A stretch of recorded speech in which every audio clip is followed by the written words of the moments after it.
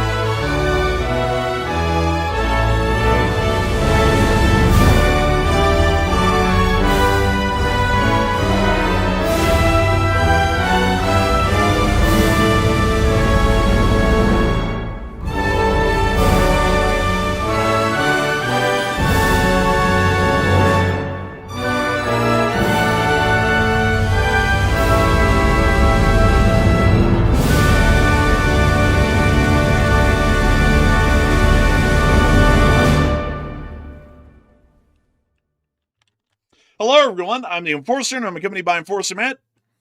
And good evening, folks. It's Enforcer Matt, and welcome back to day 1578 of the War News stream. And tonight we have very big news coming out of Crimea, especially, and also out of the Middle East. We're currently seeing that Ukraine has launched a massive attack near the Kerch Bridge in Crimea, literally less than 5 miles away from the bridge itself. Right now we're seeing huge explosions, and also the Russians are acting like fools right now inside of Crimea. We're also seeing the Russian refinery struck over 2,000 kilometers from the Ukrainian border in Tyumen, and also Iran has once again closed the Strait of Hormuz to everybody's dismay and complete shock. But it's good to see you all once again.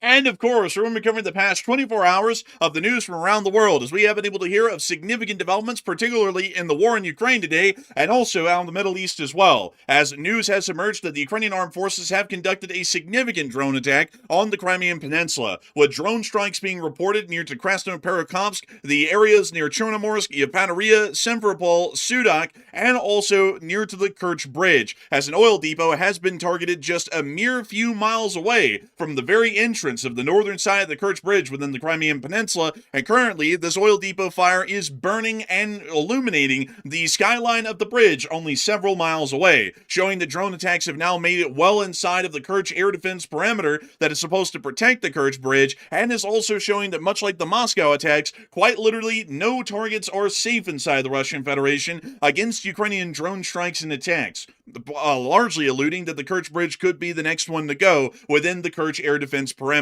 In the meantime, we've also been able to hear that the longest range drone strike of the Ukrainian armed forces has been conducted today, as their oil refinery in the city of Tyumen, well across the Ural mountains and in Siberia, was targeted and heavily damaged today by long-range Ukrainian drone forces. According to the armed forces of Ukraine, this involved a new type and design of drone that was used in the attack, which appears to be one of the longest range drones that we have seen so far. In the midst of this and during the ongoing attacks in Crimea, the commander of the Unmanned Systems Forces stated they were going to be having a summer of fun within Crimea, which largely amounts to they are going to be slamming Crimea harder than the Russian Federation is able to slam down those generals outside of those 10-story windows. We've also been able to hear additionally that fuel prices are skyrocketing as the fuel shortage continues to grip the Russian Federation, with most averages seen today on the price boards around the Russian Federation for gas averaging about $8 a gallon, as forced mobilization is still being conducted in the Penza Oblast and appears to be spreading.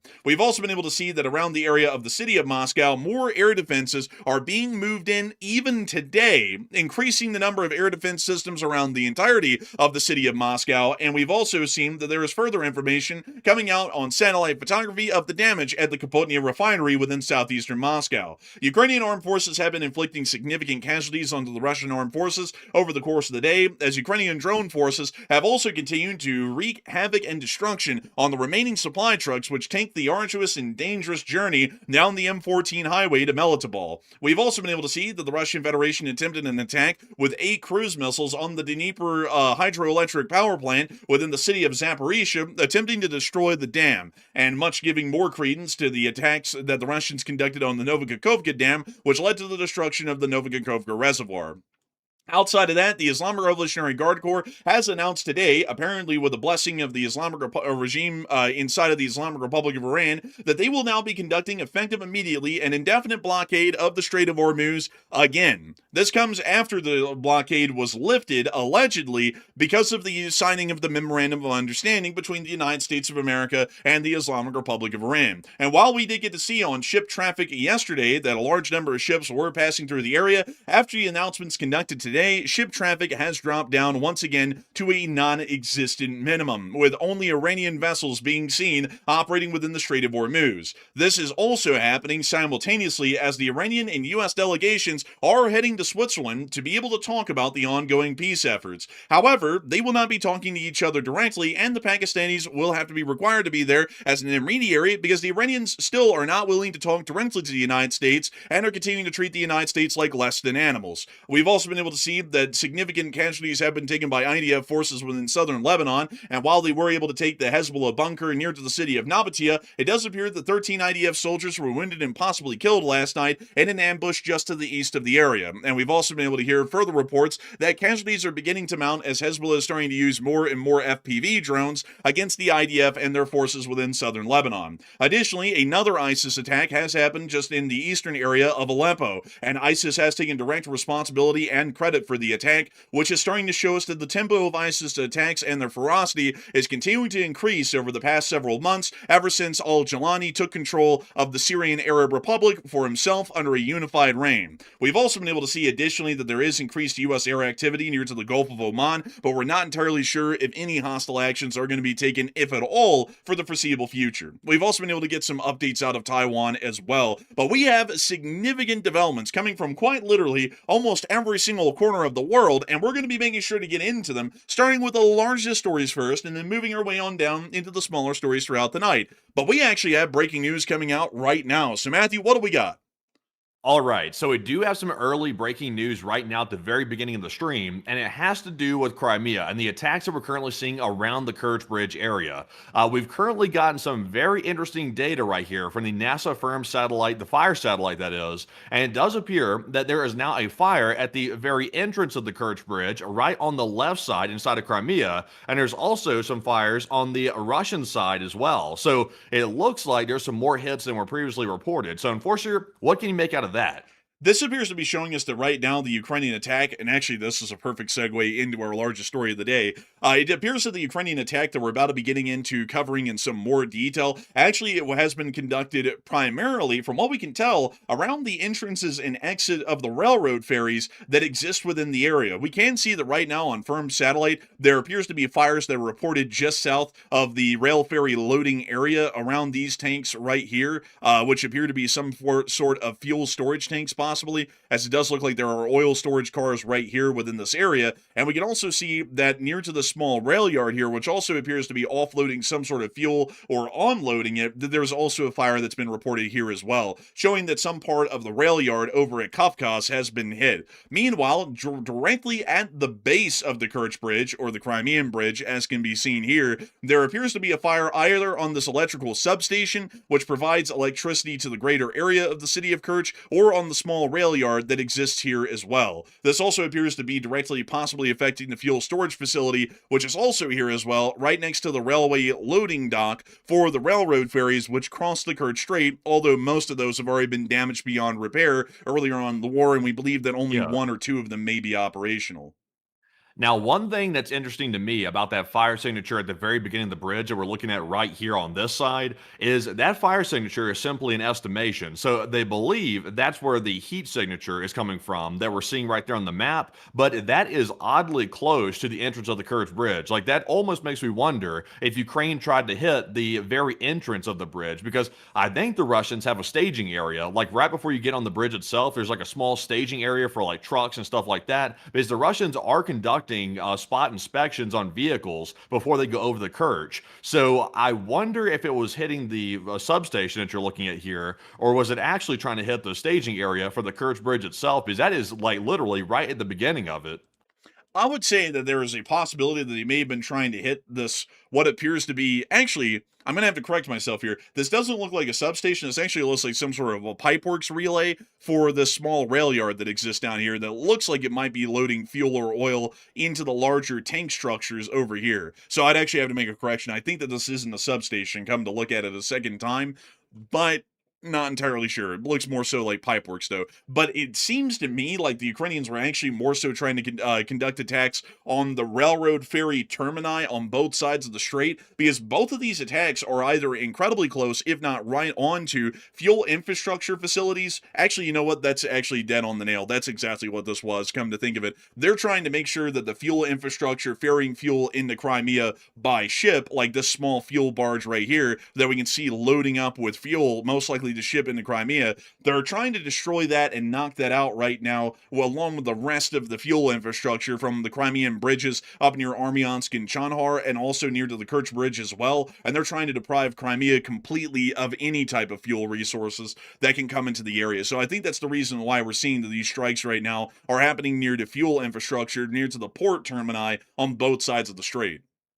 Yeah, that could be the case. Also, by the way, we're about to get into the footage of the attacks that's been taking place literally 5 miles from the Kerch Bridge itself on the fuel terminals. We've also gotten some more footage. There's more and more footage coming out as the stream's running right now, showing a more close-up angle of it. These were some pretty serious attacks very close to the bridge, and it's a little bit strange to me that with all that air defense that was allegedly placed around the Kerch Bridge by the Russians, that it appears to be that virtually all the drones that came in from Ukraine have hit their targets in Russian-occupied territory. That's a little bit strange to me, but here's a new video. I think it's music. Yeah, I think so. I wasn't really sure. But we can see the fire burning over there just to the side. And really quickly, to give you all a geolocation on this, we can see that these are the larger tanks that appear to be on the Kerch side, possibly these right here. And if we were looking at this appropriately, it looks like they're filming from somewhere around this harbor area and looking at the tanks that are burning over here. So they might be on this road, possibly, or they may be on a road somewhere over here looking at the burning tanks. Nevertheless, the video continues, once again showing us the fire. And really quickly, I'm actually going to go over to the other side and look at Kafkas really quickly and see if we can get anything that would line up over there. Because these tanks actually appear to be a little bit stouter in height than the one that we're seeing over in Kerch right now in the city area at the base of the bridge. So really quickly, I'm going to go over to Kafkas while we just saw that footage right there and try and see if I can find any tanks that would match the description of those that we just saw. And generally, I'm not. And also, there really isn't, it doesn't appear that there's really any port facility to speak of where that kind of an angle of video could be taken. So this largely does appear to be from the area of Kerch Port, somewhere around these burning tanks that we're seeing right now. So we can confirm that there has been a pretty heavy hit within that area, and the fuel is continuing to burn within these tanks, which looks to be depriving Crimea of even the very little remaining fuel resources and supply abilities that they have via the ferries on the Kerch Strait. Moving us on out of this breaking news and footage that we're just getting right now live on air and into everything else that we've been able to see of this attack so far, which is a part of a larger drone attack campaign conducted tonight by Ukraine, we've been able to get a good amount of additional footage showing the strikes on Kerch Port and the fire from a multitude of angles. We believe that this is actually from the west of Kerch, somewhere inside of Crimea, with the camera person looking east towards the strait and seeing at least the top crown of the fire over the hillsides leading to the city of Kerch. And we see another major Wow. explosion right there. Yeah, really big hit there. And where do you say you think they're filming this from? The angle of this film here? It looks to be like they're filming it from out here, like Livnit-Tukova or Christopelia, and they're looking towards the east, towards Kerch, because there's actually a bit of like a berm or a ridge line that exists around Kerch City that creates like a sightline break, and that's why I was thinking that that had to be the case, because if you look, like at the explosion right there, it's clearly behind the crest of this hill. So I think that's the ridge line surrounding Kerch City. Yeah, and also notice, by the way, typically, like in Sevastopol, Russia, or like Sevastopol, Crimea, well, typically we'll see the Russians like bring out the spotlights, they'll bring out the machine guns, you'll see tracer fire in the sky. I don't see any tracer fire here. I don't see spotlights. I don't see anything in the sky. All you see is illumination from the Ukrainian strike hitting the oil depot. That's all you see here. So I don't know if they really had much air defense going on in the Kerch area. From most of the clips that we have, it doesn't really look like they had a lot of air defense around Kerch City, which is quite interesting, I will have to say. Here's another clip, mind you all, of that fuel tank that was on fire that we just showed you all a second ago, but this is a much shorter clip. Still largely looking to come from the harbor area of the port of Kerch. We also got additional clips as well, letting us hear a heavy thud right there that came from Kerch. Here it is again, just so we can hear it in full form. That appears to be the sound of some sort of an explosion impacting the port. It doesn't really sound to be air defense from what we could tell. And we also got this last clip here, once again showing more of the attack that was conducted on the Kerch fuel depot in the harbor. We see them here. It actually does look like they had a light machine gun. There's some right there. That was taken on somebody's personal phone, too. Man, it was filmed on a phone and then filmed on a phone. We got phoneception going on right here with this footage.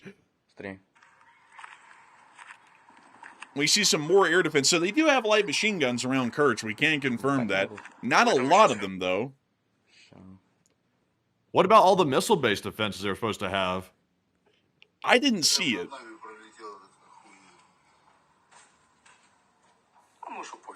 Also, missile-based air defenses would be very easy to see at night, folks, because the missiles give off a very strong, I guess you could say, visual signal due to the burning rocket motor, and that lets you easily see the missiles at night. And we didn't really see any of them in any of these clips so far. And obviously, 5 miles from the Kerch Bridge, I mean, that would be in range of the missile defenses if they were around the bridge. Oh, well, then more inside of the air defense range. Pantsers, in theory, have a range of 15 miles. So we didn't see any missile-based air defenses in this clip. There might not be any active around the bridge at this point. We see them now looking outside. And we actually hear more air defense in real time. And drones as well. So I'm getting a distinct feeling here that I think Ukraine intended to hit the Kerch area and the oil depots, but I think they're trying to test and see if the air defense is active. And I think this is showing that it isn't active, at least not visibly, unless the Russians were simply trying to not use it this time, not to expose it or something. It seems like they don't have much missile-based air defense, if any at all, around the bridge at this point. I wonder if they've redirected it somewhere else. To Volday. Like it's all to Volday. I mean, it's definitely possible. We didn't really see any, and it does appear that all of the air defenses in the area currently are just light machine guns and AKs that are firing into the sky and using the tracers to try and guide their fire, which clearly is still as ineffective here as it's been elsewhere in the war, and it does appear that it didn't lead them to stop any of the incoming drone attacks that were being conducted on the harbor. This area right here, this fuel tank particularly, or even this pumping station right here to measure from both of them, is only about 1 mile away or so from the very start of the actual bridge section that's over water.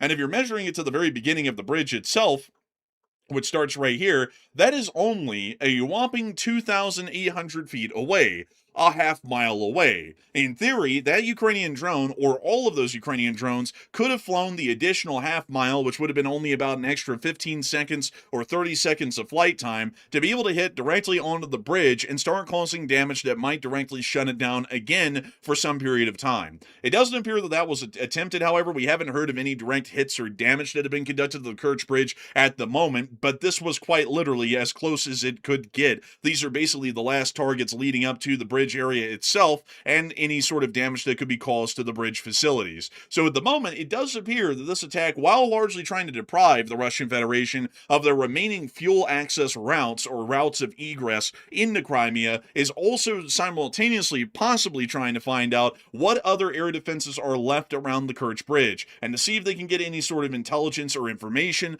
that would help them to figure out what kind of attack would work best and how much damage really could they conduct if they put all of their efforts towards it. And right now, a lot of people are talking about that very kind of a concept in the chat. And Matthew, what are people thinking about that right now, and what are you thinking about that as well? All right, so it's very fascinating that over the last week, we've seen at least 2 distinct attacks around the Kerch area, which is right near the bridge. This attack today is literally less than 5 miles away from the Kerch Bridge. That is about as close as it gets without actually hitting the bridge itself. And then about 4 or 5 days ago, we saw the Ukrainians hit the ferry staging area on the Russian side of the Kerch Strait. We saw them hit that as well, which is very close to the Kerch Bridge. So it seems to me like there's a little bit of a probing attempt going on here. They went for the Russian oil depot as the strategic target they were going for, but on the side, they were trying to see if there's Russian air defense around here, and I think right now the Russians might have just failed that test from the looks of it. So, do you think the bridge is next? 53% of the audience said yes, the bridge is next to be hit, while 22% said no, the bridge will not be struck, and 19% said I'm 50-50 on this one. And there's a couple of concerns here. Number one, the Crimean Russian citizens that are now on Crimea, they are basically stuck there at this point because they can't get gasoline to get out. But for the ones that can find gasoline, they have to have a physical way to get across the Kerch Strait and back into mainland Russia to get out of the Crimean Peninsula. Now, there's a problem there with that too. Because if the Ukrainians take out the Kerch Bridge, that means there's no land crossing. They have to rely almost 100% on the ferry boats, which are already at reduced capacity to get people across the Kerch Strait back into Russia. So if the Ukrainians attack the Kerch Bridge, they could be permanently trapping the Russian citizens in the Crimean Peninsula, which might cause a bit of a problem. On the other hand, though, right now we believe that the Russians are going to try to start using the Kerch Bridge to bring logistics across from Russia into Crimea and then back into the occupied Ukrainian territories. So that would have a military strategic purpose to hit the bridge right now, despite the humanitarian side of it. So I would say there's a fair argument to say that Ukraine is going to go for the bridge next. I think they will do it. I think it's in their strategic interest to hit it, at least in the Ukrainians' minds it is. So I'm with the 53%. I think it will be next. But Enforcer, what say you? I would be with the 53%. I think the Crimean Bridge is going to be next, but it is not what you think. Not to quote another YouTube channel there, but it's not what you think. I see a lot of people saying in the chat right now, well, the road bridge already has a significant weight limitation on it of 1.5 tons maximum, so really it's completely useless. And that you are correct on, my dear Watson, the incredible viewers of the LSA. You are correct. The road bridge segment is completely unusable for logistics. But there isn't just a road bridge that exists as the Kerch Bridge. The Kerch Bridge is actually 2 bridges in one. It is a road bridge over here, and then a railroad bridge right here. And from what we know, the rail bridge does not have any significant weight limitations on it, as we do understand that some trains are still running across the Kerch Bridge, even in the present day, in the here and the now, to get into Crimea and get out. The traffic is not great, but it does exist as a possible and usable supply corridor for the Russian Federation to be able to use. If you don't believe me, here's a picture right here of a Russian passenger train crossing over the very arch of the Crimean Bridge close to the city of Kerch. Freight trains pass over this regularly, and if the Russian Federation needed to, in an emergency pinch, they could get the Russian state railways to operate a significant and increased volume of extra freight trains on the schedule across this bridge to go into Crimea and try and drop off supplies. That it could include fuel, munitions, anything. Railroads can carry quite literally the whole lot of cargo that a normal truck could carry on the road bridge just across from it. So that means that the Ukrainians probably wouldn't be targeting the road road bridge as their number one priority,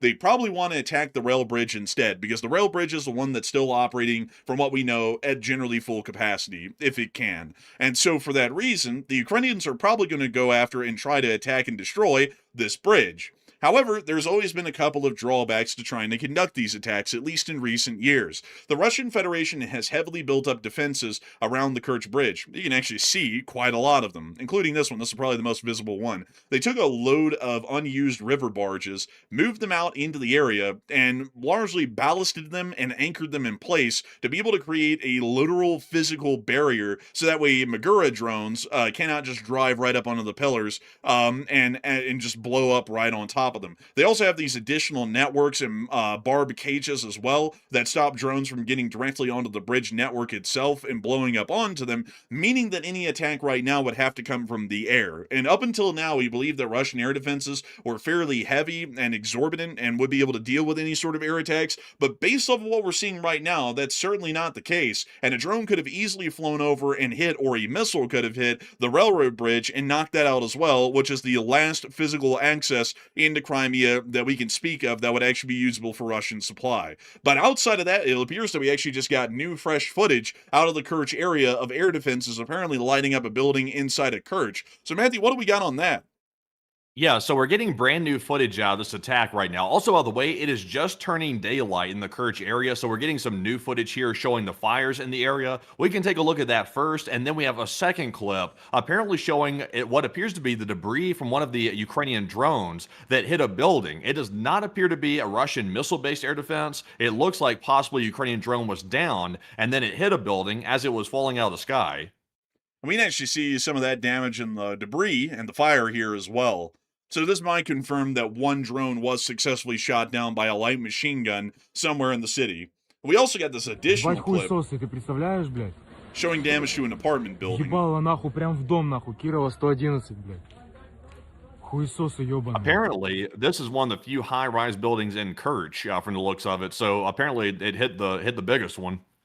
That's pretty interesting. The tallest building got a little bit of a trim today, I suppose. But still showing us that the attack against the oil depot in Kerch was quite significant. I would say, however, though, folks, that with this attack currently, it's not really like a macho man move like the Marlboro man, like they're attacking the oil depot to go, "You're next," to the bridge. They're quite truly just trying to deprive Crimea of any fuel sources that they have at this point and starve them out. The bridge is definitely coming next, though. I think the Ukrainians would be unwise at this point to not attempt an attack on the bridge and hit it with something, especially the railway portion of the bridge, now seeing how poorly defended that whole area is from air defense. Because as far as naval attacks go, the Russians have pretty much ensured that there is no way that a naval attack will work, even with the large, like, lipstick bomb that the Ukrainians built that's submersible and can float all the way up to this thing, sit there for a while, and then blow up on it. It's going to be pretty difficult to get it through here. The water is very shallow.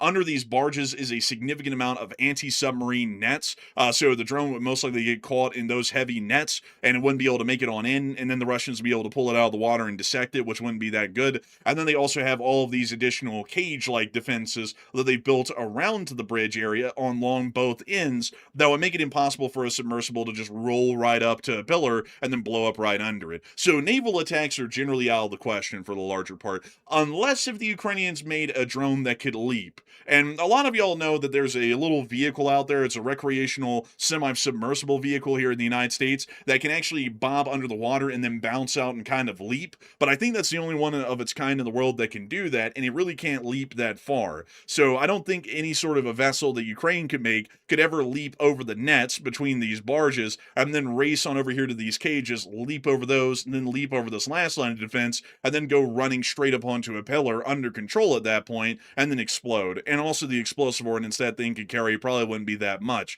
So they're going to have to attack it by air. So they're going to have to hit it with some sort of a large drone or a missile. I would say that Flamingos might be the best bet, but we don't know how accurate the Flamingo really is and what kind of margin of error it has. Hitting a bridge like this requires your weapon systems to be as precise as they can be. literally with only a margin of error of maybe a foot. If you miss anywhere by a couple of feet, the missile is most likely going to completely bypass the critical weak point that it's attempting to hit and just slam down into the water nearby, which might cause some hydrological damage to the support structure underwater, but it's not going to cause any major damage severe enough to completely shut down the bridge or knock it out. So I would have to say, I don't really know how the Ukrainians are going to go about knocking out the bridge. I'm sure that they're already cooking up a way to do that, because if they knock out the bridge, every single way into Crimea is now out, except for that one railroad ferry that crosses from Kafkas to Kerch every day. That would be the only thing left. And once they blow up that railroad ferry, Crimea is quite literally severed from any supply lines anywhere in the region, which would leave the Russian garrison in Kerch basically to starve to death or surrender, which they most likely surrender at that point, given there's no way out, there's no way to fight Ukraine, and they're basically just sitting there waiting to die at that point.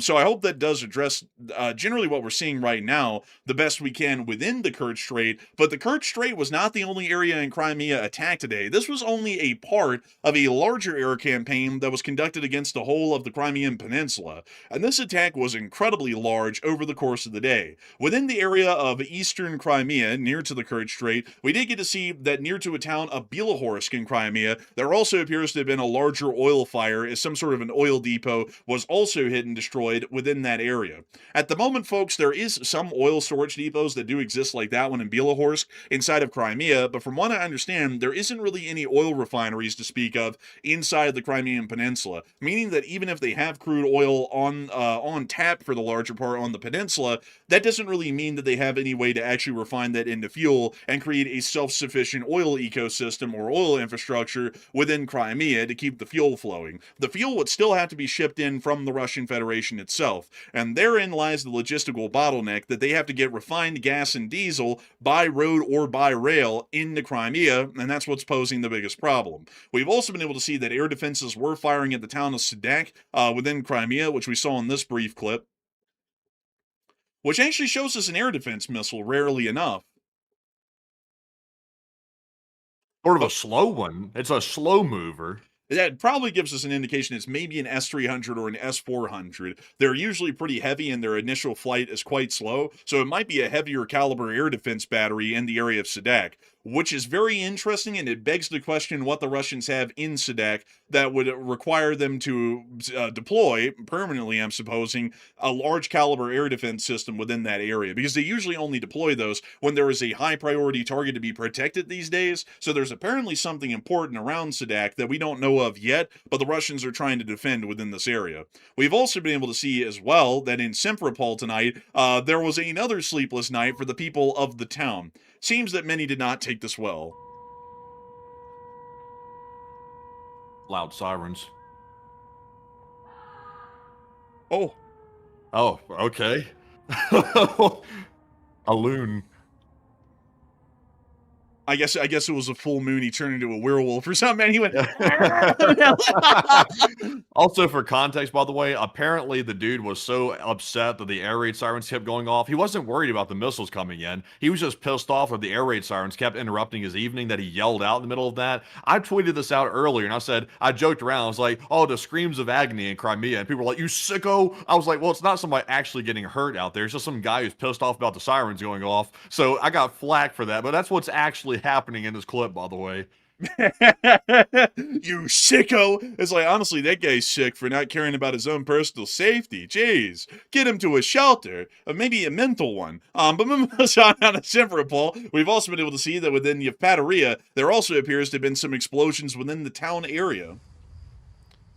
Oh.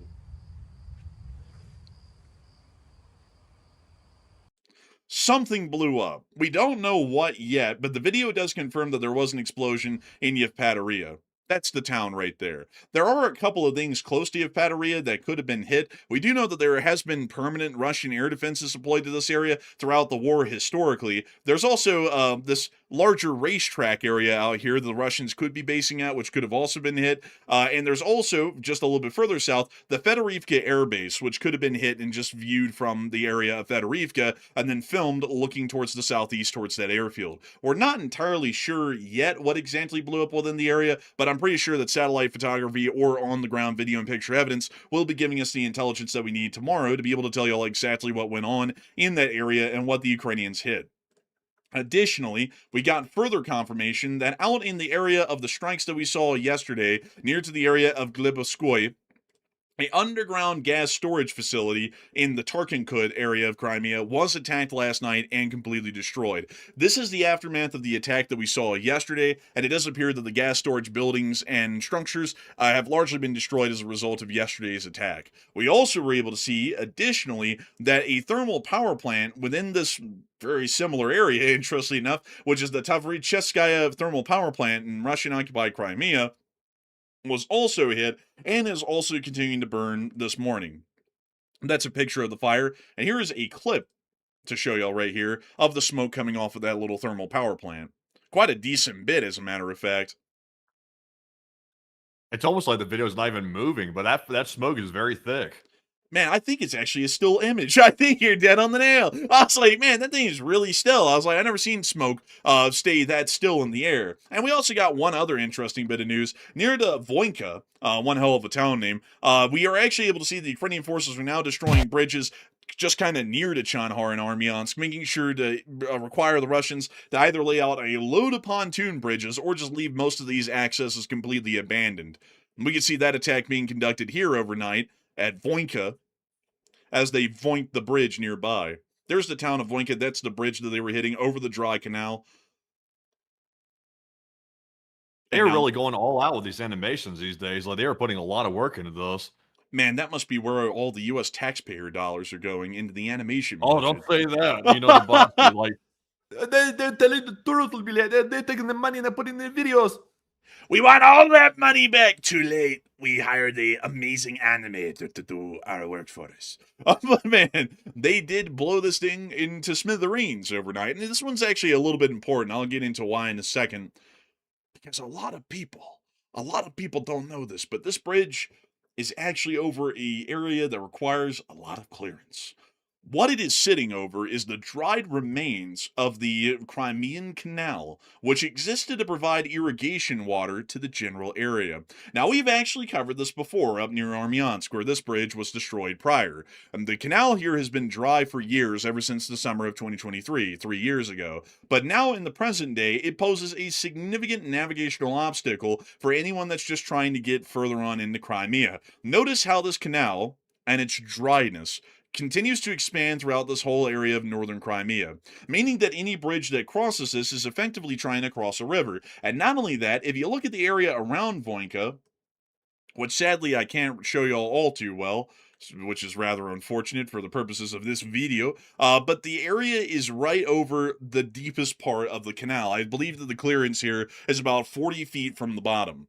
It is going to be very difficult to bring in any sort of special engineering equipment to be able to create a berm and a incline or a gradient gentle enough on both sides to be able to set up a road berm over the canal and get trucks across it. On top of that, it's also going to be impossible to pave this because they have no access to any refined oil products, which means that they cannot make asphalt to lay out a tarmac, meaning that it would just be a crude dirt berm that they could build over the canal, and that would still require a great deal of engineering work to make that possible. So largely, the Voinka egress into Crimea has been rendered inaccessible and inoperable as well, along with the Armyansk and Chanhar bridge networks, which also gave access to the greater part of the Crimean peninsula. So the Ukrainians are just becoming more and more thorough at this point at knocking out and destroying any single bridge that exists near to the land bridge with Zaporizhzhia and Kherson, and making it even more difficult if the Russians were to repair the bridges in Armyansk and Chanhar to make sure that supplies flow freely, because they're destroying quite literally every single road access possible to even make it deeper into Crimea. Quite an interesting sort of a campaign to see. It appears that the unmanned systems commander also believes the same, as we were able to hear that Karas, who is the commander of the Raid Unmanned Systems Battalion, pictured here, stated, "We haven't even started yet, and the Russians are already hysterical. Now the best part will begin. Our summer in Crimea." This largely seems to be showing us that, at least according to the Raid Unmanned Systems Battalion commander, there is an idea or an inkling that this is apparently just the beginning of their strikes in Crimea. And looking at the destruction that they've already caused to the peninsula so far and the complete desperate and hopeless supply situation, one can only imagine what they mean by having a summer of fun in Crimea if this is just the appetizer leading up to the summer of fun. And Matthew, what are people thinking about this whole summer of fun notion that this unmanned systems commander put out today, and what are you thinking about it as well? All right. And also, by the way, real quick, just to give a flash of breaking news, and we'll get to this after the poll. The Kerch Bridge is officially closed. It's unclear if a new attack is currently underway near the bridge, but we are getting word from Russian sources that all of a sudden, after the attack's been over with, the Kerch Bridge is now closed, and apparently there's alerts going out about the Kerch Bridge. So I'm not really sure entirely what's going on with that. I'm trying to get a grip on what's happening with it. But first of all, though, let's address the poll. Ukraine is now saying it will have a summer in Crimea. Sounds like a wonderful vacation, as the attacks on Crimea are ramping up from these Ukrainian drone attacks. So what does this mean? This is probably the most split poll I've seen in ages. About 33% of the audience said Ukraine plans on more aerial assaults, while 31% said Ukraine plans on special forces raids into Crimea, and 30% said Ukraine's planning a ground invasion into Crimean territory. And I would say, in my personal opinion, I am of the strong belief that we will be seeing special forces raids, amphibious raids into Crimea probably in the next month or so, because we've already seen the Russians start preparing for that, not to mention the preparations on their end, but we're hearing the Ukrainians now say that they're going to be in Crimea this summer. So I think that means what they say it means. Some people are taking that to mean maybe it simply means more aerial attacks on Crimea. I'm taking that to mean they plan on actually going there. So I think they'll do some landings with special forces on Crimea, specifically to insert sabotage teams to further cause havoc on the Russian forces that are left inside the Crimean peninsula, or the Isle of Crimea, as we call it now. But Enforcer, what say you? I would say that they're definitely planning more aerial assaults on the peninsula. I don't think that there's going to be any ground invasion occurring because there's no physical access to Crimea yet on the ground to lead to a successful invasion, and amphibious landings are largely out of the picture completely, unfortunately. They just don't really have the kind of capacity or abilities within the Ukrainian Navy to launch or support any major amphibious landings on the peninsula, and supply-wise, that would be near impossible to actually support once they made it onto land. So I would say that if anything, especially considering that the unmanned systems commander of a unmanned systems battalion made the statement, the unmanned systems forces are the ones that are going to be having the summer of fun down in Crimea. And if that's the case, then they're clearly going to be conducting more aerial attacks against the peninsula and causing even further damage to Crimea's supply situation and general condition over the course of the summer. This might lead to Crimea being weakened well enough, along with Kherson and Zaporizhia, that an offensive down to Crimea might be possible. But I also would have to tell y'all that, unfortunately, unless the Ukrainians massively exceed my expectations for the year, if the Ukrainians even get a breakthrough offensive, which is possible in the current conditions, I don't think they're making it to Crimea in the course of this year. They might make it to Melitopol and sever the land bridge. That is definitely possible if the right conditions prevail and the right offensive strategies are taken by Ukrainian forces. They can easily sever the land bridge and take Melitopol. That's only about 30 miles from the active front. It's a whole other can of worms, however, to march from Melitopol straight down to the area of Chandhar and Armyansk and somehow ford the straits, like the Chandhar and Armyansk gaps and straits, and then make it into Crimea and start pushing through there. I think what they would most likely try and do as well to mitigate losses is largely just besiege the Russians in Crimea and force them into a surrender or a total withdrawal, because they do not have the munitions or the supplies to be able to properly fight the Ukrainians if they get pushed back to Crimea. And considering that their situation would be hopeless and they would be faced with either abandoning the position or surrendering to the Ukrainians, it really wouldn't make a lot of sense for Ukraine to have to physically engage and fight the Russians at that point to try and destroy them. They're largely destroyed already and dead for the larger part, so they're either somehow going to try and flee across the strait, which the Ukrainians can just blow them up as they're trying to cross the strait with drone forces, or they're going to surrender to the Ukrainian armed forces. Either way, I don't really see a successful invasion of any type into Crimea through the course of this year. On the other hand, though, Wow. special forces raids are highly likely. Okay, yeah, I was about to ask that. I was about to say, so you don't even think special forces raids are likely, but you do think those are a distinct possibility, though. You'd agree with that? Oh yeah, like supply-wise and logistically way easier to conduct. Special forces are Oh, yeah. self-sufficient, so you just drop them off on the coast and they go do what they do. But trying to support like an armed invasion with the regular forces of the ground army, that would be very hard to pull off supply-wise and strategically this year, so I wouldn't see that happening. Melitopol, highly likely. Crimea, very unlikely.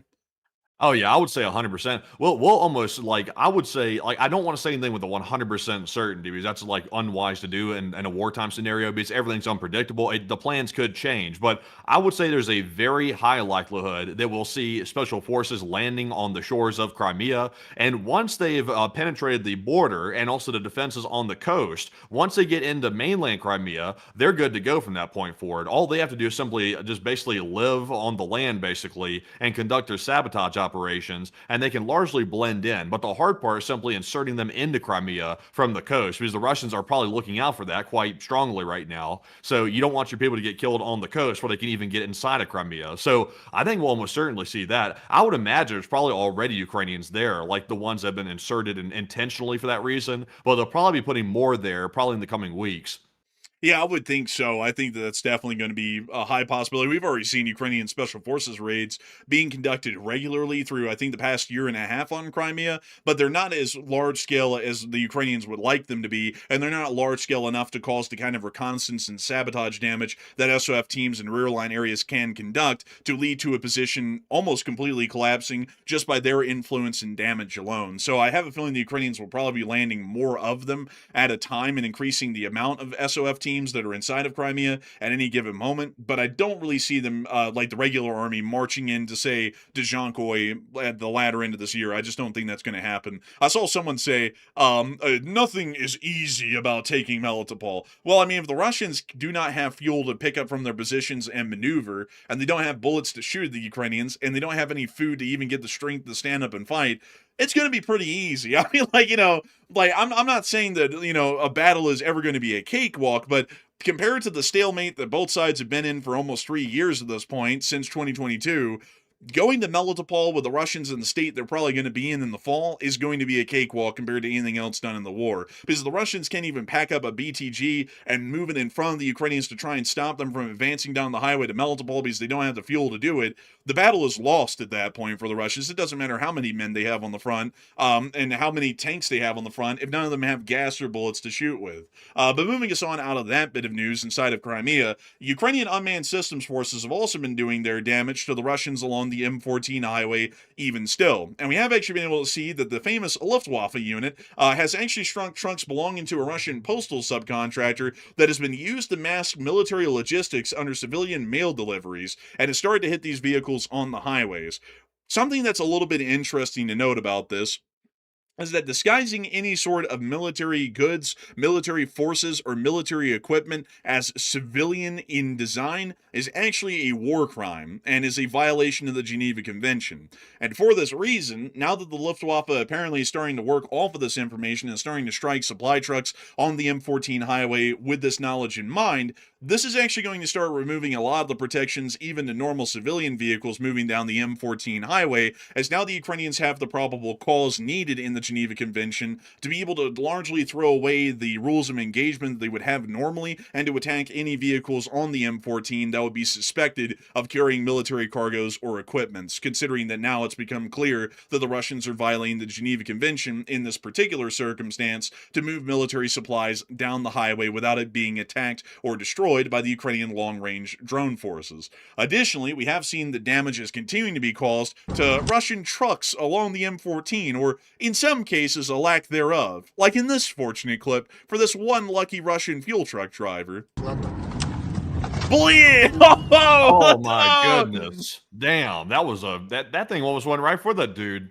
Man, it basically went in for him. Like, he veered off the road just in time, and you can see that the drone, I think, clipped the side of the tank right here, maybe, because he did this weird yawing thing right after it passed the side of the tank right there, and then went flying away, I guess, to go and take a second round on him in a minute. But the drone... Man, that dude in the truck right there, he probably had to have a change of pants after this little incident right here, because the guy swerved a little bit, but like I think he just accepted his fate to a certain degree. I thought he looked like he was going for him for a second. Man, honestly, I'd have to agree. It looked like he was about to get it, but he got lucky and got missed by inches. We also got to see the other trucks, however, were not as fortunate, and we can see that this one here actually was hit by Ukrainian medium-range drones on the highway. Только что случилось. Два Валбериса горит. Охренеть. That's actually the truck that the Luftwaffe hit, that they had, like, here, wait, hang on, let me go get that. That's actually the same one that we showed right here on the M14. This one. They just drove through the middle of the two trailers, actually. Yeah, and also, by the way, just to make this clear, by the way, as I see everybody mentioning the name on the side of the trailer right here, this is the allegation by the Ukrainian forces. These companies or these trucks right here were involved in this. They're not saying the companies, by the way. They're simply saying the trucks were allegedly involved in it. So that's the Ukrainians' allegation. That's not our allegation. Yeah, I don't think anyone, were people misunderstanding that? No, but you gotta say that to cover our asses, though. Oh, I was about to say, like, how in the world would people think we're saying that? It's like, that's a Ukrainian claim. Hell, we're just reporting the news. But anyways, moving us on out of the Zaporizhia area and out of the unmanned systems forces efforts near to Crimea and on the land bridge, continuing to knock out their supply capabilities, we have also been able to get some very interesting news coming out of the city of Tyumen, which is all the way across the Ural Mountains and inside of Siberia. This town, to measure this out in miles for y'all from Crimea, is about 1,300 miles away from the Ukrainian border or the nearest location that can conduct a strike on this area. The town of Tyumen has never been hit before so far during the war, and there is actually a significant oil refinery that does exist near to the city of Tyumen, which I'm trying to quickly find on air for everyone so that way we can show it to y'all. And let us see here. They're usually pretty easy to spot. I'm not spotting this one for some reason, though. Let me see if I can find it here on air. If we can't, I'll just report it as the Tyumen area because it was in the town of Tyumen, and I cannot find it. So it is generally within the town of Tyumen. That is one thing that I can say. And we were able to confirm today that the Ukrainian long-range drone was able to target and hit the area of the refinery. We do not believe that it was hit by a FP5 Flamingo, however. We apparently heard that it was some form of a drone that had struck the area, but we did get to see this little bit of smoke and fire rising from the refinery miles away from the cameraman, showing that the Tyumen refinery had been successfully hit by the Ukrainian long-range attack forces.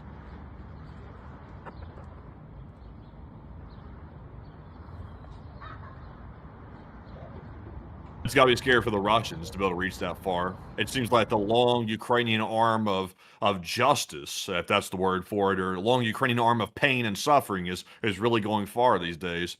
It really does seem like it is going far. And that town of Tyumen there, that is the longest range hit that we have ever seen in the war. And I want to make that clear once again. This is the longest range hit ever seen. The nearest that we had seen to up until this point was Chelyabinsk and Yekaterinburg, right on the other side of the Ural Mountains in the east in Siberia. This is now the longest range attacks ever seen so far in the war that originated from Ukrainian territory. So quite an interesting sort of a hit to say the least, and once again showing us that the Ukrainians are ensuring that quite literally nothing will be out of reach of the Ukrainian long-range drone attack forces. And now that we've gotten through all of this major news today about Ukraine's long-range drone attacks near the Kerch Bridge in Crimea, on the land bridge, and the longest-range attack ever seen in the war so far, it now appears that these sorts of attacks that have been happening for months now are beginning to have a little bit of an impact on the Russians' pocketbooks. Many will note that these videos like this one here, where this guy is talking about the price of fuel and the lack of availability of fuel, is starting to appear more and more throughout the Russian Federation. There's basically not a single area left that is not unafflicted by the fuel shortages that have been gripping Russia for a couple of weeks at this point. And we've already seen that this has really reached the whole of the nation. We've been able to see this in a multitude of clips. Так, ну что, сегодня смотрим заправки. Showing that the gas stations are, in some cases, completely without fuel, or the prices are quite high. As we can see here, that's 129 rubles per liter of 95 octane fuel. Diesel is 129 rubles as well. And we've also been able to see that in some areas, the price is absolutely insane. In occupied Mariupol, the price has now hit, in a U.S. equivalent, $8.81 a gallon of gas for 87 octane.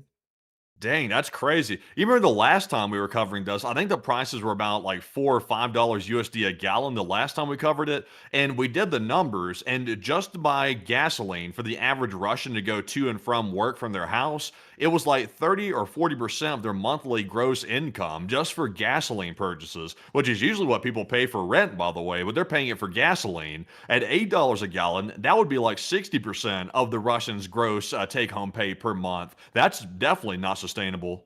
You know, I think at this point we can be pretty clear that probably 50% of their income's taken up in gas. Just be able to move around in their car. So it's quite expensive, to say the least. And I see some people saying, oh, well, that's not too bad. That's the price in California. Well, in California, people make a lot more money. Let's go look at that really quickly. Let's look at that. Let's go look at the average income of a Californian. All right, so let's see. An average Californian usually makes somewhere in between $80,000 to $140,000 a year. The average Russian is only making about $11,000. Hmm? About 1,200 a month. Yeah, about $1,200 a month, which I think is about $15,000 a year. So they ain't making the kind of money that you folks are making out there in California.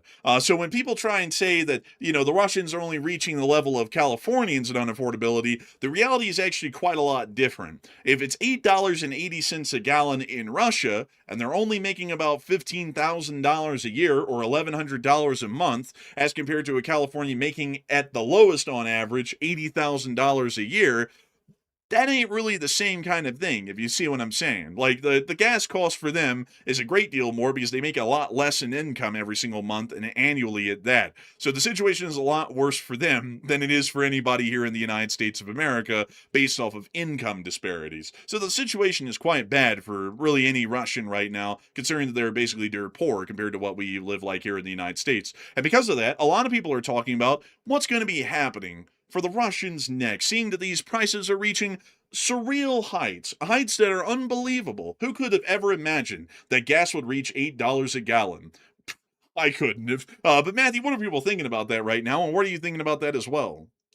All right. So right now the Russians are pulling up to the stations and they're gasping when they see these prices. $8 USD a gallon of gas at some of these gas stations amidst this worsening gas shortage that Russia's having, not just in mainland Russia, but also in Crimea and the occupied Ukrainian territories. It's a complete disaster. It's like a return to the USSR when the prices go through the roof and they're having shortages all over the place. It almost seems like a return to like communism to a certain degree. But what do you think is going to happen next?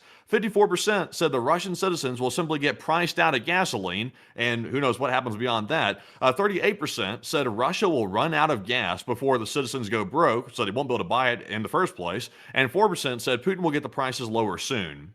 So right now, also by the way, I want to emphasize something else. That $8 a gallon number we're quoting right there, that is at legitimate gas stations. Can you imagine what the price would be on the black market? My God, like I can't even believe what it would be on the black market. Like $16 a gallon, $20 a gallon. Jesus. I mean, probably something insane. When at this point, you're lucky to even find gasoline at $8 a gallon. So the black market's a legitimate thing happening right now in the occupied territories. There's people running around with their trunk full of gasoline and they're selling it at exorbitant rates and ripping people off. So if you're even lucky enough to buy it at $8 a gallon, that's, you're lucky to find it. So me personally, I think the Russian citizens are already priced out. And also at the same time, I think most Russians can't even get their hand on gas in the first place. I think they'll run out before going broke in many of these different areas. But Enforcer, what say you?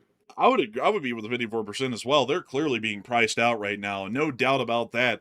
There's no money that they have, most of them, where they can afford those kinds of prices. So they're completely out of the market for fuel. If anything, they might be able to like rely on the Russian railways maybe to get around because passenger service is still pretty common and pretty extensive in most of the Russian Federation.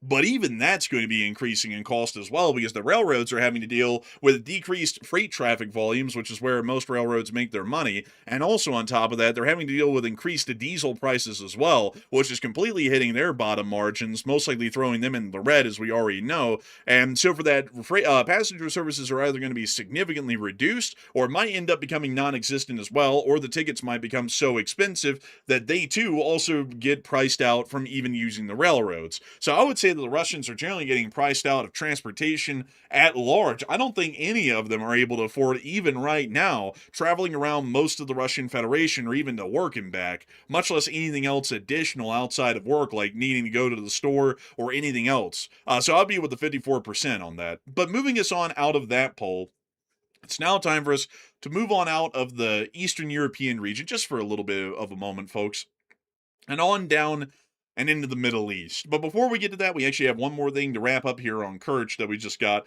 and then we'll be moving on into that area. So, Matthew, what do we got? Okay, so remember, by the way, the thing that was hit in the Kerch area right near the bridge was an oil depot. It was a fuel depot, like right there near the bridge. And it looks like, now that we have daylight, it's starting to look like this is turning into a mini version of the oil volcanoes that we've seen in Moscow, Tuapse, and the other cities where these oil rain clouds have started to form. It looks like that is starting to happen and now in the Kerch area. So it seems like it's possible that we could see a more tamped down version of what happened in Moscow right here in Kerch, because if this starts rising up, which it does appear to be doing right now, and all this fuel and oil is getting vaporized into the atmosphere, we'll probably see oil rain start to happen here too, and similar scenes as to everywhere else. So it looks like they're having a bit of a disaster. Quite the disaster indeed. Very unfortunate for them. You know, they just don't seem to ever get a break. Oil rain or chocolate rain is basically in the Russians' future permanently, no matter where they may be. But very nice thing to see. But moving us on out of the area of the Kerch Strait, it's now time for us to start getting on down and into the news in the Middle East. Because y'all thought it was over, didn't you? Y'all thought it was over, didn't you? That the Strait of Hormuz was going to be opened, that everybody was going to be honky-dory, that there was going to be an endless peace because the president said so? Well, you're wrong! Everything's collapsing again, like right now. We're about to be getting on into that here in just a minute. And I would recommend that y'all stick around for this news segment because y'all have to get up to speed with what happened today with this whole deal. The strait has officially been closed, full stop again today, the first time ever since the memorandum of understanding was signed. So it's already falling apart. But before we get into all of that, I do have to say that I have to thank everybody greatly who's been here so far over the course of the night on the stream. It's absolutely amazing to see that we've had 18.2 thousand people here at the peak, and right now there's still 18,000 people live watching, and 80,000 people have watched the stream in the first hour. I've got to say that we're entirely honored and greatly appreciative to know that so many people continue to consider this channel to be their primary source of news. We always try our best to make sure that our news coverage is solid, that it's well researched, that it's well analyzed, and it's covering the major topics and events that we've been seeing around the world over the course of the day. And I hope that we've been able to do that well during the first part of our show. We're about to be getting on into the next part of our news here in just a moment, where we're going to be talking about everything that has gone on in the Middle East and everything else around the world that we haven't covered yet. But before we get into that, I do want to make sure to take a quick, brief moment to answer 3 questions from the chat before we get on into the rest of that news. So, Matthew, what do we got? All right, so jumping into our first of the 3 super chats here, our first one of this segment goes to none other than Joppy. And thank you very much, Joppy, for that $52 support right there. And we do appreciate that very, very much. That is the largest super chat of the night thus far. And Joppy said, I just want to say I genuinely thank you too. And you have unbelievable talent and a truly unique mix of abilities that makes a perfect combination. And also, by the way, thank you for those very kind words, by the way. It said, you're the only source I find impossible to miss out, even if I have to watch a VOD due to missing live, or video, I think I meant to say. And I got to thank you so much for the unbelievably kind words there, Jobby. We thank you for that. And we thank you so much for saying that we both have amazing sets of abilities that make a perfect combination. We always think so. We always like to say that it's the teamwork that makes the dream work. Because if there's any gaps in my knowledge, Matthew usually can fill those in. And if there's any gaps in his knowledge, usually I can fill those in. And so it makes a very well-rounded sort of a show on the front end side of things. And then also we have our own specific roles and duties that we have on air and off air that also make the thing roll quite smoothly as well. And I gotta say, humongous thanks to folks like you who support this channel and help us to keep this thing running, because your support helps us to be able to make the dough needed to keep the lights on and pay the bills, to do this as a full-time job every day, to make this thing possible, so that we can spend all of our time and effort to try and produce the best shows we possibly can news-wise every day. And folks like you have been making that possible for years, especially you, Jobby. You've been around for an incredibly long time, and I thank you so much for still being here today and going out of your way when you don't have to support the channel, to help us to be able to make this thing possible and keep this news coverage rolling for millions of people around the world every single month. And so a humongous thanks to you so much once again. And with that, we're on the next one. Oh, and also apparently VOD is short for video on demand, Joppy says. I've never heard that before. So apparently VOD is a acronym, apparently from the looks of it. But well, huge thanks to you, Joppy, once again for that support, by the way. We also have a second super chat here from none other than Chef Danny B. And thank you very much, Chef Danny, Hey! as well for that $50 support. And it's good to see you once again. And Chef Danny said, good evening, Enforcers, and good evening, LSA. Chef Danny here, and happy Father's Day to all you dads out there. And I got off at 4, and I have my kids tomorrow, Monday, and Tuesday, and took some PTO, which is paid time off. So I might not be here tomorrow night. Gotta do the dad thing and LT LSA. And I gotta say, good on you for getting some paid time off there. You definitely deserve it. You work like a fiend. You work very hard at your job, and you do incredibly well at it from what we've seen. And I gotta thank you incredibly for the support and being here with us tonight, at least before you get to being around for your kids on Father's Day. And I hope you have a great Father's Day. And also, big thanks to you for the support and always being here and being the official chef of the LSA. And if you're not here tomorrow and the next day, we completely get it. We hope that you have a fun time and an absolute blast with your kids. And I hope that you'll have a memorable Father's Day, one worth remembering. And so a huge thanks to you as well, Chef Danny B, once again for that incredible support and helping this channel to keep it running. And as always, being the official chef of the LSA out of none other than Denver, Colorado. And so with that, we are on to the last question of the segment, and then we're going to be moving on into the rest of the news for the night. All right, so this one goes to none other than Ben20 Sniper. And thank you very much, Ben20, for that $20 support. He said, I remember the look on Ursula von der Leyen's face in 2022, true horror. And I would see payback if I was Ukrainian. Russians should run out of Ukraine and trouble is coming. That's what they should have done for 4 years. And I kind of always find that funny when people are like, "Oh, woe is the Russians! The Ukrainians are assholes for blowing up an oil depot in like southern Moscow." It's like, well, I mean, they could have just left the war. It's like they could have just quit, or they could have not gone into the war in the first place. It's like, it's kind of tough on them reaping what they sow. But beyond that, I would agree. Generally, the Ukrainians are doing that in their own way. And they are certainly making sure that the Russians pay for every inch of ground that they've taken from the Ukrainians since 2022, and they're hopefully going to be taking it back at some point here in the future. But a humongous thanks to you so much once again for helping this channel to keep it running and making this thing possible, Ben20, because if it wasn't for folks like you, we wouldn't be able to make this thing possible and keep this thing running. And so, with that, a huge thanks to you so much once again, and I guess we won't be getting that guy's super chat, but anyways, a big thanks to you so much once again for support and help this channel to keep it running, Ben20. And with that, it is time for us to move on and into the rest of the news for the night. Moving us on into the Middle East, we have quite an interesting development that has been going on down here today. Many of y'all know that the Memorandum of Understanding has been going smoothly, much like the ceasefire that raged across the Middle East for 2 solid months. And the Iranians have already tried to find a way to make sure to bend our arm and squeeze us for every dollar that they can. They're already getting about $660 billion collectively in every single term of the Memorandum of Understanding. That includes the $300 billion reinvestment fund and every other article of money or cash that they are due to receive from the United States or other parties that were allegedly involved in the MOU, although every single one of them is denying any involvement whatsoever or agreement to pay the Iranians anything that the United States laid out and is currently about to be meeting in Switzerland to apparently talk with the Iranians further. But before they ever got to talking with the Iranians further, the Israelis have been continuing their offensive inside of southern Lebanon over the course of this day. And we have been able to see that significant airstrikes have been raining down throughout the entirety of the region by the Israeli Air Force as they continue their significant campaign against Hezbollah forces in the south of the country. We have been able to hear that some Israeli officials, however, have stated that the statements by Ben-Gvir are not supposed to be representative of the whole government's position, and they're, not going to be conducting a wiping out of the entirety of the Lebanese population, as generally suggested by Ben-Gvir. He's just some guy, although he is quite literally a government official. Outside of that, we were able to hear that the Israelis did successfully take the Hezbollah command bunker in the Ali al-Tahrir Ridge near to the Nabatea Heights, and apparently dozens of militants were reported to be inside, and Iran is working to try and halt the advance currently on the rest of the facility, but generally the actual surface area around the bunker is now finally under IDF control. Unfortunately, however, it did not go that smoothly. There were significant IDF casualties that were reported over the course of the night in the fighting that we covered yesterday, as the Israeli forces reportedly suffered a major casualty event in southern Lebanon last night when Hezbollah forces attached to their position in Kfar Tibnit.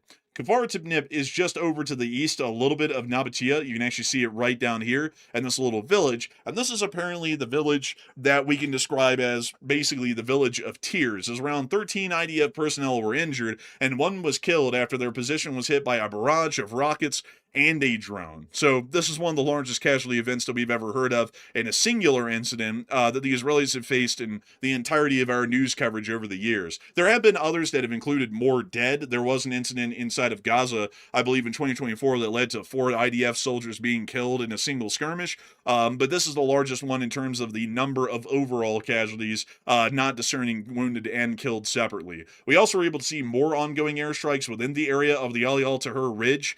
This is actually where the Hezbollah bunker is, and apparently where the IDF now has direct control over the surface of the territory directly above the bunker, which is showing us that the Israelis are still continuing their offensives as heavily as possible within this area.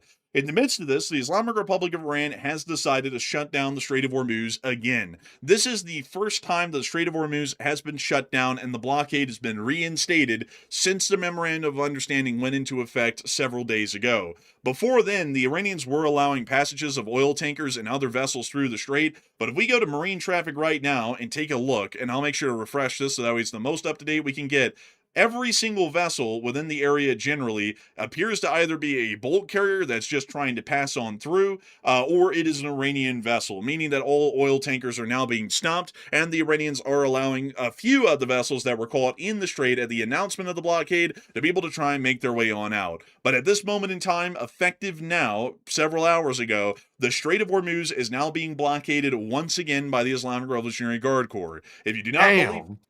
That's a little bit crazy, man. That's crazy. You know what it seems like Iran's doing with this? It seems like now that they have full control and full leverage over the strait, which they know is still extremely critical for global trade and the global economy, it seems like they're going to use this thing in perpetuity for the foreseeable future to strong arm the West to do whatever they want from here out into the, like I said, the foreseeable future. This is bad. Like, this is bad. This proves, by the way, that if Iran was ever able to get themselves a nuclear weapon and finish the development of that, they would be using that in perpetuity throughout the rest of history to basically strong arm the West to do whatever they want. And they're using the Strait of Hormuz as their like preliminary nuke at this point, basically. So, you know, this right here literally proves every point we were making before. We cannot leave the strait in the control of Iran. If it stays in their control, then they basically can tell us what to do at any point in time. Man, I remember it was just yesterday, folks. It was just yesterday. There were so many people. I remember them in the chat. They were saying, "Enforcer, you're so stupid. Such a bloodthirsty warmonger. You're just wanting to blow up Iran for the hell of it. If we blow up Iran, they're going to shut down the strait. Don't you understand? We're helpless. We've just got to do what they want, and they'll keep it open." Well, it looks like all that ended up being a crock of shit from those people that were saying it, because they shut it down today, and we haven't dropped a bomb on them once. Well, some YouTube headlines and thumbnails might suggest otherwise today, but there has not been a single bomb that's been dropped on the Islamic Republic of Iran by the United States today whatsoever to lead to this. They just did it again because they can. If you don't believe me, you can actually listen to this broadcast right here that the Iranians put out in the Strait today. So let's take a little listen. Attention all ships, attention all ships, attention all ships. This is Sepah Navy, Iran Islamic Revolutionary Guard Corps Navy. Due to the crimes of the Lebanon and the violation of the U.S. commitments regarding the ceasefire, the Strait of Hormuz is closed to all vessels again. It is emphasized that the Strait of Hormuz is closed. All vessels are ordered do not approach the strait. Well, sounds clear enough to me. This? You know what's crazy about this is Iran's actually right in the situation. The U.S. put in the MOU that Israel must withdraw from Lebanon. So technically, the U.S. has violated their end of the agreement, I mean, technically speaking. But here's the problem with that, though. The U.S. should have never included that in there in the first place because they have no power to tell Israel what they have to do as a sovereign nation. So it was a bogus term to begin with. But Iran, I mean, technically, Iran is correct. The U.S. has breached the agreement at this point, which, you know, is bogus because they shouldn't have put it in there. Yeah, I'd have to say it was a stupid clause to put in, like the Israelis would ever listen to that, and like we had any ability to negotiate on the behalf of Israel without one of their officers present. It's ridiculous. Like, the whole thing was ridiculous. Basically led to an absolute collapse of the deal, and the Iranians having a window out that they can use to leverage us even further, which was a stupid idea to put that in. But they put it in their all-knowing judgment and wisdom. We all know that the president and his cabinet are the smartest people alive, and we certainly don't know as much as they do, and we certainly didn't see this one coming. I mean, we've literally said this since the MOU came out in full text, I think, Matthew, is that how in the world do we tell the Israelis what to do when they're not even involved in the negotiations or the deal? And of course, many people said that we didn't know what we were talking about, but the Iranians used that as their scapegoat to blockade the strait again, and we're back to square one once more. Basically, like there was no MOU or anything. We're still at square one. The Islamic regime is still in charge. They're still working on a nuclear weapon. They're still working on an ICBM to shoot that nuclear weapon at the United States. And they're still blockading the Hormuz. As far as it's concerned, the MOU has not even achieved anything, even as a temporary reprieve for the United States in any way. Every single one of our original war goals still isn't even close to being met, and the Hormuz is still blockaded as of today. I mean, I'd say at this point, folks, if we were like the Secretary of State or the Secretary of Defense, or Matthew and me were one or the other, I think we'd be doing a lot better job of actually handling the situation than anybody who's up there right now. It's just like none of them have any sense. I mean, stuff that's obvious that you just know is going to create problems, they keep stepping right into them like they have no idea or know any better about that kind of stuff. Like I would have said outright, if I was the Secretary of State, folks, to the president, there's no way we can include that in a memorandum of understanding because they're going to use that as a scapegoat. We have no way to enforce that on Israel. Yeah, and also I see Amr Hill in the live chat. He said, is it possible that maybe the U.S. added that clause right there about Israel withdrawing from Lebanon to sabotage the deal? I don't think so. That was clearly a clause that Iran was asking for. The U.S. didn't want to put that in there, but because the U.S. was so desperate to make the deal, they simply signed off on it, even though that was clearly a bad term. And they had no legal authority to impose that on Israel because Israel's not a party to the agreement. So I don't think that they added that in there to sabotage it. I think they simply signed it out of desperation, knowing that it probably was going to blow the deal up, but they just needed the deal and they just signed it. I think that's what it was as well. Because you have to remember, folks, that that's not a U.S. demand to stop the war in Lebanon against Hezbollah by Israel. That has been a very strong Iranian demand that they've been adamant on since the beginning of the ceasefire, if you want to call it that, 2.5 months ago. So if anyone was forcing that on the U.S., it wasn't a U.S. plan, like a 5D chess move to make the whole deal collapse, which would generally be pointless because we'd still be back to square one. It was the United States agreeing to an Iranian demand, knowing that it largely would be impossible to even enforce that onto the Israelis, considering that they were not a signing member of the deal and were not even involved in the negotiations. Also, in case y'all are wondering, this also would give y'all an idea of what would have happened if the U.S. ever went and signed a peace treaty with Russia on the war in Ukraine without Ukraine's consent. The Ukrainians would have just flipped us off and kept the war going regardless, and the U.S. would just look like a fool, basically, at the end of that. But anyways, we also were able to see that, once again, the announcement did come out, and this was the full statement by the IRGC, that due to the blatant breach and violation by the United States for the first clause of the ceasefire agreement, and in response to the continuous and relentless violations of the ceasefire by the Zionist regime in southern Lebanon, the merciless killing and displacement of hundreds of thousands of oppressed people of this land, and also considering the failure of the Zionist occupying force to withdraw from southern Lebanon, it is declared that the Strait of Hormuz will be closed to vessel traffic. It is noted that this is the first step in response to the enemy's breach of covenant, and if the aggression continues, further steps will be planned to take to compel the enemy to fulfill its commitments, according to the IRIB. So they are taking the hardline actions and statements we knew they were going to take. Did I not say, folks, did I not say specifically that any time, if we give them complete control over the Hormuz, which we basically ceded to in the MOU, if we gave them that control, if the wind blew the wrong way in the Middle East, they were going to shut down the strait. Did I not say that? Did I not say that? I did say that. Every day. I said that too. Yeah, we both said it. I mean, but I know, speaking for myself, I said that every day of the damn week. And Matthew did too. We were both on the same page with that. And what did they do? As soon as the wind blew the wrong way in the Middle East, they shut it down again today.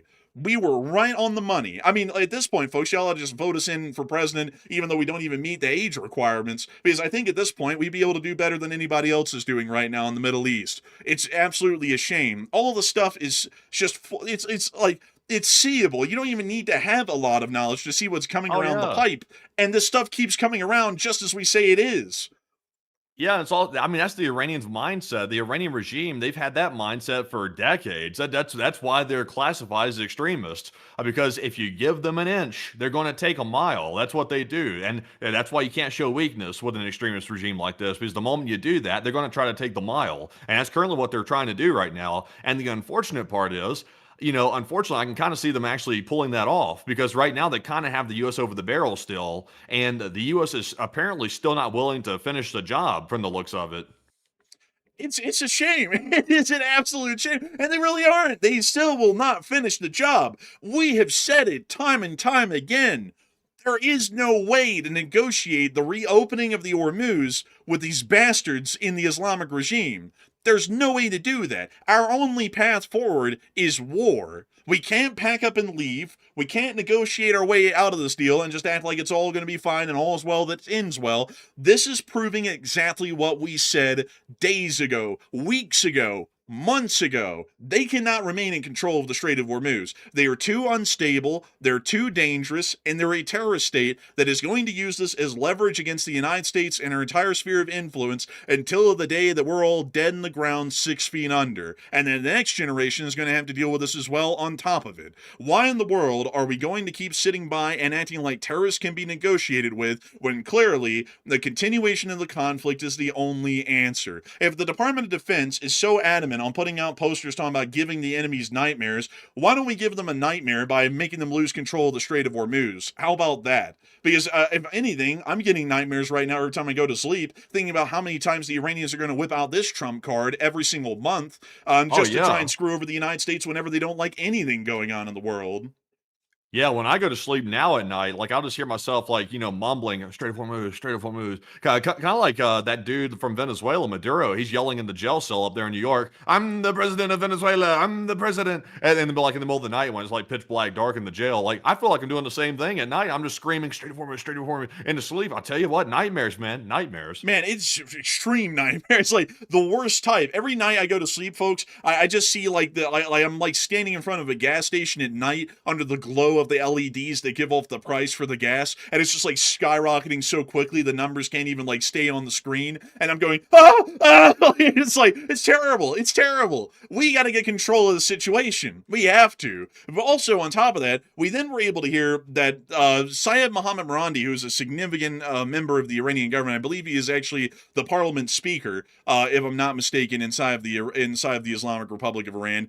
He also responded, there will be a fee that is final, to a statement that was made by the president earlier today. And I'll read the statement to y'all. We completely redact these statements at this point because it's just basically endless drivel, but I will read this one considering that he responded directly to it. There will be no tolls in the Hormuz Strait for 60 days during the ceasefire period, and there will be no tolls after the 60-day period has expired, unless they are imposed by and for the United States of America, should the deal not be completed, for services rendered as the guardian angel of the countries of the Middle East, for the purpose of both past, present, and future reimbursement of costs.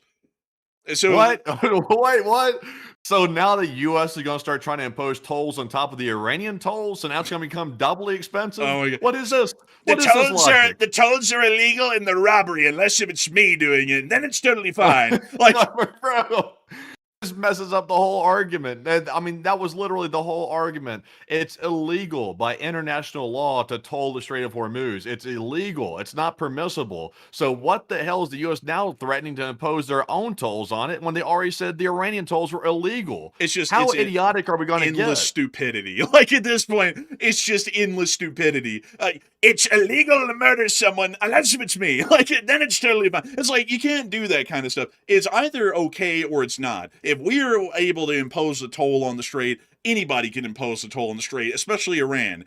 If we're either taking a position of no tolls or tolls. There's no middle ground where it's just rules for thee, not for me kind of stuff in the open. Because then the Iranians are going to go, oh, okay, screw you. Well, we're not reopening it and we're charging tolls if it even reopens. Because right now, folks, we do have to remember that because of the genius strategically of this guy right here, we are currently had by the balls by Iran. He's not willing to change that. They still control the strait. That's why they just shut it down today. There's still a giant minefield of hundreds of mines sitting in the middle of the strait. and the only passable sea accesses in the area are through Iran's waters directly. There's no middle route like there used to be. So the Iranians have us by the balls. We would have to go back to war and probably spend a month even making the Strait of Hormuz semi-passable for a warship, much less any commercial tankers to pass through. So there is no position. And also, what's Iran's explanation or their like lame excuse for trying to collect a toll or a fee? Why are they saying that they deserve to collect a fee?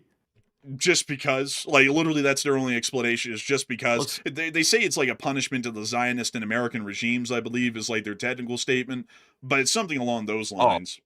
I got it here. I looked it up. So the Iranians are claiming they have a right to put a fee on the passage through the Strait of Hormuz because they're going to be like making donations to the environment or something like that. So What? No.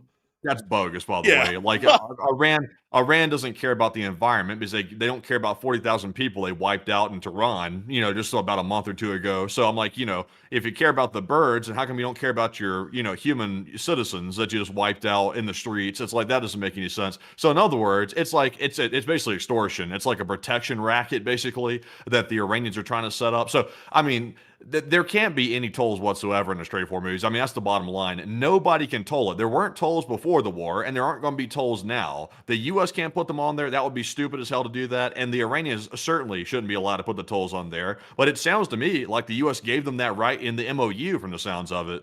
Man, they got some damn protection racket going on. Listen here, oil tanker, you care about the birds and the bees, don't you? Well, you better fork over a little bit of money. It'd be very sad to see something happen to your tanker there. It's a real nice looking one. I like the paint job on it. It's like, the hell is this? Like, man, taking a toll to protect the birds and the bees. It's like, yeah, they're going to really be protecting them when they make that nuclear weapon with the money they'd be getting on the toll fees. That's real protection right there for the environment. But really, though, this is an absolute embarrassment at this point. And also, just to add it out one more time, this is the statement once again by the Khatam al-Anbiya, which is the one that put out the statement. There's the spokesperson that said it. This guy looks very familiar to me. Doesn't he to you, Matthew?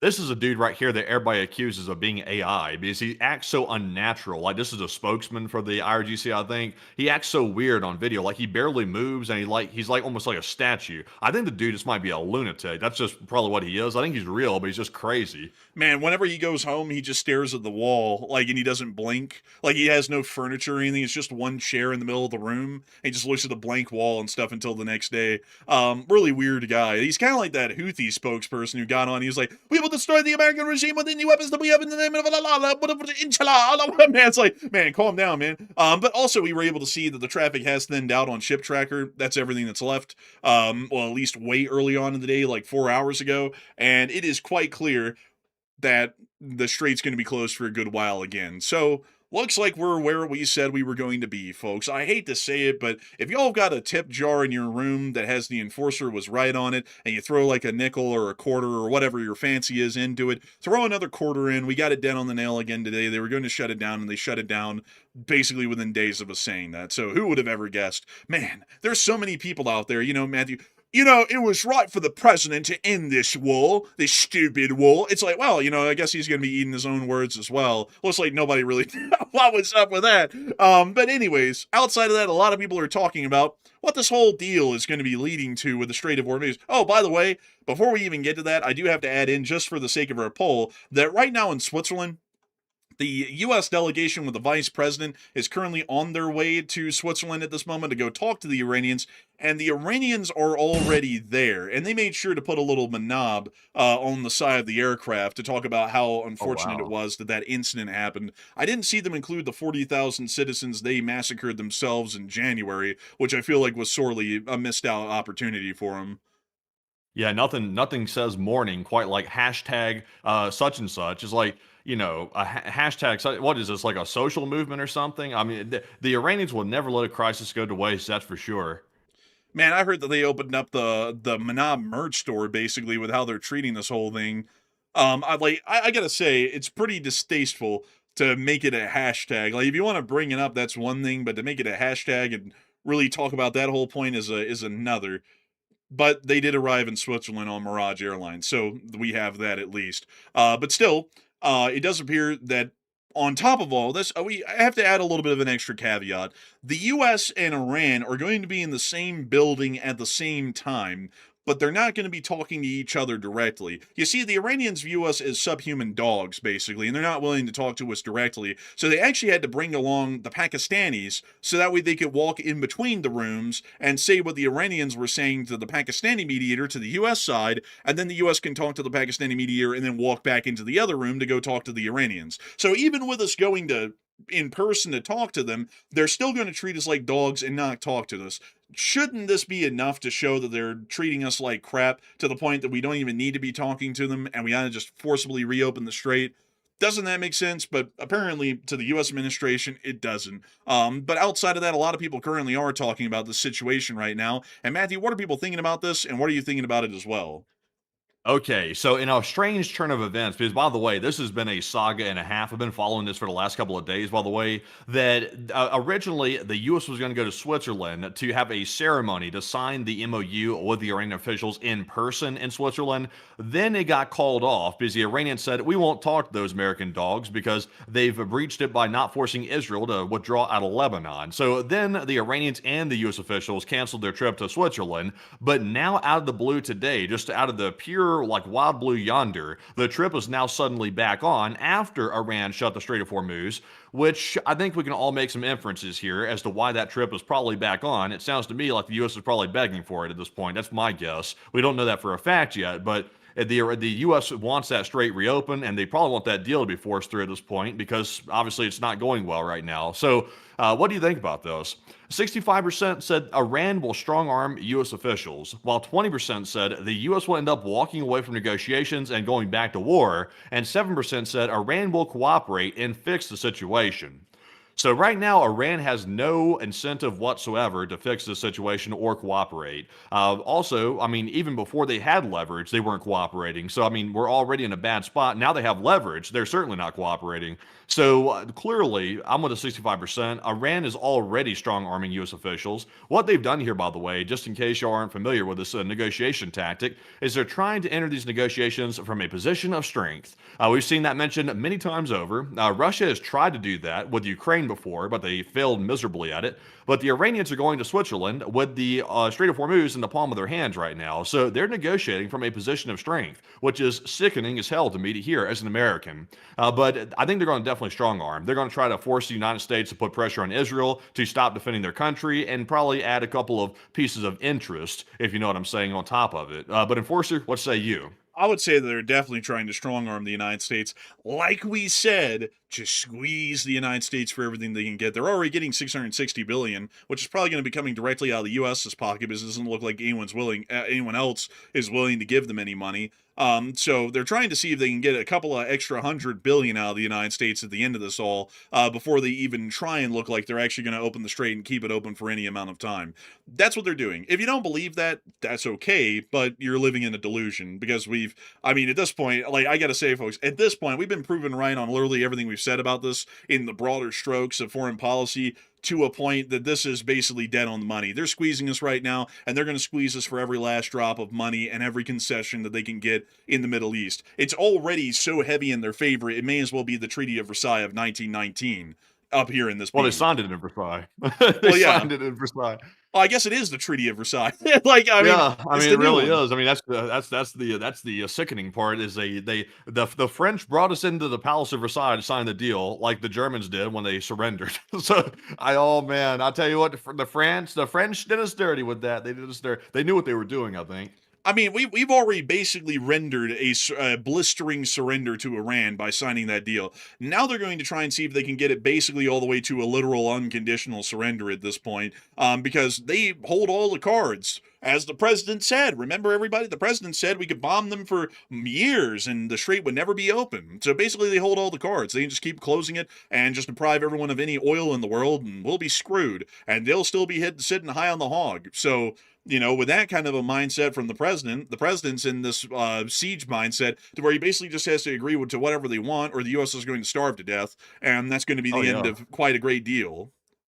You remember, by the way, all the talk that U.S. officials were doing. They were saying, oh, look, we don't need the Strait of Hormuz. If it stays closed, it's whatever. If Europe wants to reopen it, it really affects Europe. It doesn't affect the United States with it being closed. They can go open it and tell them to F off. That's what the U.S. position was before. Now, all of a sudden, the U.S. position is, well, we would have had a financial disaster of world-class proportions unless we get that Strait of Hormuz open with the MOU. Is that what you really want? Is that why you want this war to keep going? You want a global disaster? It's like they flipped the whole script on its head, like, by the way, which that's the reality of it. If the Strait of Hormuz stays closed, we're looking at global disaster. It was coming. Like, we've been warning about that since the very first day that the Strait of Hormuz was closed. So it just shows the U.S. officials were lying the entire time about not knowing it was going to cause a global disaster. They were clearly lying. They were trying to cover it up by saying it wasn't going to be one. And then they were throwing the blame on Europe, who didn't even have a hand in the war. I mean, now we're here. Now we're here with the Iranians basically strong-arming us and twisting our arm to get some extra cash.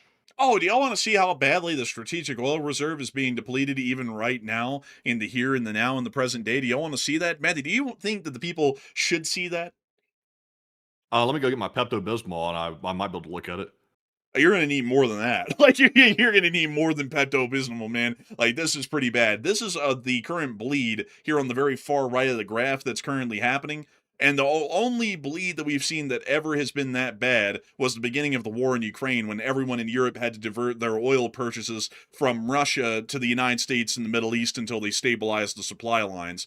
This is going at such a fast rate that we're running out of fuel faster than we can even think of. And you know, it's a little interesting to me, folks. I remember when the president said, oh, you know, all the oil tankers, hundreds of them are coming from the Middle East to here because the Europeans can't get their oil from the Middle East and we're going to be rich. Well, we're actually going to be broke-ass poor because there's going to be no oil left in the United States if this keeps up any longer for a couple of months. Well, really more so a couple of weeks at this point at the going rate. This is looking this is not looking atrocious. This is atrocious.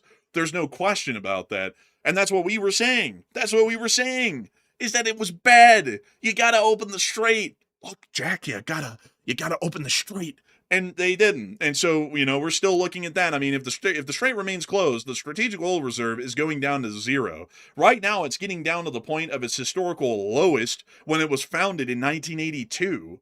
Under Reagan, that's when it opened, and it already had 270,000 I believe that would be 27 million barrels of oil in it or something like that. It was a humongous amount at the start in 1982, and now we're already reaching that low nearly right now. And so if this keeps going, there won't be any oil left in the United States. And, you know, we could go over the whole rabbit hole again, folks, of how the U.S. doesn't produce enough crude oil to supply the entire world, nor do we have the ability to drill more wells in a fast enough amount of time to basically supplant the whole world's oil production in a couple of weeks. All that's completely impossible. So this is a situation that we're dealing with in real time right now that is irreversible unless the Europeans get their oil from the Middle East. If they don't get it from there, they're having to get it from us, and we just don't have the ability to support Europe and ourselves at the same time. So I hope that addresses that the best I can, but the wise action would be to get back into the war and militarily clear the strait. They clearly didn't even give it a half-ass effort during the actual war. That's not even a doubt at this point. That's a straight-up fact. They did nothing to the Strait of Hormuz during the war because they didn't have the strategic foresight to do it. If they tried it now, there's a chance in hell that we might actually be able to reopen the strait and the situation would return back to normal. But in any other circumstance, if we let the Iranians keep an iron grip on the strait like they have right now, they're going to keep blockading it until we end up on our knees begging the Iranians to reopen it, and we'd be willing to give them quite literally anything at that point. So with that, I hope that has addressed that the best I can. In the meantime, there was some elevated air activity within the region by the United States today. Doesn't seem to be suggesting that any military action is going to be conducted soon. And out of the blue, ISIS did take responsibility for another attack that was conducted in northeastern Aleppo today. Earlier, the Syrian Defense Ministry reported that 2 soldiers were killed in the incident, which they initially attributed to unknown gunmen. Now they finally said it was ISIS. I gotta say that, oddly enough, happens quite commonly in the Syrian interim government, where, you know, ISIS attacking their guys is, like, unknown. They just don't even know who it is. Like, not even a clue until, like, a couple of days later when you really can't find them anymore, and they've run off into the hills. A little interesting with that. But I'll tell you all this, these sorts of attacks and the rate of attacks that are happening in Syria and elsewhere by ISIS are certainly starting to increase in number over a set period of time. We're starting to see a lot more attacks by ISIS in a single month period now than we did just last month or the month before that. And so they're definitely starting to become a lot more voracious in their appetite to conduct attacks, and it looks like they're clearly going to be attempting to make a resurgence, much like they did in the middle of the 2010s, almost 10 years ago, to be able to try and reassert some sort of an extremist Islamic caliphate within Syria and Iraq, much like they tried to do back then. So, once again, another little crisis going on there, the whole deal we could talk about with that, because it's not like the U.S. is without its blame. We basically let Jelani's men release thousands of these people out of the prisons that the SDF had them in and let them back into the wild of Syria, which is why we're watching this happen right now. But we actually have some breaking news coming out on air. Matthew, what do we got? Okay, so this is not about the Middle East. I'm sure that'll bring some people some relief there, but this is about the Kerch attack. We just gotten some new photos right now that apparently it looks like Ukraine did a whoop-de-woo on a Russian patrol boat, and also it appears to be there was an S-400 guarding Kerch, at least just one of them it appears like, and it was all taken out in one fell swoop, this one easy trick. It looks like the ship was taken out right here in the port, it looks like. Not to mention, by the way, it looks like we also have a picture of that S-400 as well. So unfortunately, take us through this right here. It looks like Ukraine did a bigger number than just the oil depot. So here we can see that they did what we would call a whoop-de-doop-de. They blew up the oil depot right here, which we can see in a clear picture from the other side of the harbor. And if we take a look at that harbor, let's go take a look at it really close, so that way we can see exactly where this was taken. Yes. So, it's taken from this hill right up here.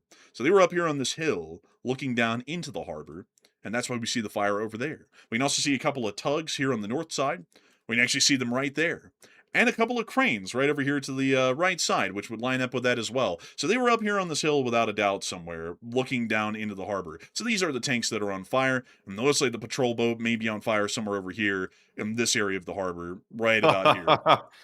Yeah, it would have been nice to have that. That would have probably been a good thing to have to make sure you could patrol your Kerch Strait, but I don't think they'll have that anymore. I have a feeling they've kind of gone by the wayside there. But also, we also got another video that just came out after that one, apparently showing what appears to be some Russians pulling up to a gas station in the midst of the gas restrictions with literally like like oil barrels, and they're just filling them up with gasoline. It appears like, at least. So look at this. Look at this, folks. Here it is. They got an industry going on here, damn. So there's the caption here on Woofer's post says some enterprising Russians filling up barrels with gasoline.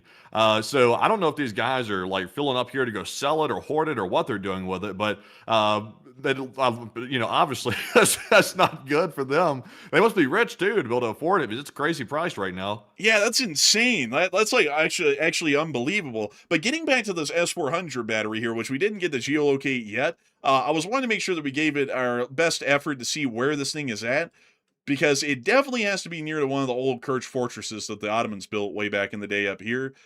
Let me see. Let me see, Bleat. Oh, that's not it. Oh, man.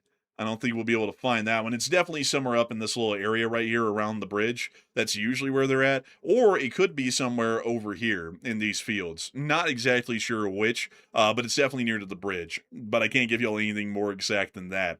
Still, it is showing us that they did knock out a whole S-400 air defense battery, which must be the reason why, Matthew, we didn't see any air defense missile fire during that whole clip, is because it looked like it got taken out as one of the first hits.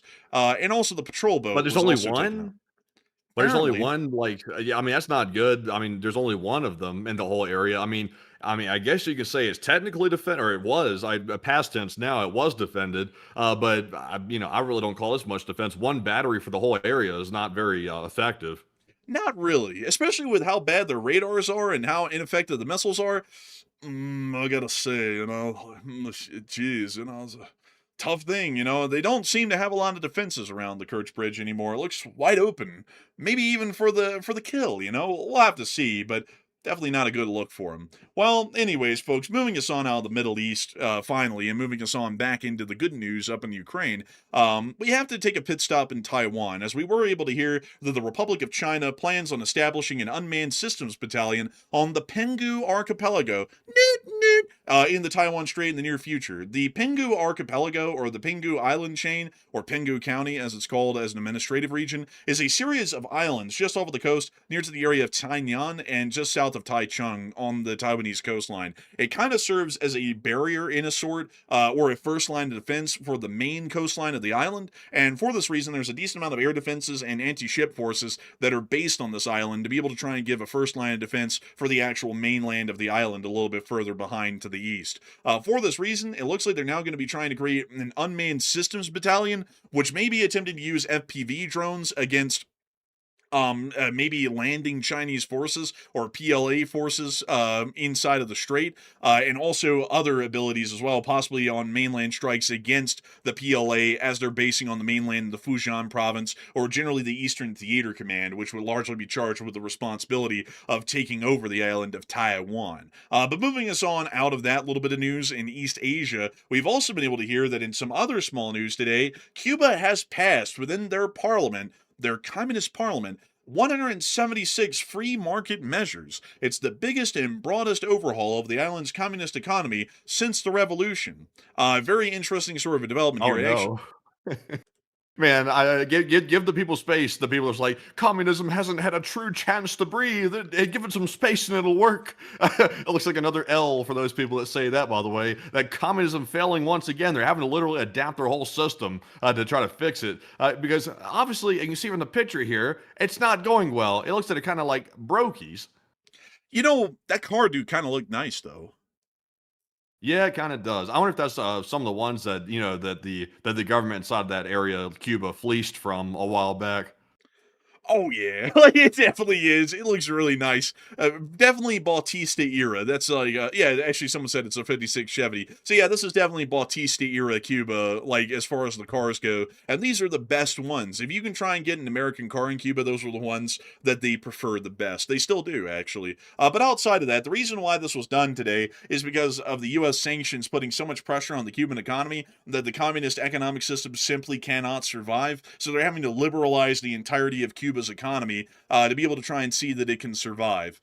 Communism has been taking fat L's ever since it was first attempted in Paris back in 1879. And, oh, actually, I believe it was 1877. I don't think it's ever going to improve. Oh, hell no, man. I remember in college when I was going through my political science classes, there were a lot of wannabe commies that were in my classes at university. I remember like distinctly sitting in the corner of the class thinking, what the hell's going on here? Was this the communist convention or something? And it was in my college classes. And the students were like, yeah, you know, communism hasn't been given a chance to really breathe. If we try true communism, it'll work. I'm like, are you stupid? I'm like, are you stupid? Like the reason why they've never gone full on commie is because they can't even make it work even in the temporary, the short term, they can't make it work. So they had to do like a little like light communism like in the USSR and stuff like that and in Cuba to try to make it even barely function, like putting a band-aid on it. It's like it doesn't work, you clown. It's like move on. It's like it's not the end all be all solution. It doesn't work. And really quickly, I saw someone say, I think that was the Paris Commune in 1848. You're actually thinking of the Summer of Revolutions, if I'm remembering the name correctly, or 1848 in general, which was a tumultuous year for everybody in Europe, especially on the mainland. Britain kind of fared it fine, but everyone else had some form of a small attempted revolution going on in their country or a significant government reform. France was one of them, but the Paris Commune that I speak of 1871, is actually the first attempt at the implementation of communism globally. A lot of people actually don't know this, but France is the hotbed of communism historically. It's not the Soviet Union, it's not the Germans, which Karl Marx was a German, it's the French. Actually, as a matter of fact, during the Second World War, before the Second World War, the Communist Party in France was actually the second largest party in the entirety of the Republic of France. I think they had something like 32% of the seats in the National Assembly in France during that time. And I believe it was I think it was the French Republicans, which are not the same as American Republicans, that had, I think, 34% of the seats, and they also had the President of France as well. But in 1871, they actually attempted to create the first communist commune. That's why it's called the commune. The Paris Commune in 1871. They ousted the military. They formed a literal communist commune out of the whole of Paris, and it went to shit like immediately. Like the rationing system that they tried to implement didn't work. They were executing people at random if they said anything against the system. It was hell on earth. The French army had to come in and break the whole thing up. And I think this picture here is actually of some of the French units that were breaking the road blockades that the supporters of the commune had made to try and keep the city in a state of siege and stop the French army from retaking Paris. Yeah, and also, by the way, I see a couple people in the chat saying, "Well, guys, explain China then. It's communist. China is communist in name only. They used to be like more communist than they are today, but I would today the most accurate way to describe China as a political system is a blend between a free market system and an authoritarian government. And that's the better way to describe it. China is about as far from communism as it can get at this point. I know they call themselves the Communist Party of China, the CCP, but it's like just a name for it really at this point. They're not really that way because I mean explain the fact that China introduced so many elements of capitalism into their society. That's how China has blown up their economy and made it so successful, or at least successful in the terms of China successful. That's how they've done it, is they introduced those hybrid elements of capitalism into it, the free market. But they still have a monopoly on political power, though. That's why it's authoritarian, but it's not really communist. Yeah, it's not communist at all. China has introduced a great deal of liberalizations of their economy to where it's become generally a very capitalist economic system. There is absolutely nothing that exists of traditional Marxist-Leninism, which is one of the first actual implemented forms of communism outside the Paris Commune of 1871, and there's absolutely hardly anything left of the economic tenets of Maoism, which is the particular flavor of communism that China was born in, which was Maoism. Or Maoist-Leninism, as it was actually called. But none of that exists anymore. Maoism specifically stated that everything had to be controlled by the state economically. Even small industries were controlled by the state, and everything would be distributed off of a rationing system that largely insisted on equality. If you look at China right now, there are multi-billionaires in China, and not everybody in China is a multi-billionaire, so clearly the whole Maoist principles have been thrown out of the window. Also, on top of that, it's like, how in the world do we explain major Chinese conglomerates like Temu if they're a communist state? Temu wouldn't exist in a communist system. Yeah, exactly. Honestly, like I know this is going to be a hot take to some people, but China's system is sort of like merging with ours to a certain degree, like here in the United States. I know some people are going to be like, well, we're not like China, but I mean, there's a lot of aspects that China has integrated into their governance system that is very similar to the United States now, like with a lot of different things. Now, obviously, there are some very key distinct differences. Like, for example, we have representatives. China has representatives too, but they're not really real representatives. I know some people are about to say, well, our representatives here in the United States aren't real ones either anymore. That's sort of maybe proving my point a little bit, but, it's not as clear cut as people think. Like some people are like, well, they call themselves communists, so they're communists. It's not really that straightforward. Yeah, it's not that straightforward at all. And I think a lot of people get lost in the nuance of that. And also another thing is that I saw someone say in the chat, well, let's see how capitalism does when it runs out of fuel. Oh, I guess communism thrives when it runs out of fuel as opposed to capitalism. So if there's no gas in communism, they just do fine, right? But capitalism collapses. That's pretty goofy, man. Like, I hate to say it on that one, but you might want to rethink your logic there. Because where has communism worked? Legitimate communism, where the state controls every form of industry and economic enterprise. It's never worked. It didn't work in China. That's why they're now a capitalist economic system. It didn't work in the Soviet Union. That's why they collapsed. And every other communist country in the world that is only communist in name because they've implemented every form of capitalist economic reform that they can to keep the economy alive, to even try and keep the state functioning as a quasi-communist system. Yeah, it's true, 100%. And also, I know some people are going to be like, well, the U.S. has like some elements of like socialism in it, and that's true. But that's the catch, though. Like in today's modern world, the most successful governance structures that exist currently are hybrid forms of governance. Just like obviously, like communism does not work, but there are elements of everything that can be like workable in certain environments. And the U.S. has taken elements of socialism and added it to our system of governance. It's been there for decades. Some people don't fully understand that, but it's actually integrated. Like for example, the Social Security system system. That's an element of socialism. There's also various different things that are actually functional and that they work here in the United States that are elements of what some people would say is communism. But communism in its whole does not work. Like as a full-on system, it simply doesn't. It's never worked. In fact, it's never even really functioned in the short term either. That's why you've never seen a full-on version of communism. So there's elements of everything that work. That's why China did that. Honestly, a brilliant move by China. They integrated capitalists and a free market into their system, the authoritarian system, and obviously it made them very wealthy. The U.S. has done the same thing to a certain degree, but the catch is, though, you got to be careful not to go too far either way or the other, because if you start leaning too heavily into these socialist things, then you start messing up your entire democracy. And then if you lean too heavily into capitalism, then you have unchecked capitalism, and it destroys itself anyway. So it's always a tricky balance, the governance system. I actually like this topic quite a lot. I could rabbit hole in this for like all night long. I'll save you all that though until the question segment, but it's a pretty interesting topic. Well, there's a lot of things in the United States that are either inspired heavily by socialist movements in the United States, or were actually created straight out of some form of U.S. socialism, which is called in the United States democratic socialism, because the closest that we ever got to implementing any forms of full-on socialism was under FDR, and he was what they call a democratic socialist. But a lot of the things in the United States that were created by socialist movements are labor unions, the 40-hour work week as the standard, the 5-day work week as a standard, also national holidays in some forms like Labor Day are quite literally socialist holidays, or at least labor union holidays, which labor unions were inspired by socialism.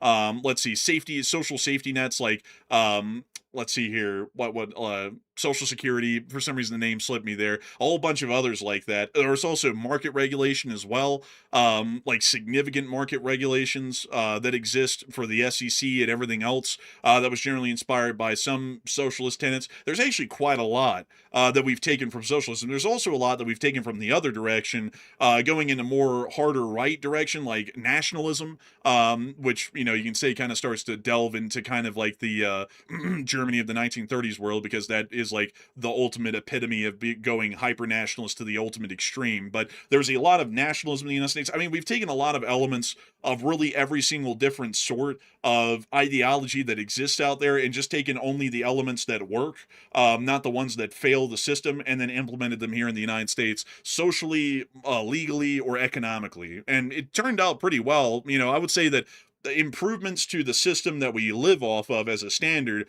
like the capitalist system, is an incredibly beneficial thing, but completely trying to uproot the system we exist on and supplant it with either extreme communism or fascism is always going to end up failing, because you never see that working anywhere else in the world.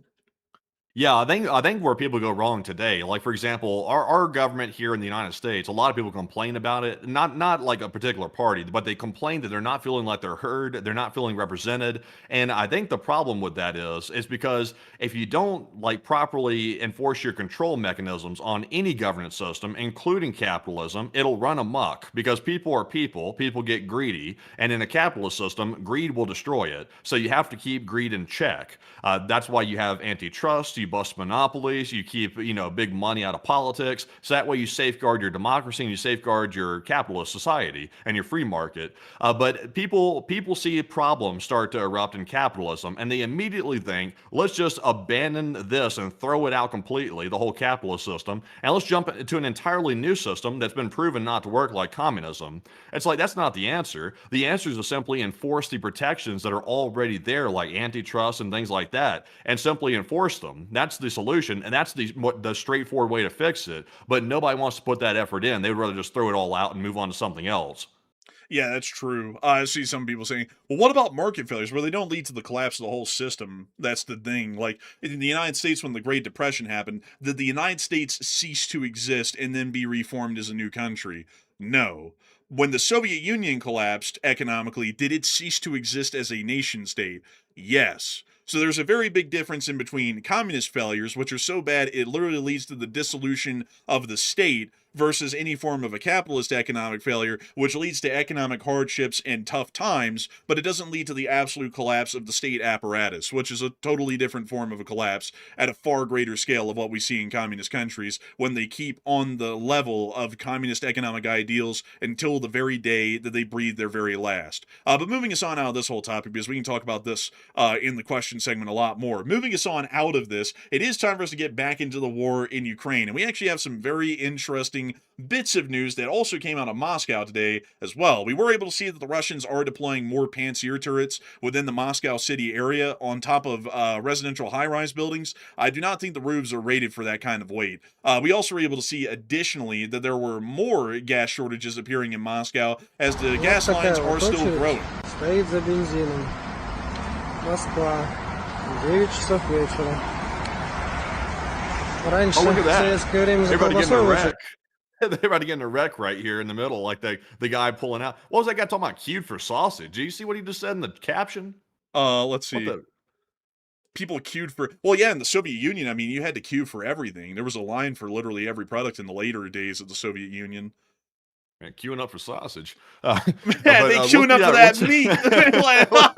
Let's see that wreck though. Look at these guys pulling out right here. Сейчас за бензином. What's it? Go Is he just back, trying to though. like bullhog his way through? Oh, Yeah, look at this. The Russians aren't even letting their own people out. They're like trying to ram them so they can't even get out. They're being rude as hell right there. man, that's crazy. Dude, that's nuts. But man, queuing up for that sausage. Man, I guess you could say that everyone in Russia right now is queuing up for Putin's sausage, the way he's screwing them over. But moving us on out of that little bit of news, we've also been able to see satellite footage of the Kapotnia refinery, which is showing us that the refinery is cookie. Let's take a look. There's the before, there's the after. The before, the after. You can actually see the tank right up here that had its lid blown off, and there's the lid crumpled up next to it. Oh wow, it got lodged sideways like a frisbee. Actually, it looks like it hit the ground and it kind of like sandwiched on top of itself, almost like an omelet, basically, like the two sides folded in like that. Yeah, it kind of did. Cheese omelet. Man, I kind of like those cheese omelets, and also that's the damage to the store nearby from the drone that was shot down. Tough days at Kapotnia, I tell you. Tough days. Moving us on out of the Kapotnia refinery attack, we also were able to see additionally outside of the Moscow area and further on down near the area of the Ukrainian border, in the location unknowns, that there was a new cruise missile that Ukraine is developing, the Crossbow. Observe. Opa. That kind of looks like a tomahawk. It kind of does, doesn't it? It's just like one, really. Is that a ballistic? This is a cruise missile. Oh, a cruise missile. Okay. You know, Ukraine says they're close to like finalizing the development of ballistics, so I'm surprised we haven't seen video of that yet. They're keeping that kind of under wraps. Also, it appears that their testing range is just firing these into the Black Sea, actually. I wonder if they're test firing on live targets. They might be. I mean, they might have like a stationary target at sea that they like tow out there to see if it gets close to hitting it as like a point of reference, maybe. And also, it looks like they have a decent variety of launching vehicles. This one's actually based off a German, I believe it's called a man-cat vehicle or a man-cat chassis, unlike the other one, which appeared to be a Ukrainian vehicle. But a very interesting missile right here. It does share a lot in similarities to the Tomahawk cruise missile in its design. This one's a lot more thinner though, and also the like winglets at the front are very much longer, at least from what I can tell on this one. Yeah, that's true. I wonder why. I wonder why those design differences have, well, those design implementations have been made. But it does look like it works. Man, that's wild. I mean, they're literally making man, it's like watching a country in Civ 6 evolve. You know, like man, they went from little DJI Mavic drones with bombs attached to the bottom of them. Now they're making full-blown cruise missiles. It's really insane to see the evolution of their arms industry. And they're doing it with a shoestring budget. That's the part to me that blows me away every time. Is they're working with a fraction of the money that the U.S. works with yearly, like just a fraction of it, and they're developing stuff at a faster rate than the U.S. is producing it. Also, the speed at which they're developing the stuff is also mind-blowing as well, because for North Korea, it took them forever, literally forever, decades, to make any form of a ballistic missile at all internally. The Ukrainians are about to pump one out in a couple of years. Like, it took them that long to be able to get to that point. The Ukrainians are moving at a speed, technologically, that is rarely ever seen in the modern day, where they went from basically no arms industry to now they're producing weapon systems that would be considered high-end and advanced, even here in the United States for the larger part, which is insane. We also got to see the Russian casualty report for the past 24 hours as well, and holy moly! Oh, wow. 5 Bobcats. 5 of them in one day. I'm glad to see it. 5. 5, I tell you, 5. And Miss D, to keep the record, stated that 88 artillery systems is tied for the 11th highest daily loss. 2,246 drones ranks as the 13th highest. 7 ground robotic complexes is the 9th highest. And special equipment every day in June is averaging 4 a day, which is the highest that we have ever seen. But moving us on into the past 24 hours of the entirety of the report, 1,240 Russian soldiers have been wounded and killed, along with 4 APCs, 476 supply trucks, 1 main battle tank, 88 artillery systems, 2,246 drones, 2 MLRSs, 1 anti-aircraft warfare system, and 5 Bobcat skid steers. All in all, a very impressive day, and once again showing us that the Ukrainian armed forces are really putting in that work. We also were able to see in the Volchansk area that the Russian forces were continuing to get hit by the ambush drone, bliat. There goes Buhanka. Oh, man, that Buhanka was whipping it. There goes the trailer. Oh, fuel. Look at that. They had fuel in cans over there. That's like being a rich man these days. It's like having gold bars in your camp. If I were a rich man. Man, like those Russians thought they were rich until the Ukrainians got it. I don't think the Russian soldiers ever thought they were rich. I think they kind of knew it was cooked from the beginning. I am poor as shit. La da dee dee dee dee. Man, like, man. Oh man, they're cooking them though. Cooking up those Russian positions like stir fry. Oh, they hit a Mr. B. Oh! I don't think there's ever been something in history that's been hit more than Mr. B. Mr. B's like a poor individual, really. Save Mr. B. Mr. B 6,000. Oh, man, if they blow up 6,000 Mr. B's in the war, we can sing that song. I think that's the law. But man, they were doing hard work up there. Moving on from that and on into our next bit of news, in the Volchansk area, we also got to see them knocking out Russian logistics that were attempting to reach the Russian forces in this front. Sadly, the footage is so grainy in most instances, I only really can tell y'all that they're hitting a vehicle, and that's about the best I can give y'all on this one. But they're still knocking out a lot of them, and therefore the supply bleed must be quite high in this area.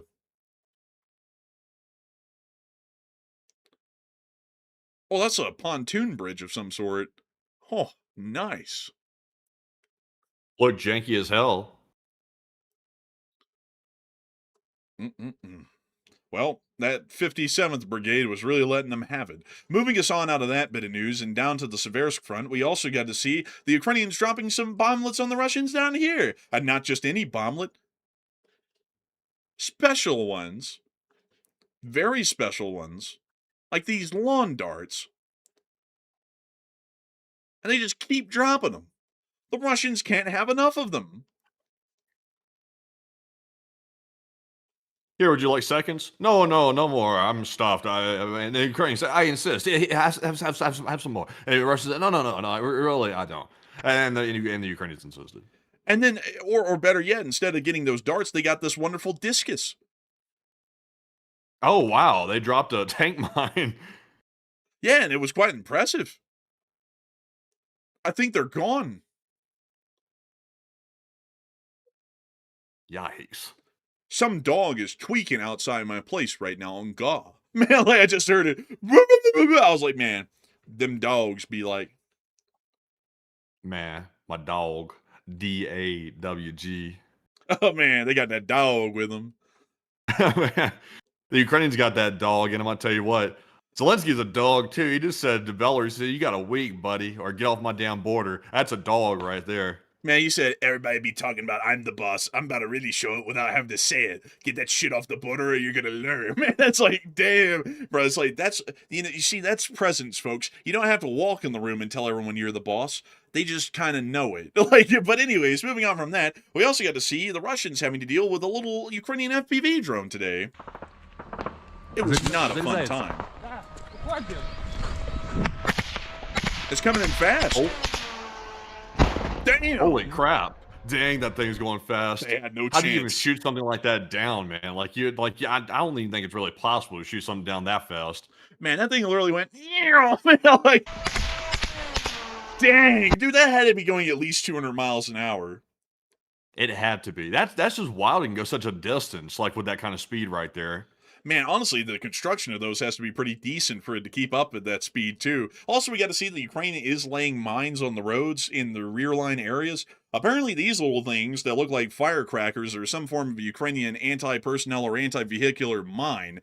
Don't really know how they work, but the Russians are saying that they're dangerous enough that they've actually been killing people in the rear line areas that have been moving supplies. So they're saying that the extreme caution needs to be had when driving the roads leading on up into the area of Donetsk. Moving us on from that, we also were able to see that Russia's supply lines were also being destroyed in the Pokrovsk area of the battlefield.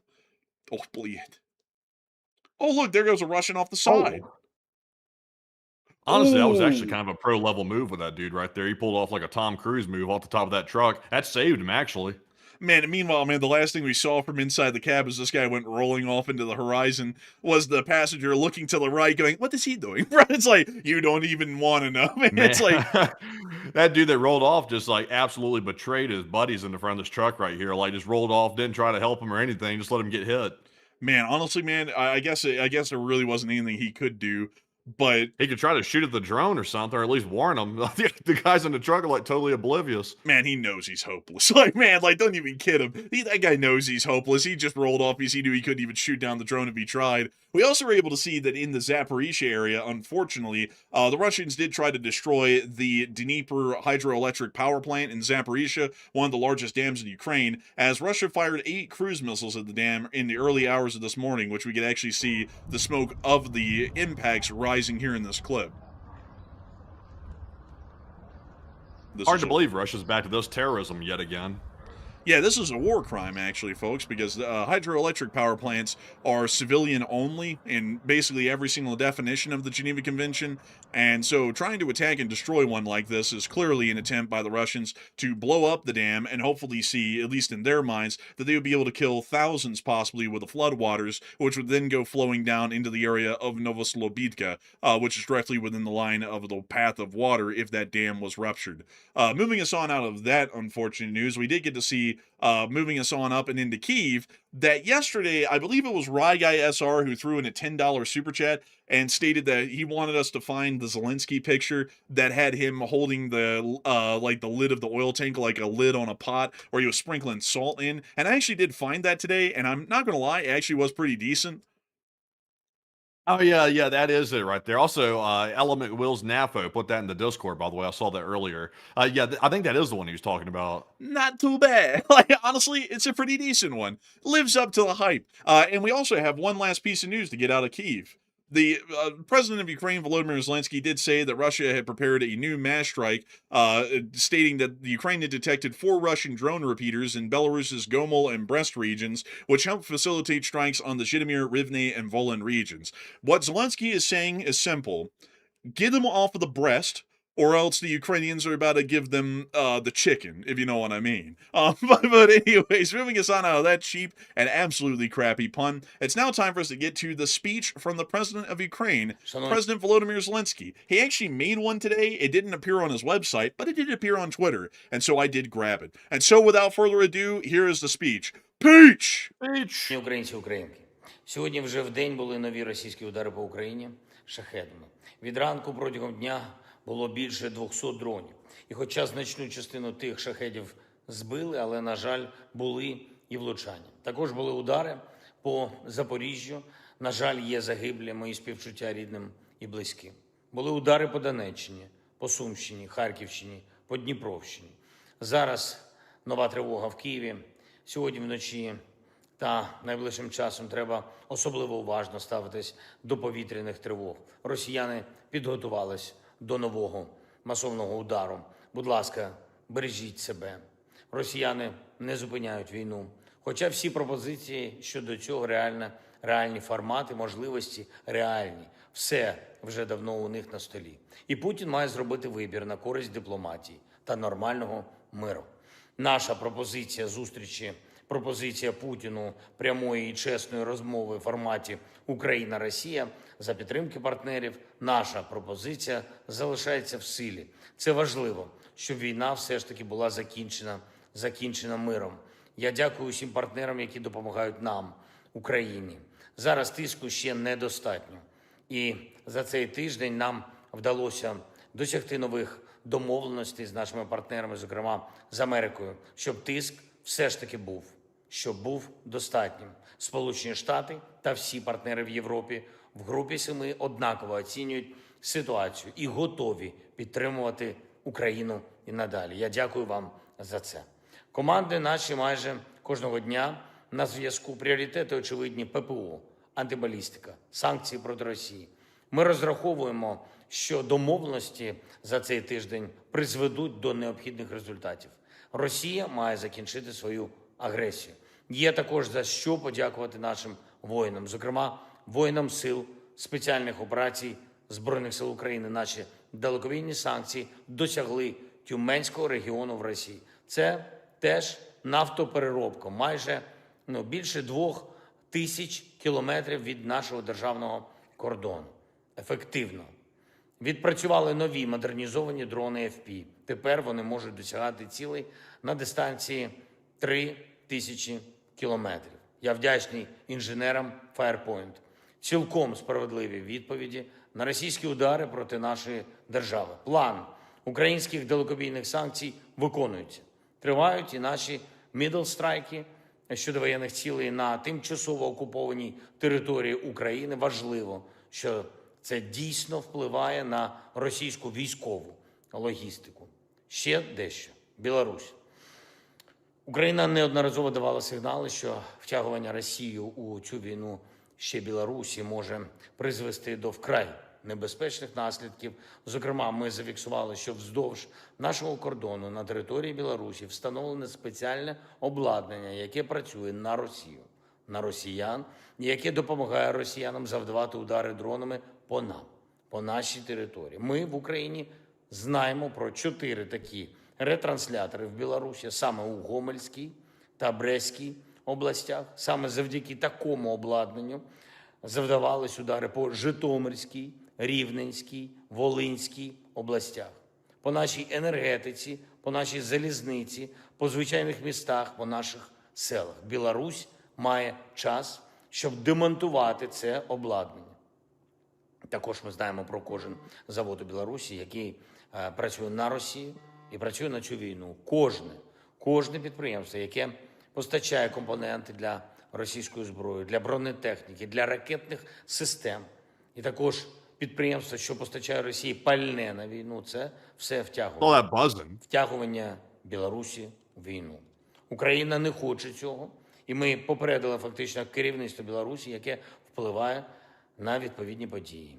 Загалом, тільки за січень-травень постачання бензину з Білорусі в Росію зросло в 13 разів. І якщо порівнювати з аналогічним періодом минулого року, дизелю утричі. На жаль, це допомагає Росії адаптуватись до тиску і не наближає мир. Має бути навпаки. Мир має наближатись. І Білорусі варто робити ті речі, про які говорить її фактичне керівництво неофіційними каналами, щоб ми в Україні дійсно бачили, що Білорусь дійсно проти цієї війни. Цю війну треба закінчувати, мир потрібен. Я хочу подякувати кожному, хто з Україною. Дякую всім нашим людям за силу і гордість. Гордість бути українцем. Слава Україні! Ram Slava. Slava Ukraine. With that, I thought my mic was muted when I thought my mic was muted. I was talking to myself. I was like, what the hell's all that buzz? I thought it was me for a minute. I was trying to check my phone. I was like, what the hell's all that buzzing? I didn't realize I was unmuted the whole time. Bro, I sat there, I heard like for like 20 seconds for the speech. I was like, the hell is this? I was like, wait a minute, does he have like a phone going off in the speech? I was like, that doesn't even sound like his speech. That sounds like you. So I texted in the chat, is your phone buzzing? And then, dude, instead of being like discreet about you literally sounded like buzzing for like the middle of his speech. I was like, oh no. Man, it wasn't me. It was apparently Zelensky's phone buzzing that he was recording with. Oh dang, bro! I thought you meant it was you. Like this whole time, folks, I thought it was him. Like during the rest of the speech. But yeah, apparently in the middle of the speech, man, you said buzzing. Man, I was like, bro, no, if it's you, I was like, turn off your phone, man. But anyways, oh man, that was quite confusing, honestly, because I thought for a second that was me. Like I was like, my phone isn't going off though. I was like, I don't see any messages coming in on mine. But anyways, with that is the end of the speech from the President of Ukraine, President Volodymyr Zelensky, here on day 1578 of the news from around the world. And with that in mind, folks, it is time for us to make it on into the second segment of the stream where we get to talk to each and every single one of y'all. And boy, howdy, folks, what a blast it's going to be. We have had 120,000 people here so far tonight in 2 hours and 20 minutes and a peak viewership of 18.2 thousand people. I don't even have to tell y'all. Y'all already know, but I'm going to tell y'all nonetheless how much of an honor and a pride Matthew and me take in getting to run this show and being able to cover the news for each and every single one of y'all every single day. It's always an honor to know that so many people consider this channel to be their primary source of news, and I hope that we've done great honor by y'all once again tonight and making sure to present the news in the best way that we possibly can with the best analysis and the best additional information that we can provide on air. And with that in mind, folks, it is time for us to move on and into the second segment of the stream where we get to finally talk to hopefully as many of y'all as we can. So Matthew, what do we got? All right. So before we move into our super chats and our live chats, by the way, I actually came across earlier today a video, a throwback to November 2025. By the way, before you play the video, before you play it, by the way, this was a helicopter right here that crashed in Dagestan that was apparently carrying some employees of a military plant on board. So they were flying in, and apparently the pilot was trying to be really fancy and was trying to come in hot, but it went very wrong. And instead of trying to put the helicopter down safely, the pilot kept trying to take back off, and then it went horribly wrong after that. So let's take a look. This is a throwback from months ago, back in 2025. Let's see what happened. Oh, look at it. It's struggling already. Oh, guppy. Look at it. They're taking back off. Look at it struggling. Look at the thing. Oh, Look no. They're going down again. Oh. They're going down. Look, they're going up. They're going up. Man, I think Oh he's my God, they're struggling. going You up. can hear it. Look at it. Uh-oh, they're losing control. It's going out of control now. Look at Он it. куда-нибудь туда посадить его. They know it's about to go horribly. Oh, you can hear it chopping up that little rotor as it's flying around in the back. Oh, Ой, блин. Oh! oh no. Oh, it's going down. Oh! Oh, man. Man. And then also plot twist, it actually went down after that, apparently. So this was back in November. This was early November 2025 when this happened last year. And some people are saying it seems like yesterday. To me, it seems like it happened years ago. Like, it seems really old to me for some reason. But yeah, I remember just a little bit, like from this video right here. But I saw it today. I was like, I gotta bring this back up on the stream because I almost forgot all about this right here. But yeah, they had so many chances to set that thing down safely. Like, they were literally on the ground several times, and it kept trying to fly. I guess maybe the pilot didn't know the tail was chopped off, but I mean, he should have been clued in that the thing wasn't really climbing that well and put it on down safely and check it out first. But you know, the fact they came in this hot and hit the tail and cracked it from the get-go is crazy. Man, you know what's weird, honestly, is that the beginning of the channel's history, like 4 years ago, 4.5 years ago at this point, feels like it was like yesterday, but everything that's happened in between then and now feels like it was longer ago than the beginning of the channel, weirdly enough to me, mentally at least. I don't know why, but this one right here is slipping my memory for some reason. Like, I think this happened like years ago, but it only happened like, I mean, that was only technically 8 months like ago? 6, 7 months ago. Yeah, it wasn't that long ago. 6, It feels 7. like it was years 6, ago. 7. Oh man, come on, don't do that. Man, I had to, man, because it's brain dead, so we have to do it. But man, it is kind of crazy though. Such a long time ago, 8 months ago. That feels like literally eons ago. But then 4.5 years ago feels like yesterday. Like I can still vividly remember those first days of running the YouTube channel. And everything else that went along with that, like it was literally just yesterday, and everything else in between has kind of ended up becoming a blur. But with that in mind, moving us on out of that old throwback video from 6-7 months ago, 6-7. It's time for us to move on into the rest of the questions that we have for Did the you night. did you see where the U.S. president was sitting in front of, like, I think it was the Qatari prince or something like that, or I think it might have been the Qatari prince, and the president was like, "Yeah, it was like 6-7 months ago," and then the guy was like turned and looked at the audience and smirked and smiled and like cringed and stuff. Like, bro, the Qatari prince is in on this crap. Like, this is bad. Really? I didn't see that actually. Let me go get it. I don't know if we can show it, but you can at least show a still shot of him smiling like coy at the audience after he said it. Let's see here. 6-7. Let's see if I can find this off the bat. Let's see here. Oh, it was the UAE Sheikh, or is that the way you say it? Sheikh or I Sheikh think or it's like something like that? or Sheikh. something like chic. I think it's a chic actually. Yeah, Sheikh. I think it is right there. We sound both I very like a ignorant vanilla after shake, that. please. And like they bring in like a UAE chic. Oh man. So you can show a still of it, like when he turns his head. But I don't know about the whole clip. But yeah, take a look at it. Take a look at his face when he turned to look at the audience. Oh, here it is. Right here. Look at him.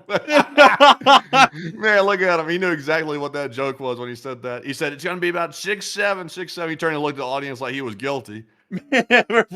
We know this blood be doomed scrolling in the war, man. Like he was up there in Doha going, man, this stuff sucks. Wait, he was a sheik though. He was in the UAE actually. Man, he was up in the Burj Khalifa going, man, this shit sucks. Man, like scrolling Instagram and stuff. That's rough, man. That's rough. He knew it. He even knew it. Man, the 6-7 brain rot's unreal though, honestly, folks. But every time I hear someone say 6 or 7, it now comes to mind. I've been brainwashed into that. It's kind of like whenever you hear someone say what's 9 plus 10, you got to say 21, because that was like the dumb version of that when we were kids. Do you remember that video, man, where that guy was like, what's 9 plus 10? And that kid was like, 21? And everyone was like repeating that in school. Yeah, I think I remember that crap. Man, that one was as dumb as 6-7, honestly. It's just 6-7 is the new generation's one, but we had 21. That was ours. But anyways, with that, it is time for us to move on into the questions. Matthew, take it away. All right, so moving right back into our super chats, by the way, our first one, jumping right back into them, goes to none other than Ocean Dude Submarine. And thank you very much, Ocean Dude Submarine, for that $50 support, by the way. And we do appreciate that very much. You're keeping the channel running with that support. He said, yo, I'm a young lad, and I wanted to just let you guys know that I appreciate the newfound interest of geopolitics and history you guys have influenced on me. And also, that's cool to hear that, by the way. We're glad we've had some influence to get you on these geopolitics. He said, I watch your streams religiously now, and you guys are awesome. I swear, man. Love you guys. And LSA. Hey, thank you so much for the incredibly kind words, Ocean Dude Submarine. And I like to hear that younger folks are getting involved and interested in this stuff. And I don't know what you mean by younger. Like, I don't know if you're meaning that as in like demographically compared to our channel, you're in our age bracket, which would actually be younger for the demographics of our show, or whether it's like 18 to 20 or so. I'm not really sure. But beyond that though, I'm happy to hear that you're getting very interested in the stuff. I think it's important that folks in our generation get very interested in it and learn the actual mechanics and dynamics of our world. It's very important. We are the next generation, and regardless of whether we all think that the world's doomed or if it's going to completely fall apart, we're the ones who are going to have to navigate the storm to come. And the helmsman has to be good, and so we are the helmsman that will be taking control of the ship before too long. And I hope that folks like you and many people like us in this sort of a younger age group that are getting involved, interested in this, and trying to stay aware of it, make sure that our next generation will be led, hopefully, as well as those who have come before us, or even better, hopefully. But a humongous thanks to you for support and help this channel to keep it running, because if it was not for folks like you, Ocean Dude Submarine, we wouldn't be able to make this channel possible for you to have watched it, to be interested in it, and all of the millions that have watched it to be interested in it. What's crazy, folks, is that over the lifetime of the whole channel, I want to give you all this. This is crazy. Over the lifetime of this whole channel, we have had 252 million views since the very first days of the channel. That's about 250 million views right there. That's right. Like at a quarter of a billion views. That's kind of mental when you think about that. Damn. That's basically almost the whole United States. It's like 2/3 of America. Yeah, that's crazy right there. Also, what's crazier, I don't know why my brain just like compared these two things, but I was like, let's see, a quarter of the 250 million views approximately. That's only a quarter of the way to being a billionaire if you're counting that in dollars right there. That's a lot. Man, like it is a lot. It is a lot. I'm a And poor. I mean, well, I mean, like the it's something, but anyways, 69 million watch hours, nice as well. 69 million of them. That's a lot of that's a lot. Like I might have to put that into AI to see how many movies that would be. Like in a let's see here. What's a movie that we want to compare that to? What Forrest Gump or what's another one I that we always want to do compare Forrest that to? Gump. Let's see here. So 69, how much? 69 million? Yes. 69 million watch hours would be, let's see here, would be watching Forrest Gump how many times? Well, I got a year Uh, number for that. Like that's going to be even crazier. yeah, what would it be? If a single person lived forever and they had a time machine and they had to go back in time to how many years y'all have watched this show cumulatively as all of our viewers, which I just butchered that word, they would have to get in the time machine and go back 7,876 years, get out of the time machine and start watching the Enforcer channel from right then, 24 hours a day, 7 days a week, for the next 7,876 years to account for how many hours all of y'all have watched the channel combined. Wow, that's a lot. Also, by the way, if we're talking in terms of Forrest Gump the movie, which runs for about 2 hours and 22 minutes, that's how long the movie Forrest Gump is. You'd have to watch Forrest Gump 29 million times before you reach the amount of watch hours that the entire channel has over its entire history. It's kind of crazy when you put these numbers out there. It's unreal, really, to think about how many viewers we've had and also how many watch hours those viewers have put in. It's an unreal amount of time. And I got to say that it's an incredible thing to know that so many people have been spending their time here on this channel. And we also have to always give a humongous thanks to the folks who support this channel, like Ocean Dude Submarine. I was about to say Chef Danny B. I was like, that's not the super chat we're on. But Chef Danny B, Ocean Dude Submarine, and everybody else who supported the channel over the course of years, because y'all have helped to make this thing financially possible for people to watch nearly 8,000 years of the Enforcer channel combined, and for 252 million people to have watched this channel over the 4.5 years that we've been running it. And so a humongous thanks to you so much once again. I hope that has addressed that incredibly well. And with that, we're on the next one. And our next one here goes to none other than Joppy, yet again. And thank you very much, Joppy, for the second support of the night. And he said, about the reasoning used by the USA, is it that it can make others do as they say by threatening to punish the countries that says no, whether it be sanctions, contracts, withdrawal support, etc. And I know you two know this already.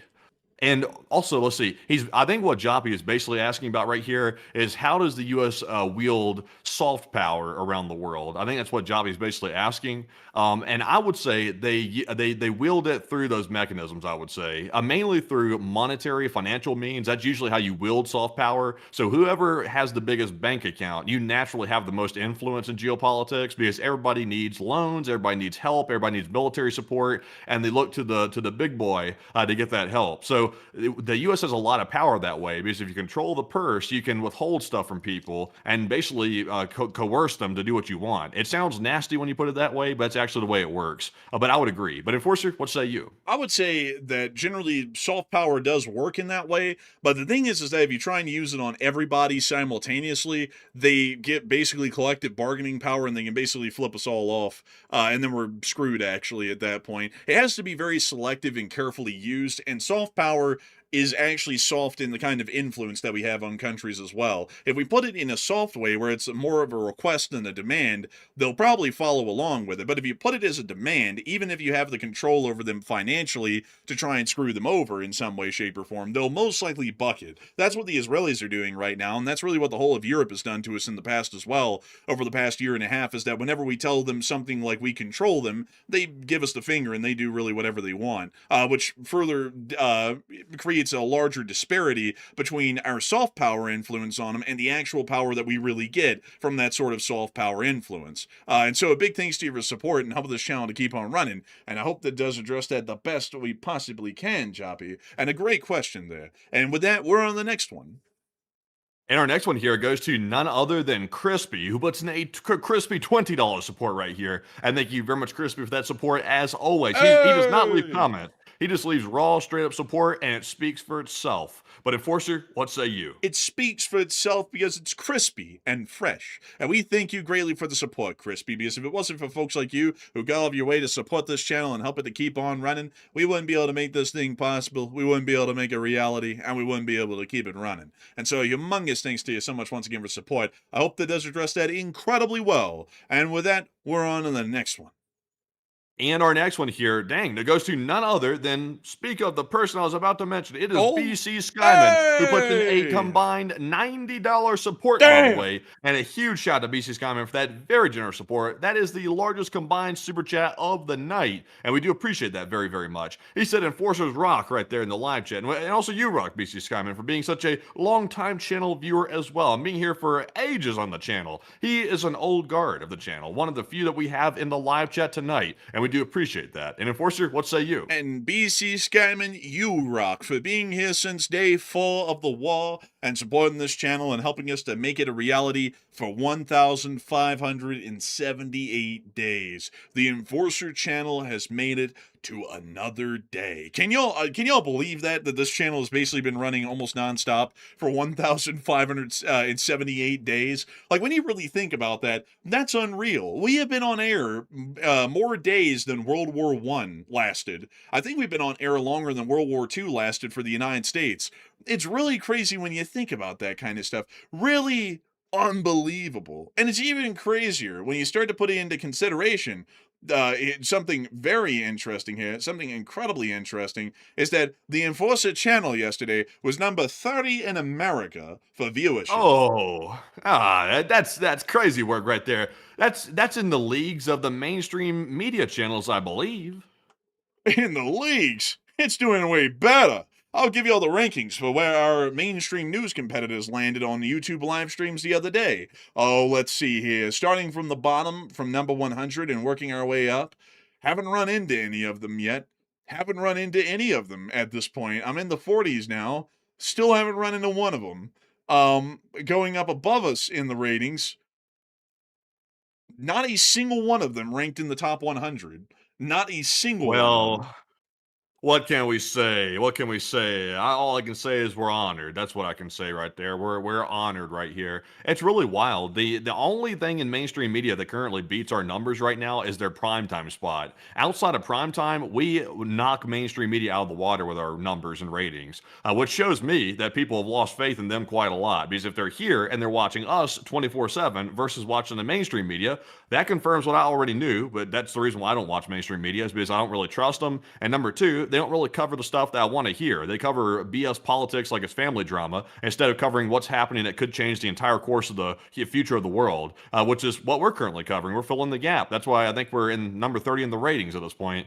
Number 30, and that's actually one placement spot down from yesterday's ratings, which was number 29, actually. So we're usually up in the top 30 these days in the United States, and on very good days, we're up in the top 20, sometimes even the top 10, which is a really crazy thing to think about. You know, I gotta say, not to say it and toot our own whistle, but I think the reason why people come here, folks, is because we get out a lot of information, we're kind of silly, maybe even a little bit stupid, especially speaking for myself. And that creates a perfect blend of realism in that we ain't full of shit. like most people in mainstream are that read off of a teleprompter, or don't know what they're really talking about, or they're covering stuff that doesn't even matter. And I gotta say that we're always greatly appreciative of the kind of position that we're in to be able to be the voice of news for y'all. If it wasn't us, it would probably be someone else, but we're still lucky enough and thankful enough to be in the spot to be able to cover the news for all of y'all. So humongous thanks to you. Honestly.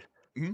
We're like the vegetables that people need to eat, but they really don't want to eat the vegetables because it doesn't really taste that great normally. But once you add the butter to it, which is what we do here on the channel, we add a little bit of butter to it. Now everybody wants their vegetables and they want them every night. So it's really good that way, honestly. People walk away from the channel actually getting a whole bunch of information about what happened of the day, and also in the meantime, they walk away from it not feeling so depressed that they can't return the next night to hear it again. So that's pretty good with that, I would say. Man, and also on top of that, folks, would you ever expect the mainstream news people to sit there and tell you something like, oh yeah, they're definitely going to reclose the Strait of Hormuz in a couple of days with a deal like this, and then it literally happens in the next couple of days exactly as we said it, how it would happen, and that's basically how our analysis works every time? I mean, if people who actually seriously take the analysis on this channel and run with it, where we'll say something like, this looks like this is good, this is bad, and this is going to lead to this in the next couple of days, or this other option, and it always, almost all, if ever, ends up being true. That's something that a lot of other channels on like TV especially cannot provide. They never get analysis correct like that. I've seen many of them give analysis, and it just blows me away how elementary and ignorant it is. It's like the people coming up with it are literally like this. It's like, I don't know if y'all have ever heard of this, but it's like the monkeys on typewriters theory, where if you get enough of them on typewriters at the same time and they just keep shitting something out, one of them will eventually write up Shakespeare. It's basically like that with the mainstream media. They just got a whole bunch of people on typewriters just slamming stuff out, and most of the, like, a gazillionth of the time, it's never, if ever, close to being accurate. And that's something that I think speaks probably more volumes about our show than any, is that we can talk about the news of what's actually happening today and generally extrapolate a highly realistic picture of what's going to be happening in the next weeks to come as a result of what happened today and the days prior. But a huge thanks to you for the support, BC Scam, and helping this channel to keep it running, because you helped us to be able to make this kind of news program possible for so long that some kids at this point are 4 years old, 4.5 years old, actually. They're getting ready to go to kindergarten at this point, with how long you've been enjoying this channel and watching it with us. And that's also something crazy to think about as well, Matthew, because I remember way back in the day, like 2024, like early 2024, one viewer threw in a super chat, I forgot their name, but they're like, my child, which was born basically when you started covering the news, is now like a year and a half old. We're like, dang, that's crazy. Come to think of it now, like, those kids are like 4.5 years old. They're about to be going to kindergarten.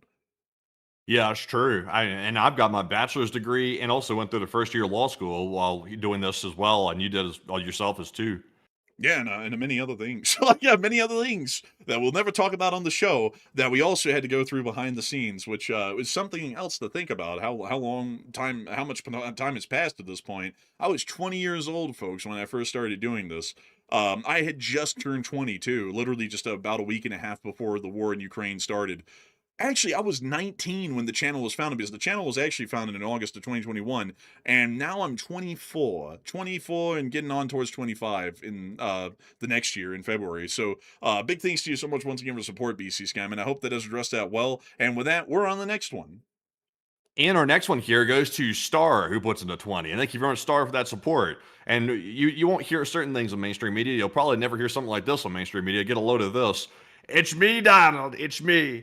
You need to focus on the real news. You need to focus on nonpartisan. It's like bread. You don't want partisan. You want that nice wheat, they call it, rally on Independence Day, where I won't call half the country enemies of the state. It's beautiful. They call it, sir, they say, it's beautiful, sir. I've never seen anything like it. We're arresting people by the dozens out there by the pond. They said, don't touch that water, sir. Don't touch that water. That water's protected water out there. They said, it's green, sir. It's green. It's greener than some, nasty stuff out there. It said, it looks so nasty, sir. Those pro-algae activists, they came along and they saw the water and they said, I gotta get some algae in that. And I said, sir, go out there and arrest them, sir. Put them in cuffs, those pro-algae bastards. But enforcer, what say you? There is literally no group like that in America. I had to go pull it up. What pro-algae group is there? There's literally none. Like, why would that even exist? It's absolutely mental, absolutely crazy. But I do have to tell you, Star, you're a star. You're like a celebrity. It's a great, wonderful thing.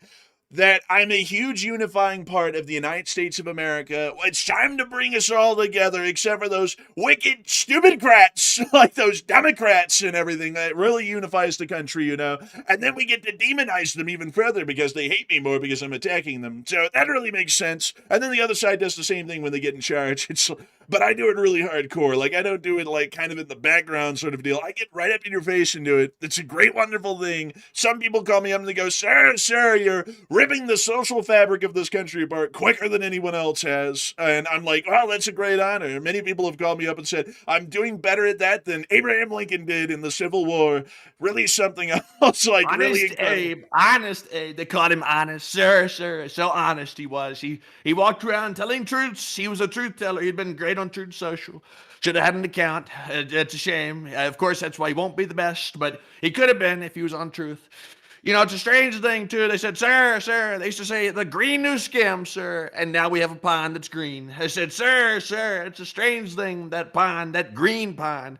I saw cleaner ponds in the backwoods of Mississippi than I see in Washington, D.C. I said, drain the swamp, sir. And we filled the swamp. We filled it right up, sir. Let that stuff bubble right up. It's got that bubbler in it, you know. It bubbles to the surface. That trouble.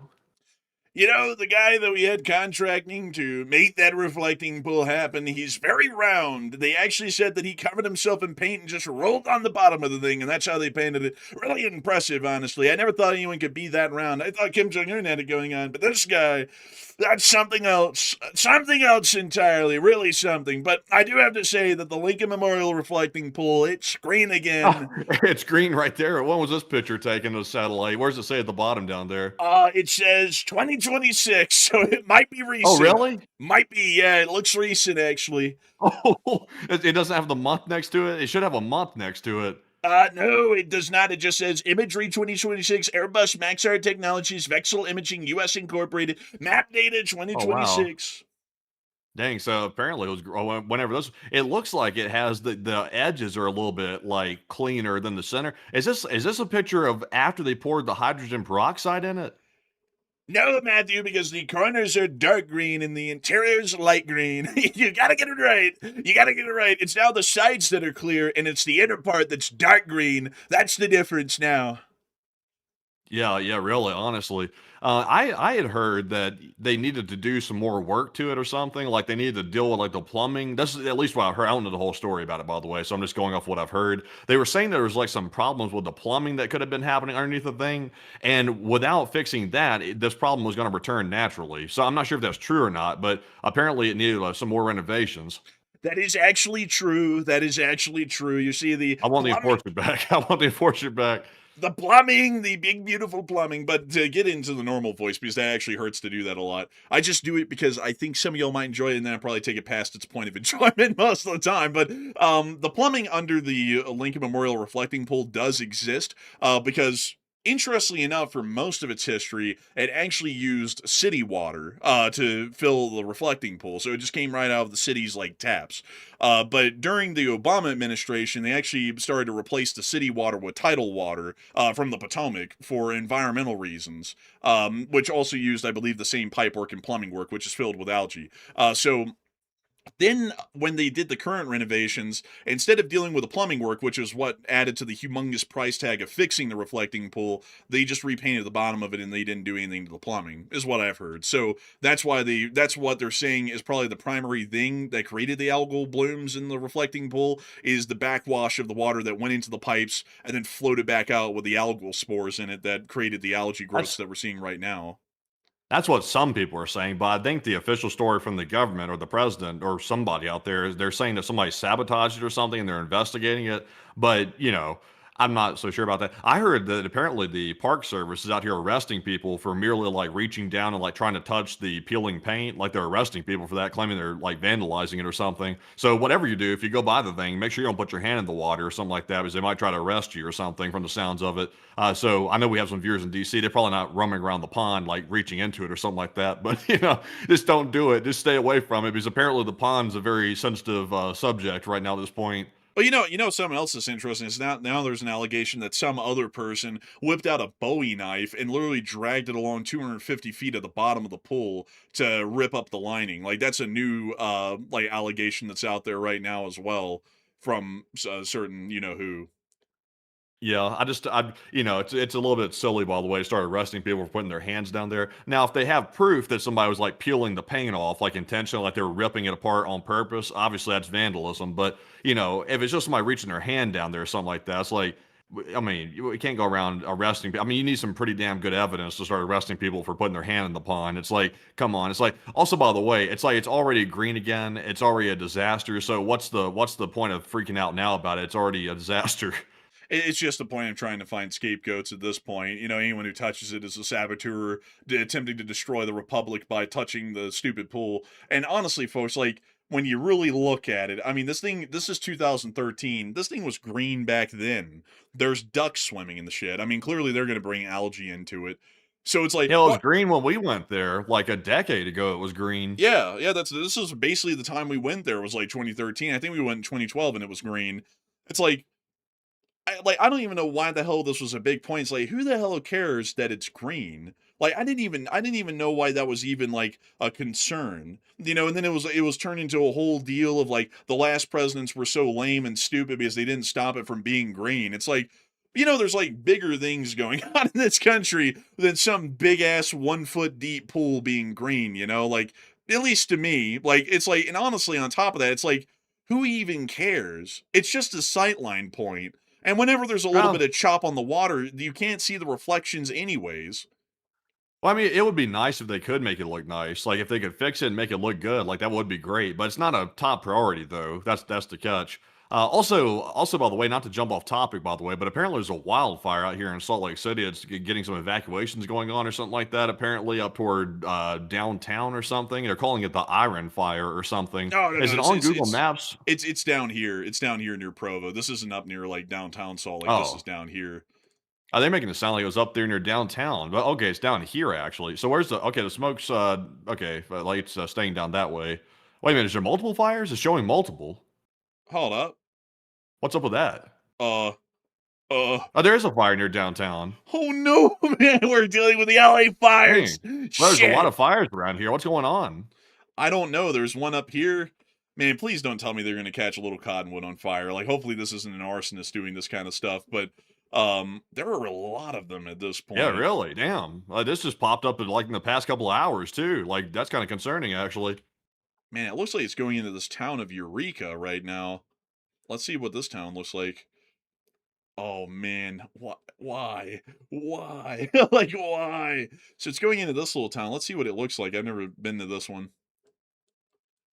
It's kind of one of those. Oh man, it's a little bit more rural. They got some nice cars pulled up to these houses. They have like a brand new Bronco down there. Everybody in this town's got a Bronco. And they work for the Fed. Like, man, they're all just living here. But apparently it's eating this town up right now of Eureka, which is interesting. I gotta say, folks, I don't know why, whenever we move somewhere, the calamities start arriving. It's like we bring the 7 plagues with us at this point. Although it's a red flag warning out there, like worst fire conditions possible. I saw that like a week ago. I saw that warning. I was like, oh man. I was like, also I know the 4th of July is coming up too. It's like hopefully everybody doesn't go try to shoot off fireworks or something like that. It'll be a disaster. But yeah, that's rough though. There's a lot of fires around here. Hopefully it doesn't spread around. Yeah, hopefully it doesn't. Hopefully it doesn't. I'm praying, folks, that it doesn't hit Little Cottonwood or Big Cottonwood. Those are the coolest places out here. And if it hits those places and burns them down, I'm going to be absolutely shattered. What is there to life if not Little Cottonwood and Big Cottonwood? Have y'all ever driven in these canyons? There's something. It's nice too, yeah. Oh, surprisingly, the closest we've ever been to a fire, we actually had a wildfire like almost eat our house up, our childhood home back in Alabama when we were young, when we were living in sort of like the backwoods outside of Montgomery, Alabama. We were at our house there, and a fire started in this massive like forest behind our house because we lived out in the middle of like the woods and stuff like that. A fire started and literally encroached right up to the back of the house to the point we were outside with hoses, literally trying to fight off a forest fire before it jumped into the yard and jumped into the house. So that was sketchy as hell. They had the whole wildfire service out there and everything trying to put it out. And that's the closest we've ever been to a fire like that. Was it actually in Alabama of all places? Man, I actually heard about this iron fire earlier today on an Instagram reel. It was like the iron fire is already eaten up a couple of thousand acres, and I was like, damn. I was like, and I saw the smoke plume, and you know, man, when you left my place today, like you could see it out there in the distance when you look towards Provo. Did you notice that down there near Provo, it looked like milky white in the air? No, I never really looked out there that far. Really? Because I saw that when I opened up the door for you to leave today, and I was like, oh damn. I was like, that's pretty bad. I was like, I thought it was honestly arsenic clouds floating over the place again, but this time no, it's a fire. Like, so, like also by the way, if y'all don't know, an arsenic cloud actually did float into Salt Lake a couple of days ago from up here, like in this little dried up area of the lake. The wind picked up all of the arsenic like laced sand in that area and just whipped it right down here into the city, real nice like. That's why we were sounding so stupid yesterday. Man, that's why I was sounding a little rat-like, man. I said, man, this cheese tasting real good. Like, man, I was like, this is delicious. Man, I gotta tell y'all, folks, one thing I have noticed since that little arsenic smoke is that the rats around here seem to be really, like, really thinned out. Like, they're not around here that much anymore. I wonder why. Maybe they can build the data center on top of that. Yeah, really. I don't think we need a data center out here, folks. I don't think so, really. Like, I feel like between the drought, the Salt Lake drying up, the arsenic clouds, the forest fires, the red flag alerts, the fact that we're in a damn desert probably says something that we probably shouldn't have a water guzzling data center out here.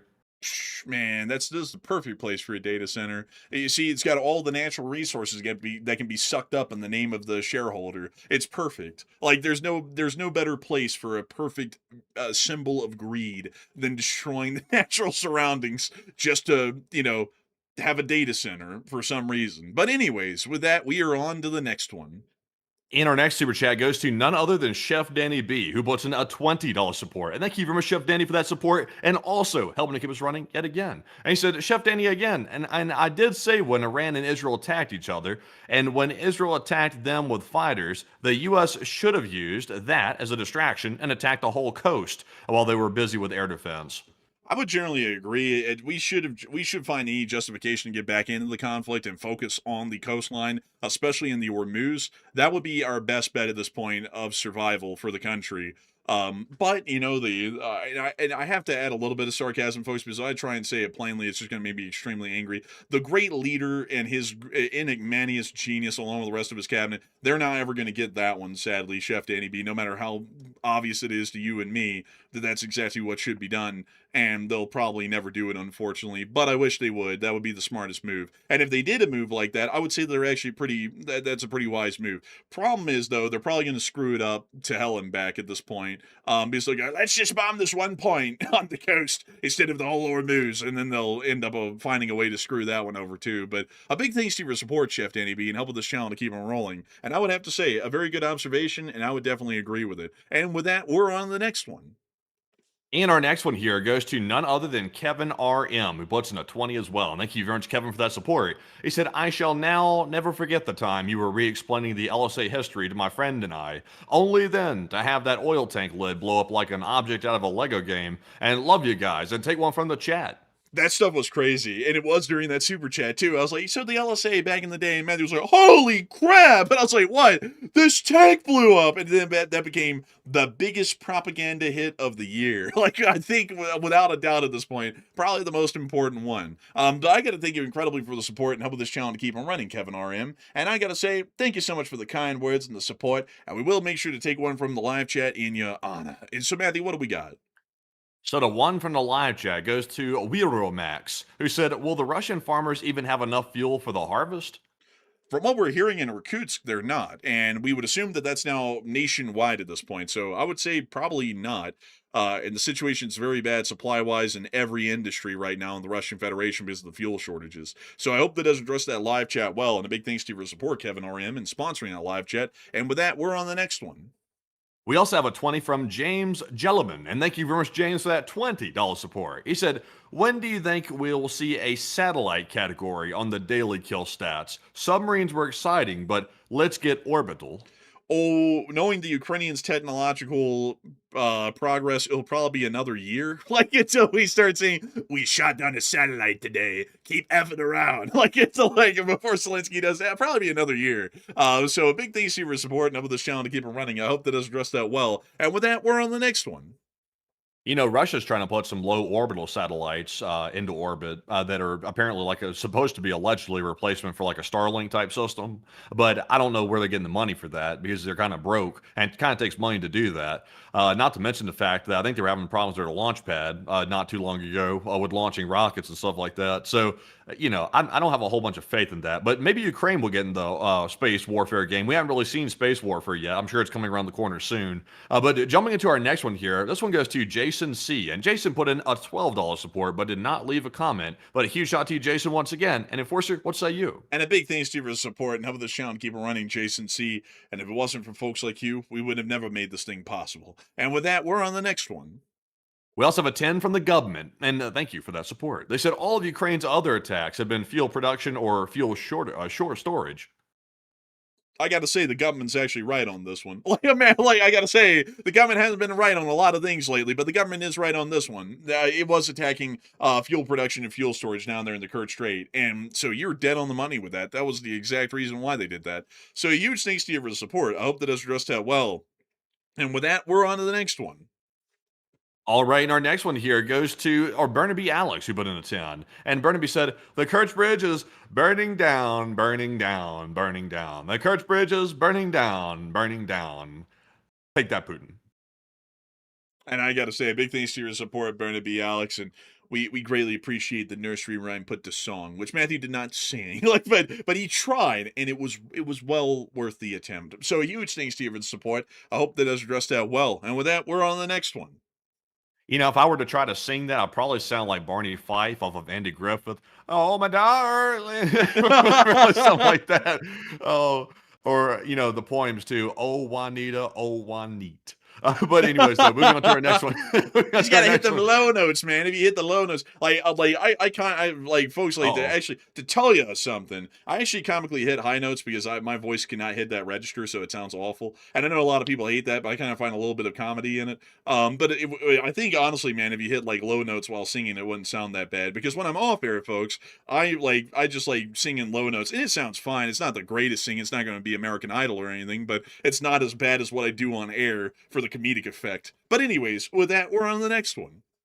We also have a 10 from Punisher of the North, and thank you very much, Punisher of the North, for that support as well. He said, thank you both for bringing us the truth, and you guys are the only news that I trust 100%. Big thank you, and LSA First Lieutenant. And a big thanks to you for support, Punisher of the North, and thank you so much for enjoying us bringing all y'all the truth. We love to know that we do, and we love to know that so far, at least recently on the whole Iran situation, we have not been proven wrong. And it gives me such vindication. Because so many people these days, folks, want to come in with their little red baseball caps and shit and tell us that we're wrong because we're not going with their political cult and what they want to say in their slogans. And then we always end up being proven right. It's just like during the last administration. I remember the last administration, we'd say stuff endlessly about how things were going to turn out, and all the folks with blue hair would come out of the woodworks and tell us that we were idiots and that we were wrong. We'd get tons of death threats, and we'd always end up mostly being right. And then now it's flipped. So now it's all the little red baseball cap people coming in, and we're still getting stuff right. And they're seething for it probably because, like, no matter how many times they end up coming in here and trying to cuss us out, we still stay on the same track and we still end up getting stuff right. But a big thanks to you for the support and for this channel to keep it running, and a big thanks to you and LSA First Lieutenant for helping this channel to keep on running. And with that, we're on the next one. We also have a 10 from Waba, who said, Enforcer for President. Hey, and a big thanks to you for the support for the Enforcer for President campaign fund. And hopefully, we'll be running for president soon in 2040. I think that's going to be a good ticket, folks, a great ticket. I think it's still going to be in vogue then like it would be now. And so a big thanks to you so much once again. I hope that does address that well. And with that, we're on the next one. And our next one here goes to Mr. Lunchtime. And thank you very much, Mr. Lunchtime. And it's good to see you once again. And Mr. Lunchtime, he threw in, like I always say, the $20 of his lunch money, which is a very big deal for Mr. Lunchtime because, as you might be able to tell from the profile picture, he enjoys lunch. But thank you very much, good sir, for that support. He said, do you guys remember who sponsored the LSA sends its regards message from the Sign My Rocket? And great work, my friends, and stay toasty, my friends. I do. It was Sign My Rocket. That's who sponsored it. They did it for free for us because the folks at Sign My Rocket actually watched the show, especially back then, religiously. They loved the show. And so they actually reached out to us one day over email and said, hey, you know, we're the guys with Sign My Rocket. We love your show. We would love to do a shell for y'all from a 155 millimeter gun, which is the M777, for y'all just out of the courtesy of it. And we were like, that is extremely nice of y'all. We thank them greatly for that. And we gave them the message that we wanted, and they put it on the shell. They filmed it. And since then, it's been on our intro, which I believe that was way early on in the war. Like, I think that was just a couple of months in. But that was who sponsored it. It was Sign My Rocket itself. And we've always been honored to know that the folks at Sign My Rocket, which are in the armed forces of Ukraine, watched the show and enjoyed it enough that they would do us the honor of firing a shell at the Russians, simply just because they enjoyed the show and to put a message on it for our whole community. That actually, interestingly enough,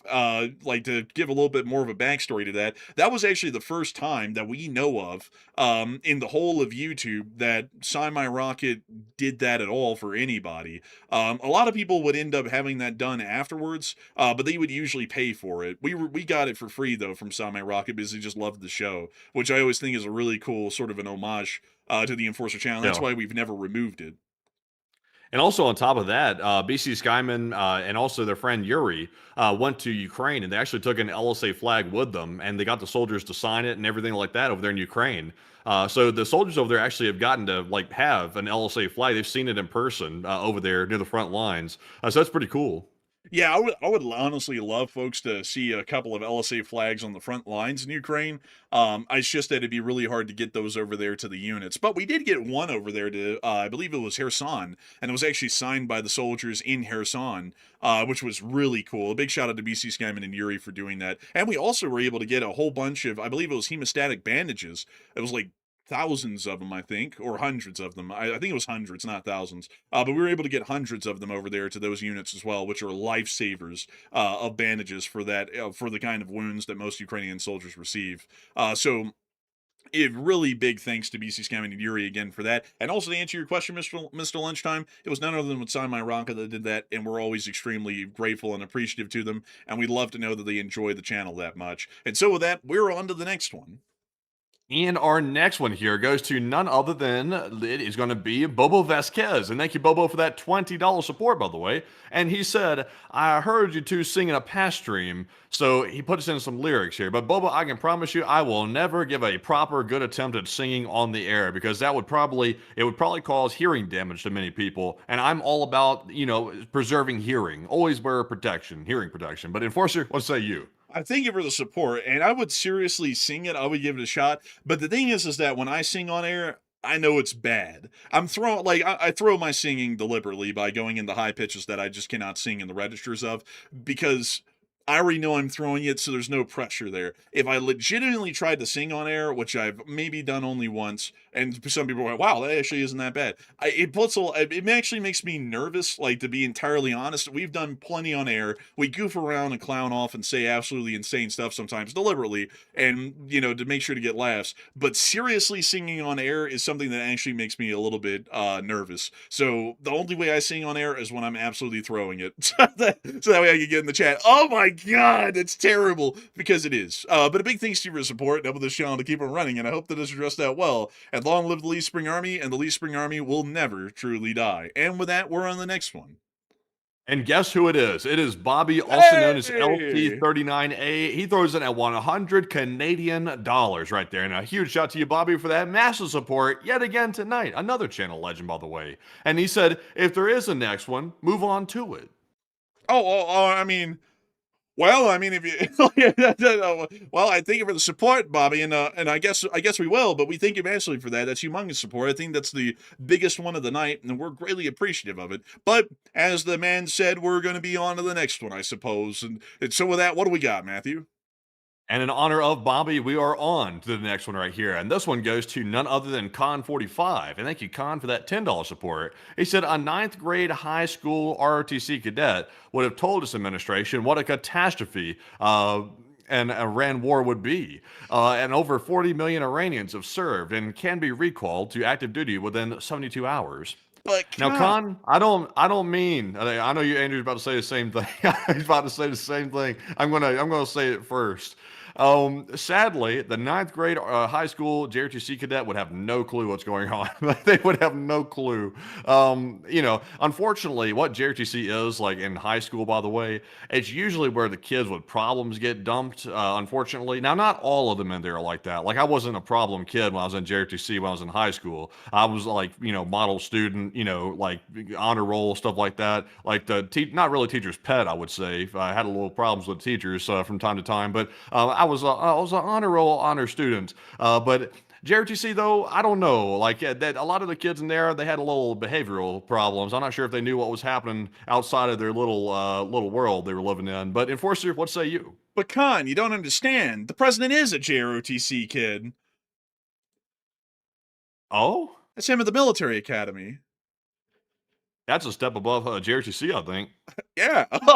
He didn't know. But I'll tell you that a lot of the folks in our JROTC, not to speak illy of all of them, but most of them, I'm not even going to mince words. I don't know if any of them are watching, but I'll just be straight up. They all treated me like shit, so I don't really care all too much about saying this. They were most of them dumb as rocks and absolute assholes. Like I didn't really run into any of them that I look back at fondly, and I'm like, oh, those were nice people. No, like no, honestly, they didn't even know their head from the hole in the ground, and most of them had like a 2.0 GPA. Like they could hardly even figure out where France was on a map.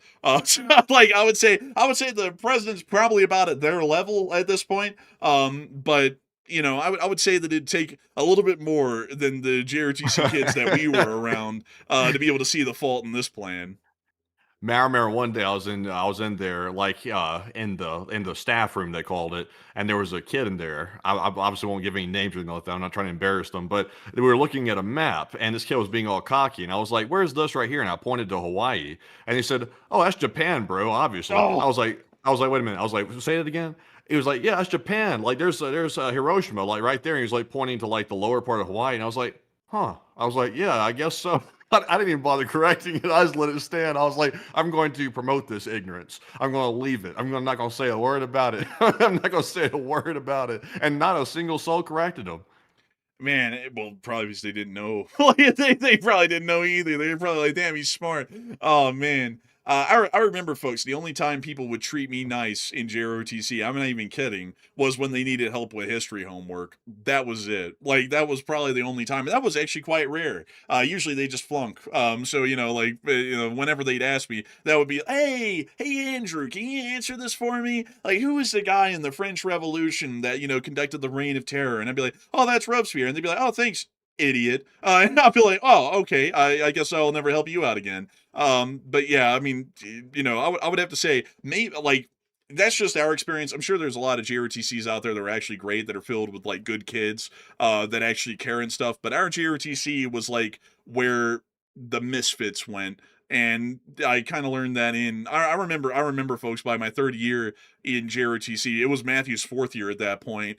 And every time Matthew talks about it, he's like, man, I wasted my time at JROTC. I learned that when I was in it, and I was like, I'm not continuing with, well, it's not like we had a choice, like you had a choice in getting out of it. But, like I remember sitting there and I was like, I hate this shit. I was like, this is terrible. And it came around to the end of the third year, and the one specific guy said, like one of the cadre said, all right, if I call you a name, you have an option to stay in or going. And if I don't call you name, you out the door. Don't ask any questions. So he started asking everybody, like, so-and-so. I'm staying, so-and-so. I'm staying. And then my last name. I'm not going to say my last name in here, so I'll just say Enforcer. I'm leaving. he did a double take and said, okay. And then he moved on to the next name. I was like, I'm out. I was like, I'm done with this stuff. It is ridiculous. I stayed through the whole thing, man. I got the top spot in the last year, so I was like, I'm staying here. I stayed in it. Man, I lost all enthusiasm after that whole Company of the Month award that you came up with, and I literally sat there and was like motivating my kids in my class to do the best, and we were doing the best. We were absolutely slaughtering every single month the other companies. We were doing so well, and then at the end of that first like semester of school, like leading up to Christmas, there was a promised pizza party and everything, and they just completely slashed the Company of the Month award, and then just completely axed the pizza party, and just told my whole class Yeah. like basically everything y'all been working towards was a lie, and y'all aren't getting that. And then that's when I went, all right, everyone, F it, y'all can do what y'all want. I don't Man. even care. Like I just gave up And at ma that point.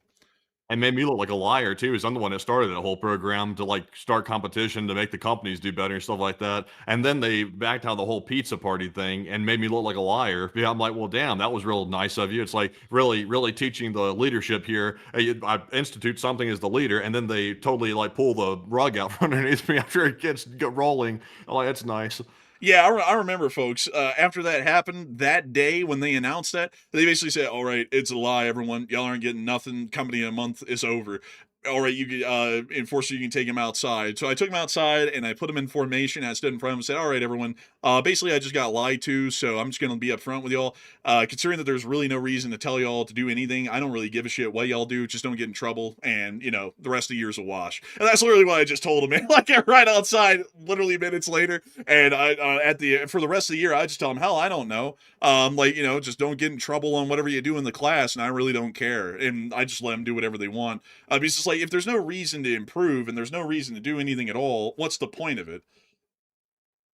Yeah, I would say so. Yeah, I so try I try to do a lot of stuff in there. Like I did the company of the month thing as like, competition between people. It gets them motivated. Everybody loves to be better than somebody else. So that gets them motivated. And it did a fantastic job until they pulled the pizza party trick and then like made me look like a liar on it. But outside of that though, like we were doing like swell and academic, like military knowledge competitions. We were absolutely slaughtering in our county when it comes to that. Like I was in charge of the academic team. It was going swell, getting trophies left and right. We had so many trophies, I had to go get a new trophy case. I'm exaggerating, by the way, but can I be like the president for a minute? But it was we so were getting great. trophies. It was so great. They'd never seen anything like it. In fact, they really hadn't. But honestly, I'm not even making that up. Like I actually got one of the highest scores in the entire history of the program when I was running the inspection because we had the U.S. Army come down. They did an inspection on our battalion, and I was running the whole thing for the inspection. Like we had to do a presentation in front of the Army. I got up and did my part. I told the other people how to do their parts, stuff like that, and we scored the highest in the whole history of the school and the county. So I actually can say that for real. I'm not actually lying when I say that.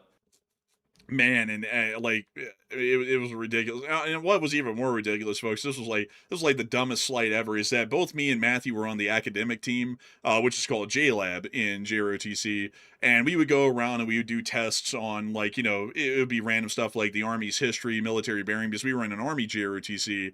And we would always, except for state, and I feel like state was rigged, honestly, because there's no way in hell we were winning first and second everywhere else but there, and we wouldn't even win third at state, which makes no sense, because we were literally going up against the same schools at state as we did throughout the rest of the state in the smaller competitions all year, and the state's test, like, at the state level was easier than Pell City, which didn't make any sense at all, like, why we wouldn't even place first and second or even third there. But anyways, we would end up winning first and second, like the two academic teams we had at basically every competition we ever went to, or it'd be like first and third. And on the school intercom, when they would list off the awards every Monday after those weekend competitions, they would list off every award that the JROTC won but the academic teams for no reason. Like for some reason, the list that was given to the people who ran the intercom at the school would just never include the awards that the academic team got. Like drill team could get third, color guard could get third.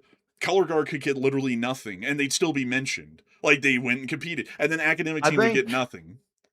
I think it might have had something to do with the fact that Matt was in charge. I think it might have had something to do It with was that, but me. They hated me. they shouldn't have done that though, because even though I think they were trying to get even with me for some reason, they punished everybody else on the team that put a lot of hard work into it. So, I would assume that's the reason why they did, because it happened multiple times. So I'm like, it's kind of a little coincidental that they left it off the list multiple times when they announced it like that. But Every time. they say, like, there's always some stuff happening somewhere. Really that taught me a lot about how command structures work. Like, it really did. It taught me how the favoritism works in it, how the drama works in it. It was very fascinating, indeed. I'll tell you this though, folks. That was one of the main, like, honestly, when the whole scoliosis thing came around at the end of 11th grade, where I found that out and I couldn't join the military at all. At that point, I kind of was already sold on not getting in the military because of my experiences in there. And I've, of course, heard everyone say that GROTC is nothing at all like the real military. But when you're getting into GROTC thinking, oh, yeah, this will be like my stepping stone into, figuring out what the military really is and whether I'd want to be in it or not, and that's your whole experience of it, it turns you away very quickly from the people in the class and everything else involved with it from ever stepping into the military in any serious way. And then the scoliosis thing was basically the nail in the coffin, even if I had my hesitations and whatnot. But anyways, with that, we are on to the next one. And our next one here goes to JCT. And thank you very much, JCT, for that $20 support right there. And we appreciate that very, very much. He said, we need more LSA in our world today. And thank you guys for the great work in LSA forever. And a big thanks to you for the support. And I think we do. I think we need LSA the world over. And the LSA is already worldwide, but it's growing. And every single year it grows a couple of 100,000 more. And hopefully we'll be able to see that within the next several years, the LSA is more than 1 million strong. And so a big thanks to you for the support and help this channel to keep it running. I hope that does address that incredibly well. And with that, we're on to the next one. I also have a $20 support from none other than Chef Danny B. And thank you very much, Chef Danny, for that 20 right there. Once more, by the way, and thank you for all the support tonight. He said, Chef Danny again, and we're in a fire ban due to a lack of snow and moisture, so I'm not doing fireworks this year. And it's usually a $2,500 fine, which I'm willing to do to celebrate, but this year it's going to be 10 grand. Oh, yeah, that's not worth it, 10 grand. That's definitely not. Yeah, definitely, I would say. I was thinking about that when I saw the fires just pop up a minute ago. I was like, dang, 4th of July, people are going to be trying to fire off fireworks. Some people don't use good sense. Like, some people don't. Like, they'll go fire off the fireworks in the middle of a red flag warning or something. And then everybody will be like, how'd this wildfire get started? And there's like some goofball out there, like firing off like mortars, like right there in the middle of the forest or something. So hopefully it's not bad like that this year. But Enforcer, what say you? Hopefully it's not bad like this year, but I definitely get the huge fine because right now with all the fires that are happening around Salt Lake, it's pretty clear that the wildfire danger is very high. So, we got to be careful about not burning down the whole national wilderness that surrounds Salt Lake. So, hopefully we'll see that doesn't happen too much this year, like it does every year at this point in California, where like at least like 1/8 of the state in California gets burned to the ground each year now at this point. But a huge thanks to you for the support and help this channel to keep them running. And I hope that does address that well. And I guess that this year will be a year without fireworks, but there are other ways to celebrate the 4th of July. And so a huge thanks to you so much once again. And with that, we're on to the next one. We also have a 10 from Con45 once again. And the Con said only a bunch of damn fools would compare Iran to Venezuela. I'm sorry, the truth hurts, but we have some interesting folks in charge. Honestly, the comparison between the two is insane, by the way. Like, the governments aren't even comparable whatsoever. I would agree with that 100%. Oh, yeah, absolutely. Like, Venezuela and Iran are two totally different situations completely from the ground up. And so anyone who's trying to compare the two, it's like, And also on top of that, I would say that the foreign policy situation with Venezuela has also been a failure, because if our idea was to remove the socialist regime, we didn't do that by just getting rid of Maduro. Literally, Maduro's right-hand lady, Delcy Rodriguez, is now the president of Venezuela, and the whole socialist regime that Maduro was in charge of is still there, just without him.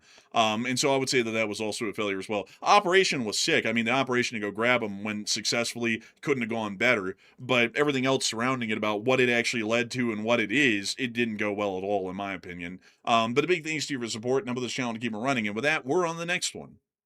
We also have a $10 support from OK State, who said, great information as always from the best news duo in the world. And also, thank you, by the way, OK State. He said, has the S-500 system guarding the Kerch Bridge been taken out yet? And it's the only one they have, I believe. It's actually an S-400, and it was knocked out today from what we could tell, but the S-500 that once was in Crimea was actually withdrawn back into the Russian Federation about a year and a half ago, and we really haven't seen or heard of it since. So sadly, I wouldn't be able to say what the condition of the S-500 is, but the S-400 that was at the bridge appears to have been hit pretty heavily today. So big thanks to your support and help with this channel to keep it running, and I hope that does address that well. And with that, we're on the next one. We also have a 10 from Joppy, and thank you very much, Joppy, for that support. He said, I fell behind a bit, and I just reached the part about communism versus capitalism, and you were talking about mixing the two, but it's called social democracy, pretty common in Europe. And you are correct. They have some more extreme mixtures of socialism within a democratic system and some of the Nordic states. I can't remember which one it is. Is it Finland or is it Sweden? That's like more of the socialist one that people like always talk about. Oh, they're socialist. It's Sweden. Yeah, I think it is Sweden. And Denmark. Yeah, I think it is both those actually. I think it is. But yeah, those are social democracies, but they're a lot more extreme than the United States is. The United States could technically barely be called a social democracy to a certain degree. We have definitely elements of socialism in our capitalist system here in the United States, but Denmark and Sweden took it to a whole nother level. Like it's a way different level. Some people like it and some people don't. I'll leave my opinion out about it because I think that would get political if I started saying which one was better than the other. But it's definitely that way. But Enforcer, what say you? I don't think it'd be political to say that they work quite well. But the thing about that is, folks, is that it works quite well in Denmark and Sweden because they have a very different sort of a population structure and cultural structure, which facilitates that sort of a system or a heavy democrat socialist sort of a system or a democratic socialism system working that wouldn't work in the United States. And you kind of have to make the shoe fit the foot in a way. And up there in Scandinavian countries, you can, because if you know anything about their history, with their strong Lutheran roots, and also their strong cultural roots that relied heavily on sharing as a social construct back in the day, there really is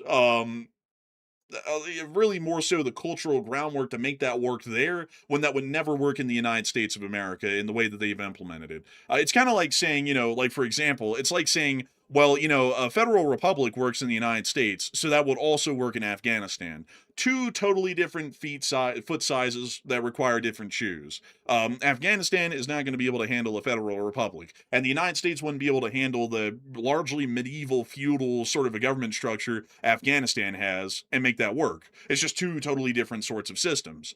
And that's why a lot of those Scandinavian countries are able to make that sort of a system work, and they make it look like it would be swimming to introduce that in the United States, but it just won't work over here. There's way too much that's different culturally in the States that would make that impossible to implement. Well, it wouldn't be impossible to implement. I just think it would be unpopular because the American mindset is largely like, for example, the common thing that people mention here in America, they say the American dream. And what the American dream basically is it's basically like a lottery ticket to become extremely wealthy. And it's seen like a lottery. So if you work hard enough in America, you have a small chance of becoming one of the top like 0.5% of the earners in the country. To me, that's what the American dream largely is to most people. Now, if you're like a new immigrant to the country, the American dream is simply having a stable foundation. But if you're somebody who was born here and lived here for a long time, it's usually about becoming very wealthy. That's what most people view the American dream as. But in the Nordic countries like Sweden, Denmark, etc., those countries are sort of like on the end of like having high taxes, and they fund with those high taxes universal public services, like for example, universal health care, free higher education like college, university, and secondary schools and things like that. But they have high taxes to fund it, though. I don't think that'd be popular here in the United States because people do not like high taxes. They would rather pay privately, I believe, or at least I'm saying that. I know some people would be like, "Oh, I want that universal system." Yeah, but you might be the minority, though. Like, I think the whole of the country as a whole would probably rebuke it. They probably wouldn't be in favor of it. Well, the reason why is because up in the Scandinavian countries, you have a Nordic cultural base, which brings along its own understandings of how government works, the interactions with others in society, pan out and whatnot, which is very different than what the United States is, because the United States by default is an Anglo-Saxon cultural base. Because that's what founded the United States. That's what our common laws are based off of. Our Constitution was heavily inspired by the English Bill of Rights and the British Constitution, the loose laws that created that, the ideas of the Enlightenment of the Roman Republic, which borrows a lot from that very specific period of 18th century Britain, which is what makes the base foundation legally and culturally in the United States, which is then permeated through the rest of the centuries. So if you look at anything in the United States, there are a lot of parallels if you look at the very basic boiled down elements there to British culture than there is anything else. And if you look at Britain, there's no way in hell in Britain that you could ever try and implement democratic socialism like you would see in a Scandinavian country, even in Britain. Britain tried it and it failed miserably. That was under, let's see here, what was his name? Clement Attlee. Clement Attlee was the huge attempting implementer under the Labour Party in the 50s of trying to bring about that kind of socialism to Britain, and it didn't do too well. And that's why we saw that a lot of the privatization would come in the decades to follow in the 70s, the 80s, and the 90s, is because it never really worked. And while they tried to make it work, culturally and society-wise, it's just not accepted. And also it ends up running poorly because nobody wants to work in the system. They all want to try and figure out how to work outside of that system.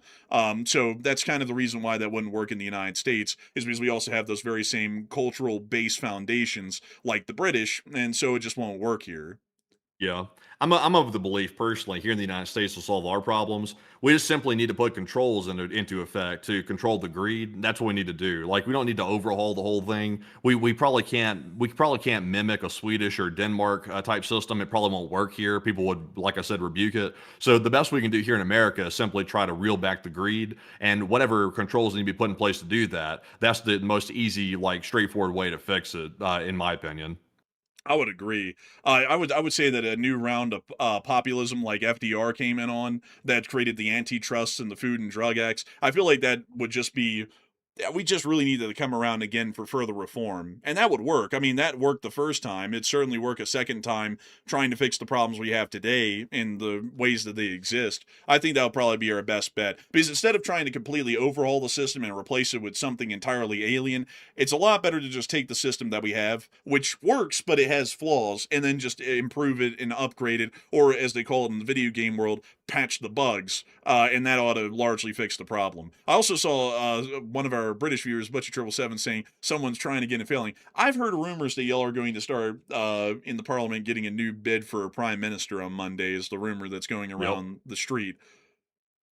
Uh-huh. He's pretty much out. Yeah, I think like they're saying right now, like if for our British viewers, I don't know if y'all have heard, but they're saying that Starmer is actually mostly going to be coming out and tendering his resignation on Monday. So it looks as though at the moment the political upheaval has made his position as prime minister so unstable, even within his own party, that he's most likely going to have to resign. And to explain it a little bit, as far as like the mechanisms that exist in Britain and why that's happening, this is an attempt by the Labour Party to try and keep the Labour Party as the majority party in Britain without the Conservatives announcing a snap election, which is what they're trying to do right now. So Starmer is going to resign, but the Labour Party is still going to have the majority in Parliament to reform a new government with a new prime minister.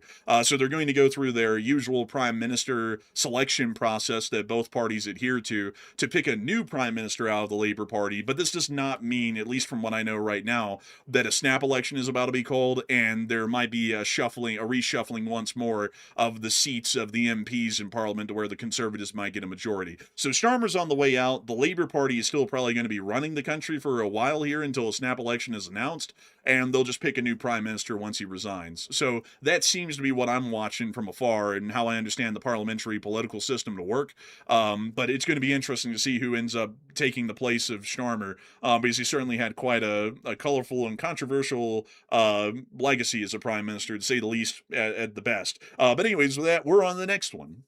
We also have a 10 from Treetop, who said one of the main reasons China became larger in the north was because of the Japanese aggression a long time ago. Mongolia was a distant reason for it, and thoughts.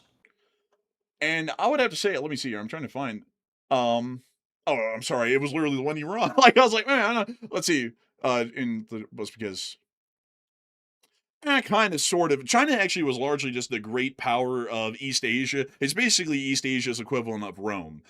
So they were always a very significant and powerful country in any form that they existed in. But they always had a very hard time keeping it stabilized and stopping it from fracturing into multiple smaller nations.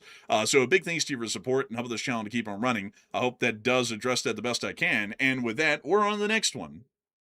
And our next one goes to none other than Con45. And thank you very much, Con, for that $10 support. He said, Generation X and RTC back in the day was different. In the ninth grade on a field trip, I sat in the cockpit of a Grumman F-14 Tomcat as the E9 Master Chief showed me the controls. Very sad you didn't. Shit, we didn't go on a single thing when I was in. Like, we didn't go on a single field trip. I went all over the place. I went to Fort Benning several times. Went in the exchange there and stuff in the store they have on the base. Went to the mess hall, ate in there a few times.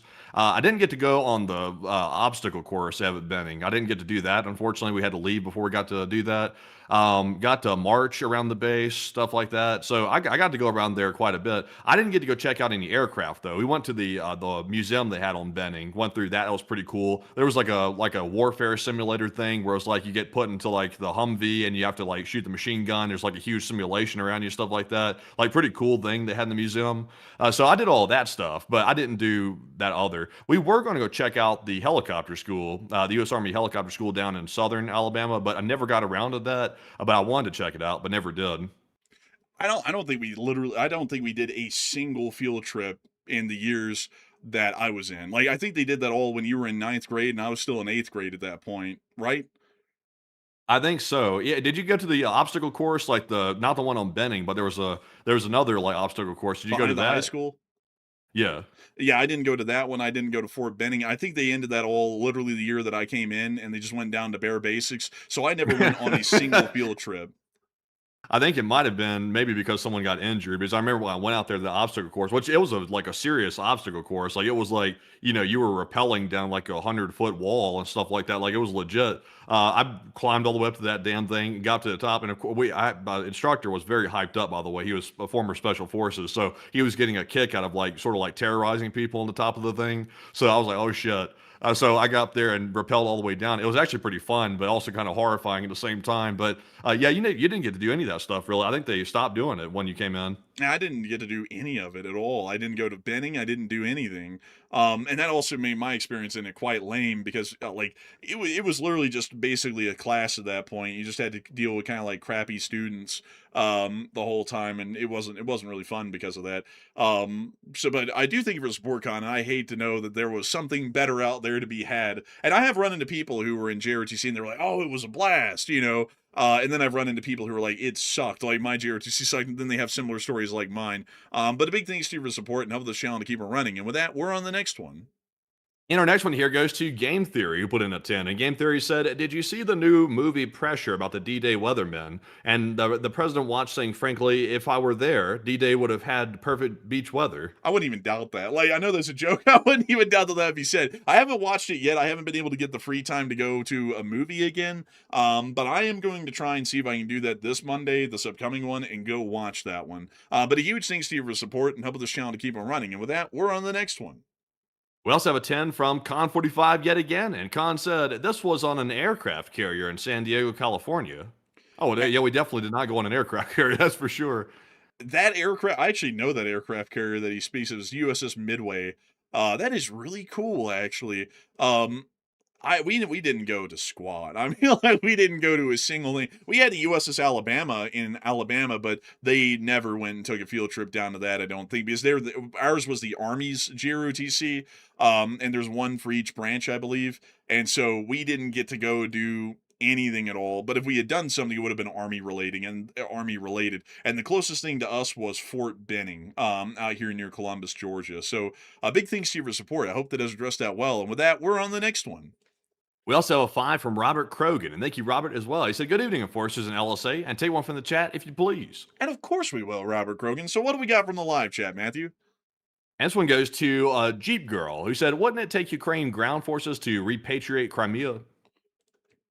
Yes, it would. But there also is the possibility the Russians could just surrender and then the Ukrainians could move in unopposed. And that's probably the ideal scenario that Ukraine's looking for from the strategic outset. So a big thanks to you for support and helping this channel to keep it running. And with that, we're on the next one.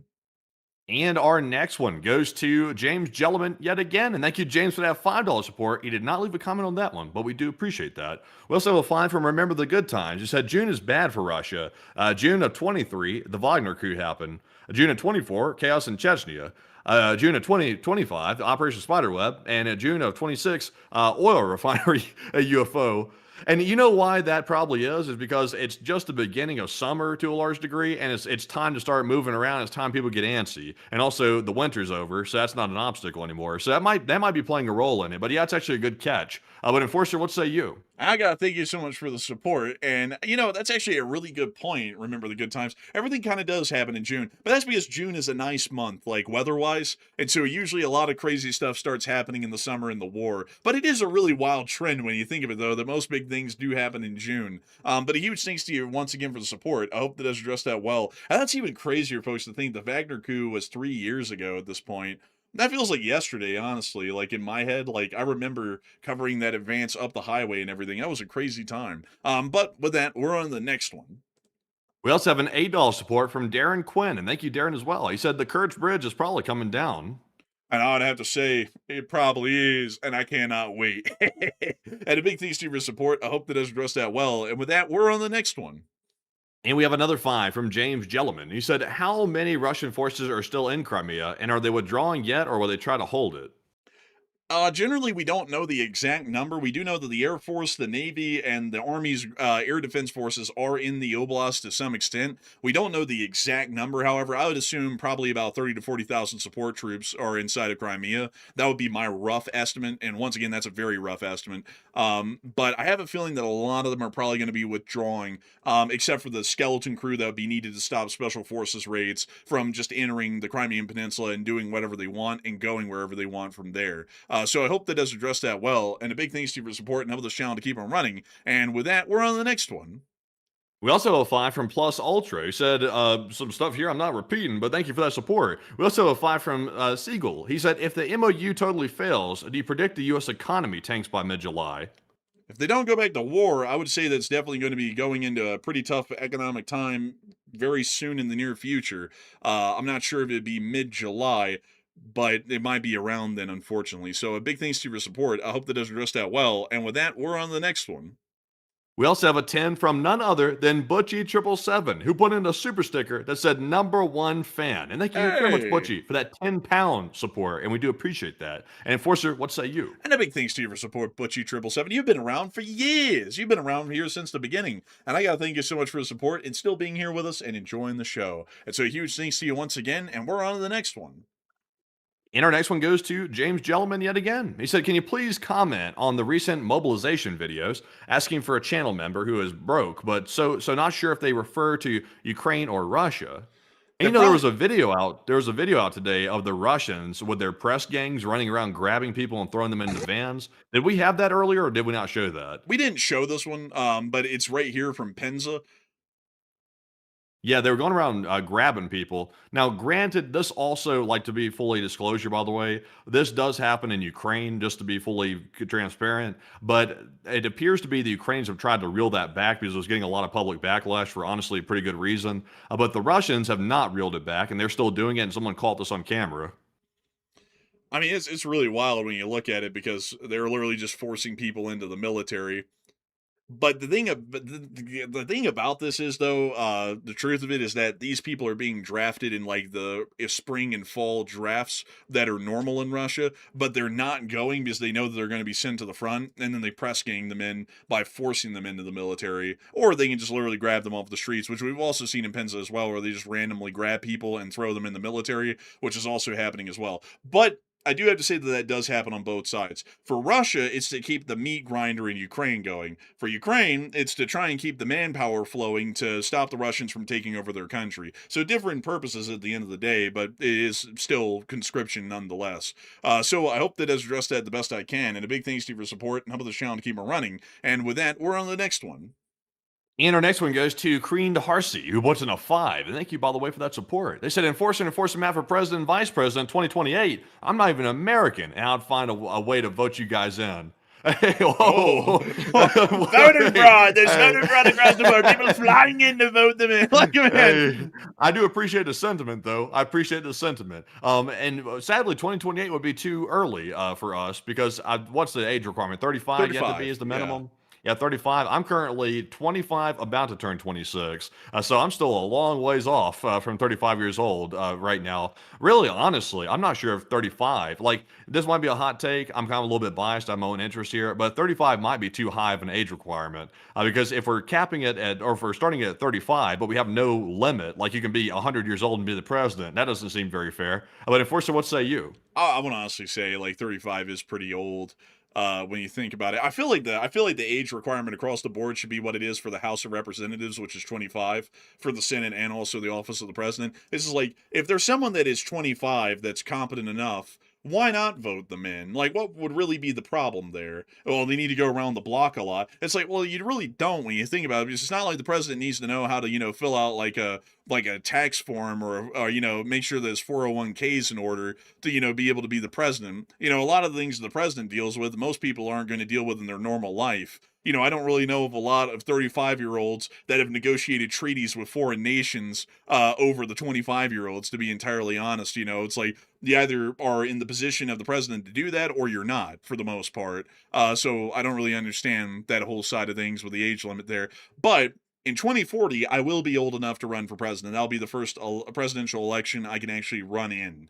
And so I will definitely be trying to run in 2040 if the political environment exists where I can do that sort of a thing. And I think Matthew would be able to run for the first time in 2040 as well, actually, if I'm not mistaken. Yeah, they'll probably just install me by then. We'll probably be to that point. Strong and peaceful was praise Big Brother. Big Brother, man, you're literally like bro, you're like literally Big Brother to me. What? Big. Yeah, I want to look through the TV screen at people, staring at them and stuff like that, like eyeballing them. I want to stare at the TV screens at them. I'm going to say it like, you know what a dictator would do if there was a dictator in the country ever at any point. And don't people say it, by the way. I'm trying to keep it non-political, but if a dictator was here, you know what they would do? They'd probably set up like surveillance cameras on street corners everywhere around the whole country. They would probably start monitoring internet traffic of literally every single citizen and storing it indefinitely. They'd probably do that too, and they'd probably monitor and punish people for free speech. They'd probably start suing people for defamation for saying stuff they don't like, and stuff like that. It could be that, and they also could put you on a list if you go against policies and stuff like that. That's what a dictator probably would look like. Aren't we just living that right now? Oh no! I mean, no. Oh, right. That's when the other party gets elected. Like, I'm sorry. It's always the other party that's not in charge. Then it's going to start. According to the people who are currently in charge. But with that, I hope that addresses that the best we can. And a big thanks to you for the kind words, though, Kren Harsey, and wanting to vote for us. We greatly appreciate the sentiment there. If you become a naturalized U.S. citizen, you can vote in the election, and maybe you would like to. Join us in this grand republic. And so a big thanks to you once again, and with that, we're on the next one.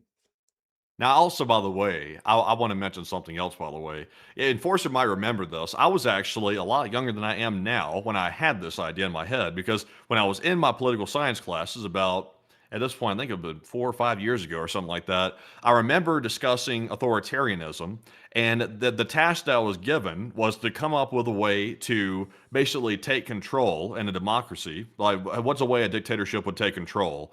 And I was like, here's what I would do in this hypothetical scenario. What a dictator could do to hijack a democratic system is they could come in and they could pick a federal law enforcement agency, and they could expand it dramatically under the guise of a legitimate policy directive. And then, when it's large enough and it's powerful enough at that point, it's developed a very intimidating presence at that point, then they could flip a switch and turn it on the people. And they could simply use that to take control instead of the U.S. military. That's what I had said in my class when I was asked about that. And, I'm not going to say any more than that, but you sort of see my drift. But anyways, though, moving on from that, moving into our next one here. This one goes to Joe Post, who puts in a 5. And Joe Post said, it's almost like Iran just signed the MOU to get their 20 million barrels of oil through the blockade. Honestly, it seems like that, Joe. They literally sent every tanker out immediately, and now it's too late to stop them. They're well off into the Indian Ocean. But a big thanks to you for support and helping this channel to keep on running. And with that, we're on the next one. And we also have a 5 from W. Martin, who said, LSA, and is it possible that the air defense around the Kerch Bridge have run out of fuel? It's possible. It's actually is quite possible. They could have run out of fuel. That's a good point, actually. And a big thanks to you for support and helping this channel to keep it running. And I hope that does address that well. And with that, we're on the next one. Also, by the way, you remember me saying that back in the day? By the way, do you ever remember, did I say it to you or did I say it to our parents? I think you said to our parents. I don't think you said it to me. Yeah, I wrote that in a paper in college, by the way. I wrote that in a paper about that stuff right there. It's kind of horrifying to see the paper sort of like, possibly like maybe, what I'm trying to say here. Sort of interesting with that. But anyways, moving on to our next one here. This one goes to Parbate Potato, puts in a 5. They said, thoughts on the 250 Utah license plate? Oh, they have that? I didn't know they had that. But they said, also, Andrew, what do you know about the Mauritania Railways iron ore freight train? Let me show y'all here. I actually got to say, it's pretty good. I like it. This is what it looks like. Oh, that looks actually pretty solid, actually, right there. I That's pretty don't clean. need a new license plate or anything, but that looks pretty good. I mean, damn, we got the ones in black. They look good though. I mean, like, but I would love to have this one. I mean, here it is in real life. That looks great. Like, I really want that one, but now we already got a license plate already, just like, last year when we moved here. So sadly can't get this one. But I've seen it on a car or two around here, and it does look great. I was like, damn, man, I want that one so bad. I might actually go to the DMV when I have to renew the registration later on at the end of this year. I might actually see if I can get a new plate like that, because that'd be pretty cool. Man, I would love to have a plate like that. I really like this one. It's baller. But outside of that, love the plate, to answer your question there, Parbaked Potato. And also, the Mauritania iron ore freight train. Isn't that one down in Australia, the one that has, like, iron ore trains that are miles long? Let me go pull that up. I think that's the one. Mauritania iron ore train. Nope, actually, it's in Africa. Oops. Whoopsie daisy. I actually don't know a lot about this iron ore train. I do know that this is the one that goes straight into the Sahara. That's one thing I do know about it, and I think that, what's that name of that show, Matthew, that Jeremy Clarkson and them, the Grand Tour? I think they went out here, actually, to this railroad at some point for a show, if I'm not mistaken. But I think so, yeah. I don't really know a whole lot about it. I do know that these are American engines, however. It looks like they were made for African railway standards, for whatever railroad this may be, because there's a lot of components that are not on normal, say, diesel electrics here in the States. But this is definitely an EMD, maybe even an EMD SD40, I would assume. Let's see here. What type do they have? So this is the one we just saw in the picture, and they call this thing a BB208. But that to me looks to be actually looks like a GP40 frame with SD40 trucks with a tiny fuel tank. That's actually kind of wild looking, but kind of neat. But sadly, I don't know a whole lot about it. But a big thanks to you for support and helping this channel to keep on running. And with that, we're on the next one. We also have a $20 support from Ella MC Wills Napo, and thank you very much, Ella, for that support once again. And for joining a 20, they said, in reference to earlier, how about some merch where the enforcers were right about everything on it? Oh man, that right there, that's reaching new heights. But I appreciate you both, and you both deserves the over 7,000 years of watch hours in LLT LSA and Slava Ukraine. And a big thanks to your support and the kind words, Ella McWheels Napo. And I would have to say, I would, merch like that's doable, but honestly, like, self-aggrandizing beyond, like, just saying, like, we were right on stuff. Merch, though, like, I think I'd get physically sick doing that, like, getting on air and be like, yeah, we were right on that. Like, I say that because so many people come in here and they're like, you're an idiot. And it's like, screw those people. We were right. They were wrong. They're too dumb to even know it. Like, that's really the only reason I say it. But outside of that, like, I'm not really one for the whole self-aggrandizing thing, rather than, going back at people who are like, they're idiots. It's like, no, we actually got that right. screw those people. But a big thanks to your support. Double this channel to keep running. And thank you so much for saying that we deserve the 7,000, almost 8,000 years of watch hours, because it's crazy to think that people have watched that much of the Enforcer show over the years. But a huge thanks to you so much once again. Long live the Lead Spring Army and Slava Ukraini. And with that, we're on the next one. You know, if they ever start arresting people for exercising free speech, I'll come out with a merch line with my mugshot on it. That would be something that nobody's ever done before. But our next one here goes to Game Theory. Game Theory puts in a 10, and thank you, by the way, for that support. I said, do you mean the, let's see here. Oh, boy. Oh, I think he hit it too hard on the nail, what you were saying. Yeah, I think you did right there. I think Game Theory caught my drift and caught it real well, actually. But thank you very much, Game Theory, for that support. Sadly, I can't read it. I intentionally, did not go any further with my point because I don't want to get, directly political. If people know what I'm referencing, then they can understand. It looks like you did. But I'll leave it at that, though. But thank you very much, Game Theory, for that support. We also have here another super chat from none other than Game Theory once again. And Game Theory said, when will Canada become the 51st state?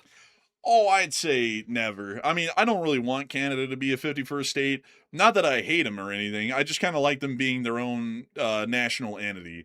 So I would say I hope that they never become a state in the United States of America. And I mean that in a very good way. But a huge thanks to you for support and helping this channel to keep it running. And with that, we're on the next one. We also have a 5 from Sice, who put it into 5 and said, what, no way, minute 35, I don't trust Peps, who think cold pizza is better than hot pizza. That is from a stream from so long ago. I think we had that conversation on air. I was like, honestly, cold pizza kind of hits hard. And some people were like, oh, you idiot. And honestly, I still stand by that. Hot pizza is good, but cold pizza is fine as well. I'm not a stickler for that sort of a thing. It's okay, everybody. It's okay. You don't have to have a hot meal all the time. Sometimes it can be cold. But a big thanks to you for support nonetheless and helping this channel to keep on running. And with that, we're on the next one.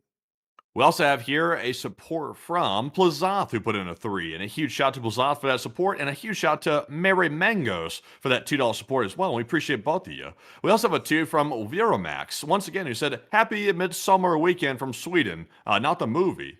Hey, and a big thanks to you for support all the way from Sweden. Sweden is a beautiful country with beautiful landscapes like this. Whoa. I'll be honest with you. After living out here in Utah, I feel numb to seeing beautiful places anymore. Honestly, it's very hard because out here, really, it's S tier nature. Yeah. It's really messed up my standard of when we were living in Alabama, I used to look at stuff and think, whoa, because I've barely seen anything like that in real life. But now that I'm living in it, I'm like, I get to walk outside and see that. I'm very blessed but to you walk get to see outside this, and see basically. that. Yeah, you had to go to honestly, North Sweden to see it. It's wild. I never thought I'd live in an environment like this, to be honest. I'm both very privileged to live in an environment like this. And the crazy part is, our cost of living out here in this environment is cheaper than where we were living in Alabama, which is insane. Let me see here. We get to this upper Red Pine Lake. It's hard when you have stuff like this to be wild anymore, because this, I would say that this, in my opinion, is on up to S tier. It's basically the equivalent to, in my mind, of what the Pacific Northwest is, which, as far as living in America, I think is the maximum of natural beauty, in my personal opinion. That's the best to me, and this is basically right up there with it, is the Salt Lake area and the Wasatch Mountains and everything. But I do thank you incredibly for the support, and I do have to say that Sweden is a beautiful country in its own way. It's just that we're getting desensitized to natural beauty because we live in it now, as compared to Alabama. And I have to kind of show y'all what it looks like out there at its greatest, which is probably Talladega National Forest. This is Alabama at its greatest, and it looks good, but it doesn't really have the majesty and mysticism and romanticism and all that goes into the landscape out here. It's nice in its own way, though. I would just say that it's more in my opinion, is B tier natural scenery. It can get worse, way worse than this, though. You could live in Russia, and that's just hell on earth, basically. But big thanks to you for his support, and help this channel to keep on running. And with that, we're on the next one. Also, by the way, let's see here. Game Theory put in a 4. He said, how is Salt Lake cheaper than Alabama? I'll be straight up honest. Here's how it's cheaper. In Alabama, if you lived in one side of town, it could be dangerous. So you really couldn't live on a certain side of town. You'd have to get out of there because the crime was too bad and it was like murders and stuff happening. So you had to go to the nicer side of town. But the catch is, though, everybody wanted to go to the nicer side of town. So that drove the prices through the roof. So where we were living was, I would say, it was nice, but it wasn't like S tier nice. It was like solidly nice, but it was just like nice. But the prices were higher than out here in Salt Lake because everybody was trying to crowd into it because it was the only nice area that was around the area, unless you want to live on the side where people were getting murdered and stuff like that. So that's why. Out here in Salt Lake, there is no really like very bad side like that. So you can generally live anywhere out here and nobody's like concentrating or flocking to one spot. So it makes the prices across the board generally more balanced and even, which is why it's cheaper. So that's generally why. Yeah, wildly enough, rent is actually cheaper out here than it was in Alabama. Make that make sense. Well, I mean, like, you could live in like, Bessemer, like for like $700 a month, but you probably wouldn't be living that much longer in Bessemer for $700 a month. You're going to get shot and killed probably because it's the murder capital of America right now. So you could live there, but you won't live much longer. Out here, on the other hand, if you want to live in a place that comparatively is the same to where we were living in Birmingham, it's actually like several $100 cheaper a month in rent. And also everything, like, also Salt Lake City comes with a lot more amenities than even the biggest cities in Alabama could provide, like Huntsville or Birmingham. There's way more to do in the city of Salt Lake than there was in Birmingham. And it also has all of the natural, like scenery and venues and national forests quite literally on the edge of the city, basically in every direction. So you can do stuff in the city all day long, go out into the countryside, do a little hike, and then come right back into the city. And all of that is within like spitting distance of your house, for a couple of $100 cheaper. And really, I mean, honestly, it's really a huge bang for the buck. You get a real good bit of value for like the rents out here, which are cheaper, and everything that comes with it near to the place that you're living in. So that's really how it's cheaper in a way. But a big thanks to your support, Game Theory. And with that, we're on the next one. We also have a 2 from Burnaby Alex, who said bridges on the river to the west of Mariupol are probably next. I would agree. I think that's actually absolutely what's next. You're dead on the nail with that. And a big thanks to your support. And with that, we're on the next one. We also have a 2 from Remember the Good Times. He said Hong Kong is 16 plus USD a gallon, and from my bro in Hong Kong. Jeez. Oh my God. Well, Hong Kong is pretty wealthy. They have a GDP of like $400 billion for a population of like 7 million or 8 million people, I think. So maybe that's why, but I know a lot of people in Hong Kong aren't living on the Ritz, though. I mean, there's like some really tough places to live in Hong Kong. You live in like a closet in some places in Hong Kong. Muchtaba would love that, but a lot of people in Hong Kong say that it's not that, comfortable. But a big thanks to you for your support and help this channel to keep on running. And with that, we're on the next one. And our next one goes to Angry Owl, who said, is the IRGC grabbing this administration by the balls? At this point, yeah. I might like that. Man, oh man. Someone said earlier, Iran is twisting our balls. He might like that. Actually, that's quite concerning.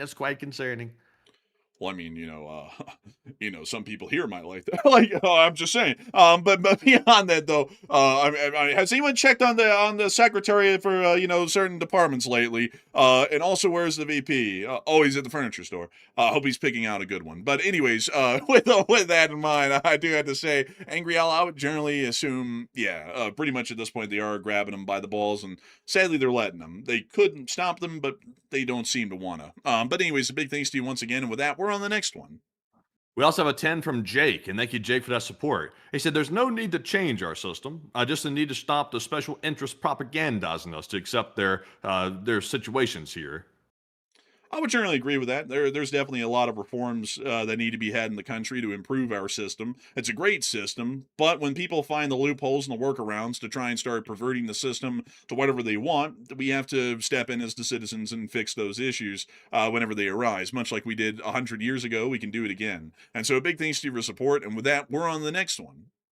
And also, Jake said, summarize. Sadly, I had to summarize a little bit because if I go too deep into what you said, it gets political. But we do appreciate support, though. We also have a 2 from Alex Bush, who said co-op electrical companies.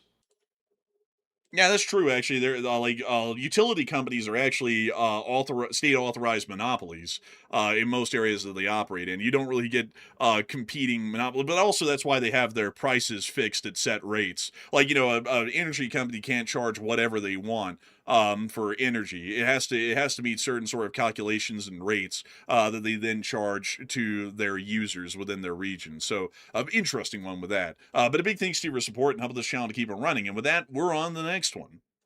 We also have a 2 from Parbate Potato, who said, "Is the fire near the data center that they want to build?" No, actually, actually, there isn't one up there. Down here where this iron fire's at, this is basically in the middle of nowhere. The Box Elder County area is up here near Park Valley. This kind of an That's a area. dumpster fire. What, Park Valley? Yeah, that's an absolute dumpster fire. What's happening with that up there? How so at this Not, point? not like a literal fire. Not like a literal. I'm talking about like the situation's a dumpster fire. Has there been any updates on that? Like beyond the whole like downsizing of the deal? No, not really. It's just it's just a clown show. Oh yeah, there's really no one. How many people live in Box Elder? How many people live in Box Elder County? I need to find this out. Elder of 65,000 people. I think they said something like Hmm. 7,000 people showed up to that little meeting with the county commissioners. That was like more than 10% of the county there. Dude, it's like if you get that many people showing up to oppose something, you know it's wildly unpopular. I mean, they took time out of their day to come down there. So yeah, you shouldn't but then they did, and now they're all living with the consequences of that. Man. Remember, they got bussed in. They got bussed in from China. Oh man, and then there was that other thing of that other group up there that's trying to go against it, and then it was insinuated that they might be paid for by the communist Chinese, which was pretty low. It's like that's pretty lame, like to say that Like, it that's ain't. pretty damn bold. Pretty damn bold to make a claim like that without any like real evidence to back it up. It's like, isn't that like sort of like delving into like, slander a little bit? Like possibly, Defamation. unless you have like concrete information to prove that or something. Yeah, I mean that was ridiculous. Honestly, man, like every single sick trick was whipped out of the bag. They bust him in. They're paid for by the communist Chinese. It's like maybe they just don't want it. It's like I'm an American. I'm not paid for by the communist Chinese. I'm paid to speak by other Americans here in the chat and many people from around the world. And I'd say it like they say it up in Box Elder. Nobody wants these shitty data centers, and they ought to stop building them. That's just what we think. And I think that that's well in tune with the American public instead of whatever the hell some billionaire will want you to think. But anyways, with that, we're on the next one. We also have a 2 from James Jelliman yet again, and he did not leave a comment this time, but we do appreciate it, James. We also have a 2 from W. Martin, who said, "Don't you mean that Theodore Roosevelt with the antitrust?" Yes. And I think that's who he meant. You said it earlier. You said someone else. I think you said, I don't know who it was, but I think you said somebody else earlier. If I did, I meant Theodore Roosevelt. I think I might have just said FDR when I said that earlier. It's the FDR Yeah, or yeah. the antitrust. Like it's a Roosevelt or a Roosevelt, whichever way you'd like to say it. But it's not the right one. But you would be interested to know that FDR did look up to, I believe, Teddy was his cousin Theodore when he was the president, and wanted to emulate him when he grew up to stand for the common man. And that's why he made basically an evolution of the square deal, which is what Teddy Roosevelt had, and FDR came up with the New Deal, which was a play off of the square deal concept that Teddy Roosevelt had. Little neat thing about them, they're actually related. But a big thanks to you for support and help this channel to keep it running. And with that, we're on the next one. And our next one here goes to none other than David Ford. And thank you, David, by the way, for that support as well. He said, Hey! a guest on Yankee Marshall gave y'all a shout out. Oh, Is that really? is that the case, really? By the way, I hadn't heard, but that's pretty cool, though. Let's see here. That's very interesting to hear that. I got to thank you so much for the support and helping this channel to keep it running. Very interesting to hear that we actually got a little bit of a shout out. Let's see. Oh, wow, that's really neat, actually. I'll really have to go take a look at that. But a huge thanks to you so much once again for support and helping this channel to keep on running. And with that, it's time for us to get into the live chats, folks. Sadly, due to extreme time constraints tonight, because the show is now 4 hours and 5 minutes long, not 4.5 hours, we'll only be able to get the Morse code decoders and 3 live chats for the night. So, Matthew, what do we got? And tonight we had Paul, Kevin, Mason, Joni, Norm, Arabelle, Heroy, Fluffness, Kush, Koteric, Sire, and Brian. And they said, the Morse code said, Russia's watching how Crimea is getting worse and worse, like they're Russian to defeat. LLT, LSA. And and that's the sound of money. I'll get the dent on the nail. That's the Morse code mentioned tonight. I got to congratulate you all greatly in the Least Mirror Cinema Corps for getting that correct time and time again. And it's truly amazing and fantastic to know that y'all are always getting that dent on the nail. And so with that, we're on to the third to last question of the night. And this one goes to AF Kaplan. He said, if Ukraine were successful in destroying the Kerch Bridge, how would Russia be able to withdraw from Crimea? Would it be the ferries? And what do you think? Generally, it would be the ferries, or they could try and bring in barges and see about finding some way like planks or gangways to just have people stand on top of them and then have a tug push them to the other side, and then they deploy the gangways again and walk off. That's like they can come up with a lot of ghetto ways to do it, but there are definitely ways by boat that they can cross the Kerch and get back across. It's just that they have to abandon all of their remaining equipment in Crimea, because there probably wouldn't be an easier, really doable way to get that back across the strait for the larger part at that point. So I hope that does address that well. And with that, we're on to the next one. We also have a question from Tommy Tutokes, and Tommy said the Ukrainians have far more potent systems available than what they used on Kerch. Do you think, or do you guys think that they're testing defenses so they can send flamingos or other heavier systems? And Yes. that's exactly what I think. I think they are probing. We also went over this exact same scenario, by the way, when they attacked the ferry staging area on the other side of the Kerch Strait about 4 or 5 days ago. We said the exact same thing. We said they were probing. I think this is another probing attempt when they attacked the oil depot there in Kerch and also attacked that patrol vessel. They're trying to see where the Russians are firing their air defense from before they waste a flamingo on it. They don't want to send in a flamingo, which I would imagine is not in large supply right now. They don't want to do something like that and blow their whole cover that they're trying to attack the bridge before they know where the air defenses are at. But Enforcer, what say you? I would completely agree with that. Actually, I don't really have much to add. That's really exactly what I think of it. And I think it probably here in the next couple of months, I don't think it's going to be immediate, but maybe within the next couple of months, we'll probably see that they try and lob a couple of flamingos their way. So we'll see. And I hope the damage is impressive when it happens. So I hope that does address that well, the best we can. And with that, we're on to the final question of the night. And so who is the last person who threw in the lucky last question of the night? And that viewer is going to be none other than LM Rail, who said, any idea why the U.S. signed a deal requiring Israel to do something without actually making sure that they would do it? Pure desperation is what I had amounted to. The Iranians were demanding that there would be a ceasefire in Lebanon, and so if the U.S. ever made a memorandum of understanding and signed that as a clause, as a part of it, then that was largely to try and meet the Iranian demands, even knowing that the U.S. has no legitimate enforcement power to force another sovereign state outside of their control to do anything, no matter what kind of soft power or influence they have on them. So to summarize and in short, I think it was pure desperation to try and open the Strait of Hormuz, that they basically just agreed to any and all Iranian terms at that point, because the MOU is quite literally everything that Iran wanted and nothing that we wanted. So I hope that does address that the best I can. And with that, folks, we have reached the end of tonight's stream. I've got to thank you all so much once again for watching. It's been an absolute honor and a pleasure to be able to keep this stream running for each and every single one of y'all tonight. Both Matthew and me find a great deal of pride and pleasure in making sure that y'all get the news each and every single day. And I hope that today we've been able to provide y'all with a good deal of high quality news. Hopefully a couple of laughs, a good analysis of what's going to be coming around the corner, and also a little bit of hope for tomorrow, maybe. And so with that, we will see you all tomorrow for the Sunday night fundraiser at 10 p.m. Eastern Time to cover the next 24 hours of the news from around the world, and to also support a nonprofit supporting one of the areas of the world that we cover. And so with that, we will see you all then. And if there is a short video, Enforcer Matt will be the one making it. And so with that, good night, good luck, take care, stay safe. Slava Ukraini, Haram Slava. Long live the Late Spring Army, and long live the Republic. And we will see you all tomorrow, folks. And a huge shout out to the almost 150,000 people that were here by the end of the stream. A whopping amount of people. And we hope to see you all once again tomorrow on Sunday night. And usually, it seems like these days, Sunday is a day that stuff goes down. That seems to be the way it goes. So we'll have to see if maybe something happens tomorrow. It's hard to tell these days. But if there is something happening, I will try to make a short video if there is enough news midday. But we'll definitely see you at 10 p.m. Eastern for the fundraiser stream, of course, tomorrow. And we hope to see you then as well. But with that, of course, Slava Ukraine, Heram Slava, get some rest, and good night.